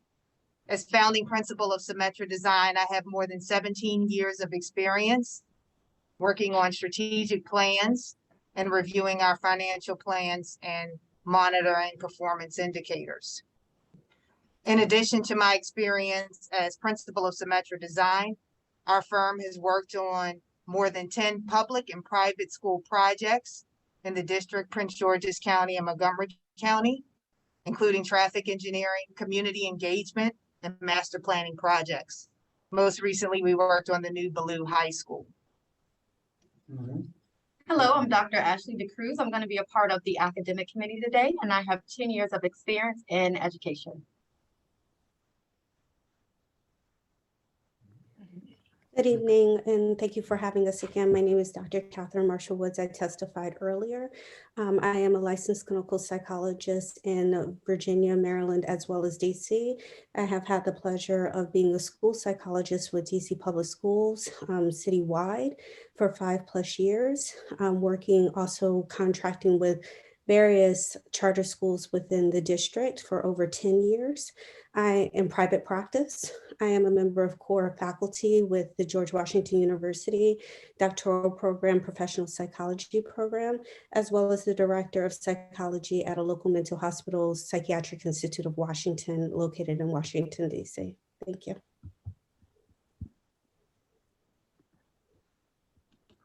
Hello, my name is Tasleen Lester. I'm a prospective founding board member of Haru Academy. I have over 10 years of experience on the operational side of public charter schools, and I am currently the director of operations at a public charter school in DC. Hello, I'm Dr. Camille Shaw. I'm also a prospective board member, and I am an engineer working in the aerospace industry for 16 years, and also an advocate for STEM education. Shawnee Perrin. I'm a part of the Family and Community Engagement team. I'm also a native Washingtonian with 24 years in public education, predominantly in wards 7 and 8. My name is Jerron Cooper. I'm a member of the Finance Committee, and I've been in the district for 4 years.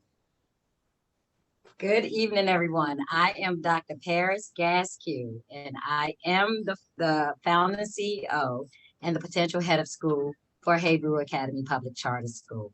Thank you for taking the time to speak with us today. Greetings all families, board members, and stakeholders. We thank you for your time this evening. One of my former students once said, instead of focusing on our disabilities, focus on our abilities. This student, now a young adult and community advocate, serves as a founding board member for Haru Academy. Guided by an ethic of stewardship, Haru's founding team recognizes the need to place children at promise and not further at risk. Unfortunately, the pandemic has deepened the need to address the achievement gap and ultimately our vision, success for all by any means necessary. The struggle is real, and I have been on the battlefield with other district stakeholders since 2001. My efforts to improve outcomes for students with disabilities range from serving as a teacher, school psychologist, special education supervisor, to serving as an adjunct professor at Howard University, to serving as a school administrator for 3 of the largest public schools in the district. In 2018, just over 700 students with varying disabilities were placed in non-public schools. In the same year, the district spent over $61 million on non-public placements. The district currently has approximately 13,000 students receiving special education services. More than 6,000 of those students reside in wards 7 and 8. Yet the federal funds allotted for special education services are not translated into more positive life outcomes for students with disabilities. Haverhill Academy plans to change that narrative. We are proposing a transformational program that will serve as a citywide support for local schools and the district. In efforts to mitigate the cost and lengthy process for non-public placements, our urgent goal includes offering a continuum of services that include 4 self-contained programs addressing the pervasive needs of students meeting the criteria for autism, emotional disturbance, intellectual disability, and specific learning disability. Haverhill Academy intends to initially offer this comprehensive program to students in grades K through 5, extending a grade level annually. In our desire to enhance learning for all students, we have been delighted to discover a research-based comprehensive school model in EL education. EL is one of the nation's most innovative and acclaimed whole school design instructional models.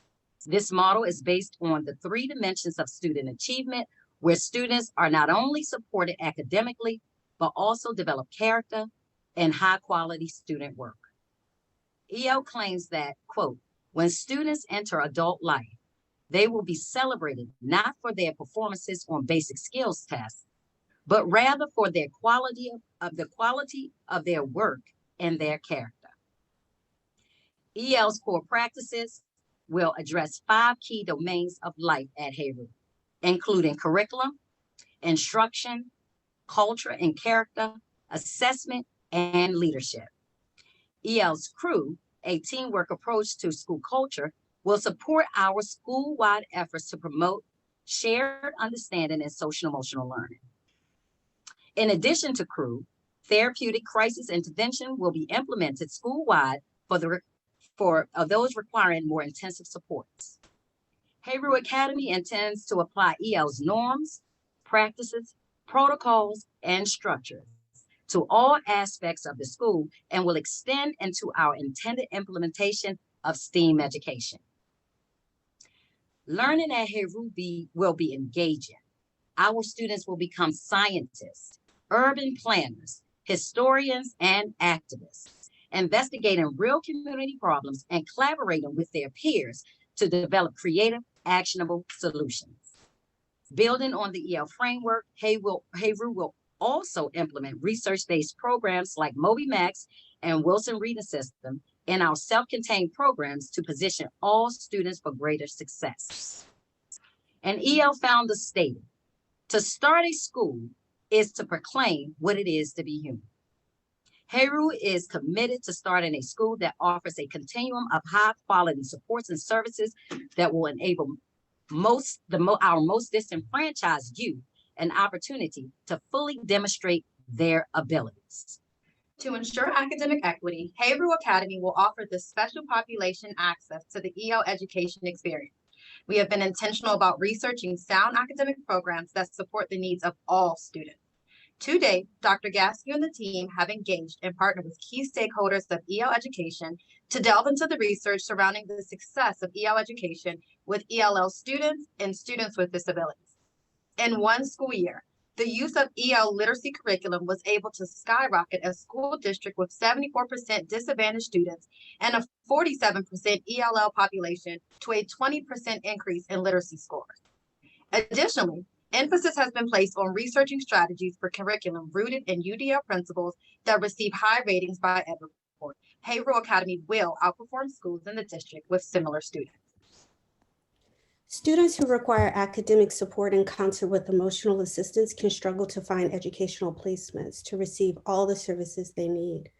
In fact, students with significant psychological challenges that require acute care can spend months awaiting placement outside of hospital care prior to finding the best fit for their needs to be met. Haverhill Academy is committed to providing students who exhibit academic delays and are identified as high risk for emotional concerns with proper interventions based upon their individual needs. Additionally, receiving assessments promptly to determine the student's academic and psychological functioning to provide appropriate accommodations and interventions implemented within the academic setting, can also be difficult with limited resources. Having a team of assessors, Heru Academy will be able to provide students with such evaluations at the onset of their enrollment. Providing feedback to educators and parents regarding the student's functioning will allow for all supportive adults to be on the same page regarding targeted areas of concern to be addressed within the classroom setting and identify the strengths of the students that they possess to assist with their growth edges. Heru's response to student academic and psychological needs is a critical dedication that will lend to the greater success of students in combination with the various additional supports of the school to tend to the student as a whole individual. Lastly, Heru Academy would like to thank the community for their support, and specifically also the board for your review, time, and commitment to ensuring academic institutions that will behoove students in the district will become a reality next year. Thank you all. Well, I'm going to take this opportunity to open it up to our board members for questions for the Heru team. Perfect, I'll start. This is a really exciting application, so thank you for all your work on it. I'm very familiar with EL. My son goes to a school with EL, but I have not seen it implemented in a school that is focused specifically on students with disabilities. So I heard a little bit about why you picked that curriculum and why you think it appeals to the model, but would just like to hear more about what specific accommodations you can imagine that the model will require to best serve the students that you're targeting. You want to start? You can go. All right. So EL Education, one, we want the rigor there. They have a solid 20-year evidence-based program that has yielded gains for students that receive special education services, and in addition to students that are not classified or in need of special education services. So the fact that we chose this model because we felt like this is an opportunity for our students that receive those services that are often disenfranchised, that are often alienated from that rigorous academic process, to have some exposure with the proper supports for success. And so while we will have the intervention programs in place, again, such as the Wilson Reading Program, as well as the Moby Max, and we have the autism programs that we Footsteps towards the future. Good. So some of the autism programs that we plan to utilize are Footsteps Towards the Future, implementing a real world curriculum, as well as solving executive function challenges, simple ways to get kids with autism unstuck and on target.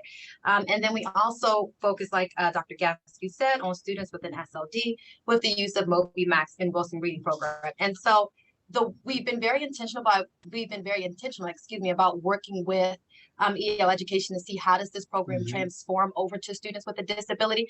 And it's not many modifications that are needed, right? Because the use of EL Education not only provides academic rigor, but it's also intentional about providing high quality student work.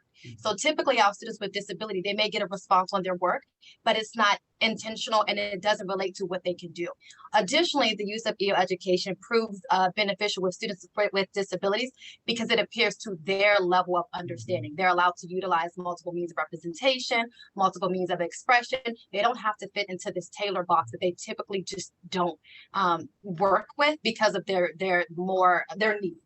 So that's why we wanted to really focus on the use of EL Education, the way it works, because it allows for those students that typically grapple with academic success to see that it is something that can be tailored to fit their needs.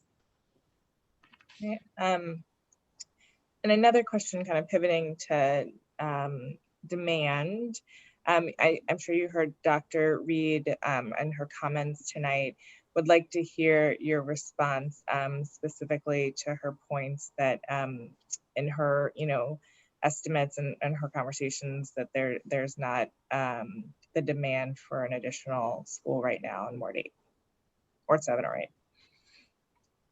So again, when we're not the traditional school, one, we're a citywide program. So we anticipate to receive students from across the district. It's just that the need is greater in Ward 7 and 8 for students with disabilities. And so that is why we targeted that ward.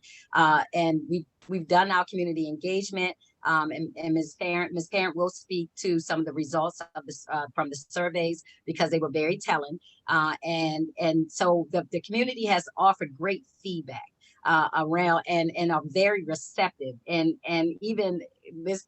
Parent is going to share one of the responses from a parent that actually has a student with a disability, and how she feels about this type of program being more culturally relevant for her child.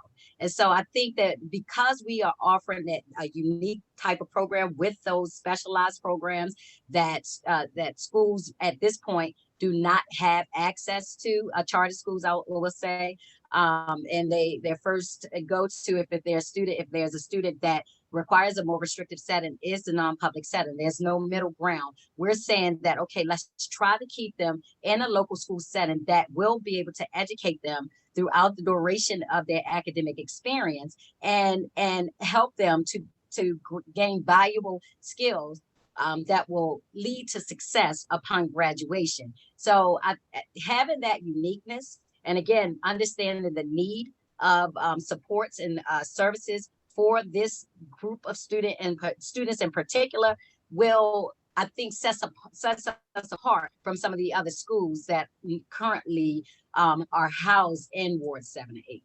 And again, we're trying to offer this to all of the schools. We want to be a resource that will expedite that process for those more intensive supports that are needed for students that may have been identified or may not have been identified. And I totally understand Dr. Reed's point, but when we have, more than, almost half of the students that are receiving services in 1 and 2 wards, it makes sense to us to make the program a little more to accommodate that population of students, since there's a disproportionality there. So to speak to Dr. Reed, I do totally understand the point of the school, that there being a saturation. However, there isn't a saturation of schools that are specifically designed to meet the needs of students with pervasive disabilities. So last question, just to dig into that a little bit more. I think I heard you say in your last comments a really specific focus on kids who are kind of on that last step before they might be going to private placement. How exactly are you going to, I know you said you want to be a resource for schools, but just given like the way the lottery works, like how are you going to target that very, very particular group of students to capture them, before there's this conversation about them going to private placement? Relationships. We'll reach out to each of the schools to let them know what our program offers, so that they can use us as a resource prior to, again, displacing the students oftentimes outside of the district. So building those relationships with all of the other schools in order to, again, let them know that this is what we have in place, and these are the services and supports that we are willing to offer. If you have students that, in one of the battles, and as Dr. Marshall Woods indicated, is that, and this is the unique part about our program, is that we will have a clinical team that will address that can address a mass number of students at once, when most schools only have one psychologist placed in that facility to try to meet the needs or do the assessments for a large number of students. We will have this clinical team that will expedite that process, and we will, of course, advertise that to the schools so that they know that this is a resource that's available to them. Yeah, no, I think that makes a lot of sense. I'm just trying to think of the balancing between that, which sounds honestly kind of like almost like a backfilling function, right? Like a school figures out, like at some point in the year, like this isn't working, they'll look to Heru as a potential placement, versus, with the idea of like we have a lottery system and there'll be kids who are signing up, all the time who may not be at that level of need as well. Yeah, and we'll accept those students. So it's an open enrollment. It's not just we're taking students across the continuum. But I think the unique part of our program is that we're this added resource for schools that have students that are struggling and may go months without the proper supports. We're saying send them to us and we'll get them what they need in an expeditious manner. Thank you. You're welcome. Hi, thank you so much for the presentation and for your application. I was interested in kind of expanding on the line of questioning from Saba here on how you plan to adapt your program and instructional model for students who may be limited and non-English proficient. So we have been very intentional about our work with the ELL population, as that was something that did pop up in our capacity interview. And so we wanted to employ the sheltered instruction observation protocol. So what we've done to date is that we've met weekly with the principal of a high ELL population school to ascertain best practices with communicating with those families, because we know that we may be dealing with a twofold here in ELL, as well as with the potential disability. I want to say that because we do know that there are misdiagnoses with that as well. Additionally, we have disseminated surveys to ELL teachers and gen ed teachers to ensure that we are being intentional in our practices for planning for the needs of these students. And then going back to our EL model, we have been very intentional with working with, and we call her Paula, but Ms. Herrera, in regards to how the curriculum will work with our ELL students. And the data does support that the model fits with having them develop their academic language needs, as well as develop academically.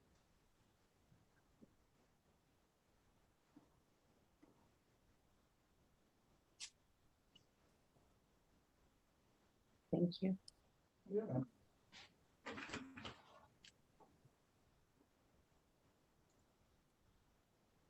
Naomi, did you have a question? I did. Thank you so much, Rick. Thank you all for your application and the work that you've put into this thus far. I'd love to hear about your community engagement efforts and what it is that you've learned from parents and families, and to dive into some of that data that you said that you have in terms of feedback. Great. Good evening, everyone.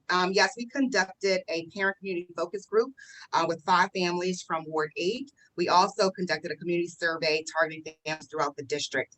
And some of our findings were we were able to 2,585 households viewed our social media ad. 56.2% of the respondents reside in Ward 7 and 8. 89.7% of the respondents indicated that their desire to support a public charter school that will focus on students with special needs. There were a total of 91 survey respondents. And one notable parent response that we received, quote, "My child has learned delays and receives a lot of IEP services inside and out of the class, but the general education classroom and school culture is not set up for kids with learning differences. It would be amazing to be at a school that was made for kids with learning differences, so less pull-out services were needed and kids can move more normal, particularly as the age and the classes of social interactions get more complicated."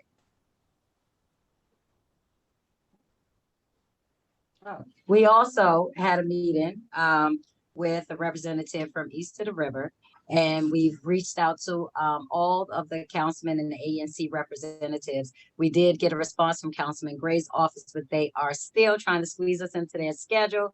They said this is a very busy season for them. So we have received favorable responses, but the timing was just a bit of a challenge for those particular stakeholders.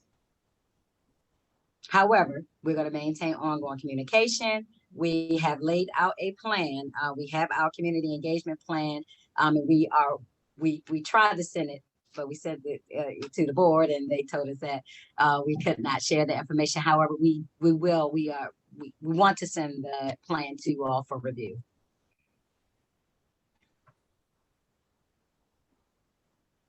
Thank you. And are there any additional outreach efforts that you all have explored during COVID, just to get a better sense of what other parents and other community members would be interested in learning about your school to prove the need for this type of program? So again, the ad that we had on Instagram and Facebook was a district-wide ad. So we had representatives from all wards respond to the surveys that were attached to the ad. And again, we had 91 respondents. All of them responded favorably for this particular type of program. And that's just the start of some of the engagement. Again, we had a focus group, and it's been a tough time trying to get people in one setting to talk about the program. However, we were able to get us a small, safe group of individuals who gave some very insightful views on what types of supports that they would look for in a school. And they were, they were excited to hear about the supports that we are offering, or we are attempting to offer students that again, that have been disenfranchised. So what they have said has been pushed to the side. And so this program will give them a voice, and we will ensure that that voice is those parents and students are part of this entire planning process if we are so fortunate to be approved. And I do want to add to that as well. When we met with the representative, Ms. West from East of the River, she is very instrumental in providing community resources. And so she heard our plan. She was in agreement that it may be something that the district needed. And so her next steps was to meet with some of the other individuals to get some more support groups and focus groups set up so that we can meet with more parents to discuss what we want to do. And they spoke, and East of the, they talked about their programs, how they have them throughout the city, and so they wanted us to make connections. They're gonna, Ms. West is gonna help us make the connections with the other sites so that we can share what we are offering to, again, students that reside in all wards.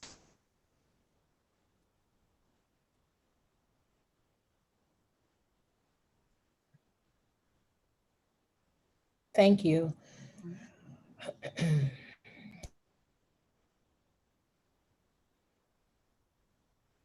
I will note just one statement, because I think this is very key. When we did speak with Ms. West, she indicated that many parents, she's grateful for a program like this, and she looks forward to sharing this with, and so giving us the opportunity, to share this with many of the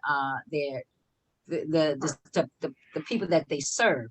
But one of the things she said was that many parents come to them asking for help for their children because the school is taking too long, or the school is saying that they can't do, they're doing the best that they can. And so the parents are asking for further supports and resources. And the key is that we're not just going at it from assisting a student. We're looking at this from a holistic approach. So we're looking at also building the support systems of our families so that they do know what resources that they have access to. And we will have those, we will establish those partnerships so that, again, we're working as a team to build the family, and the student, of course, is at the center of that. Thank you. Board members, any other questions at this time?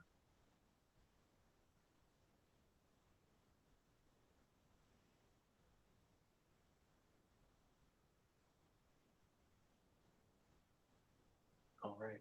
Well, I will thank you all again for all the time that you've put into waiting to be able to present this evening, but more importantly, the application, the capacity interviews, et cetera. Thank you for providing all the information and responses to our questions this evening. Well, thank you. Thank you. Thank you. Thanks. All right, Brianni, last but not least, our team from the Mecca Business Learning Institute.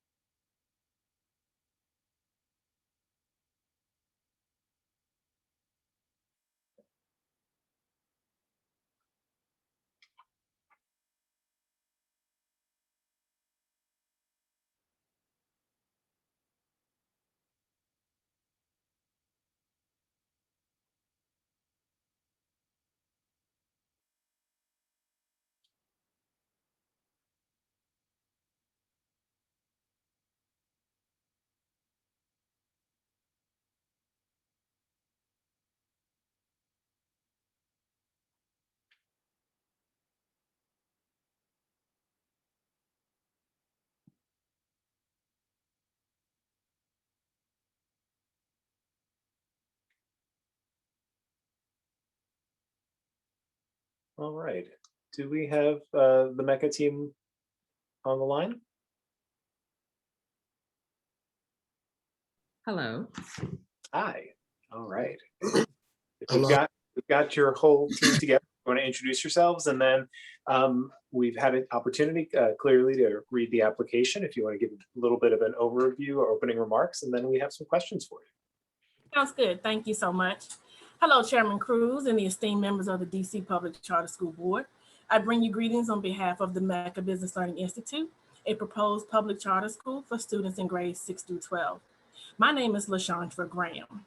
Tracy Cooper and I are the founders of the MECA Business Learning Institute, which is the first charter school of its kind in DC designed to support student exploration of business, entrepreneurship, and leadership starting in middle school as part of the school's primary design and purpose. As founders, much of our desire to create MBLI grew out of direct experience as parents and community members and professionals affiliated with public schools. It was further fueled by the U.S. Department of Education's 2017 Rethink School Initiative, a bold challenge to reimagine what 21st century secondary school can be and do for young people. However, while Tracy and I are the visionaries, we did not embark on the journey to create this school alone. We were supported in our efforts by a dynamic team of professionals who comprise our school design team, each member of which worked with us to ensure the organizational, policy, and structural supports necessary for MBLI to thrive was present in its design. School design team senior member Skylar Cooper is joining us here today.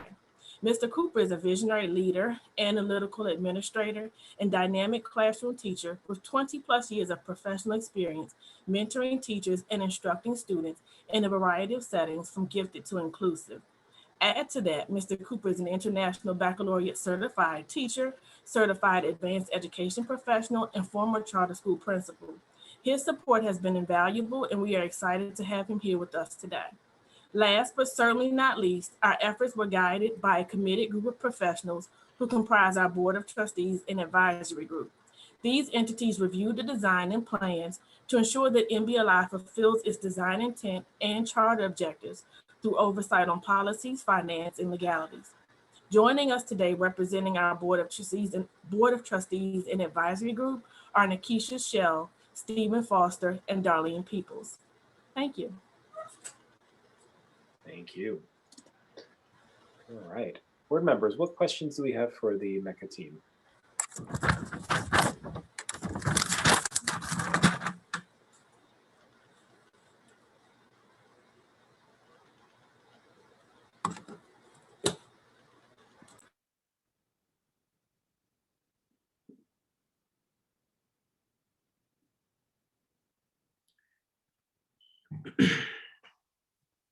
I'm happy to kick off while my fellow board members are warming up. In the application, you mentioned a number of potential partners and various community supports that you would have in delivering the program. And we just love to get a better sense of how far along some of those conversations are, whether there are memos of support or letters of support or MOUs that you might be able to offer up. Sure. So part of our work has been and supported by Howard University in the School of Business. And so we have, we started a couple of years back actually with working with Howard to get some support from them in terms of integrating what we're trying to do and aligning what we're trying to do with the college learning levels. And so we are in the process actually of trying to woo the chair of the head of the School of Business, who is planning to retire. We're actually hoping to have him come and join this work with us because his goal and his vision was to actually have his own charter school. And so we've been in talks with him for the last 2 years about being able to come on board. So he's been very vital. We have one of the members of our advisory group is a professor in the School of Business and has also been very vital. So the minute we can lock in our charter, we are ready to go with an MOU in terms of how they will support us in areas of professional development, in terms of helping us with student teachers to come in and provide auxiliary support to our staff. So there are a couple couple different things that we're looking at from the college levels. We have some support from different Greek organizations, fraternities, and sororities that have pledged financial commitments to us on an annual basis. And again, similar to Howard, once we're able to solidify our charter, we're able to sort of finalize those conversations. We have 7 or 8 churches that have also pledged their support and their commitment to us in terms of giving us a platform to speak, and then also sharing with us their youth networks. Several of the churches have already given to us and donated to us in the years prior, and have pledged a similar commitment, similar to the other community organizations. Thank you very much.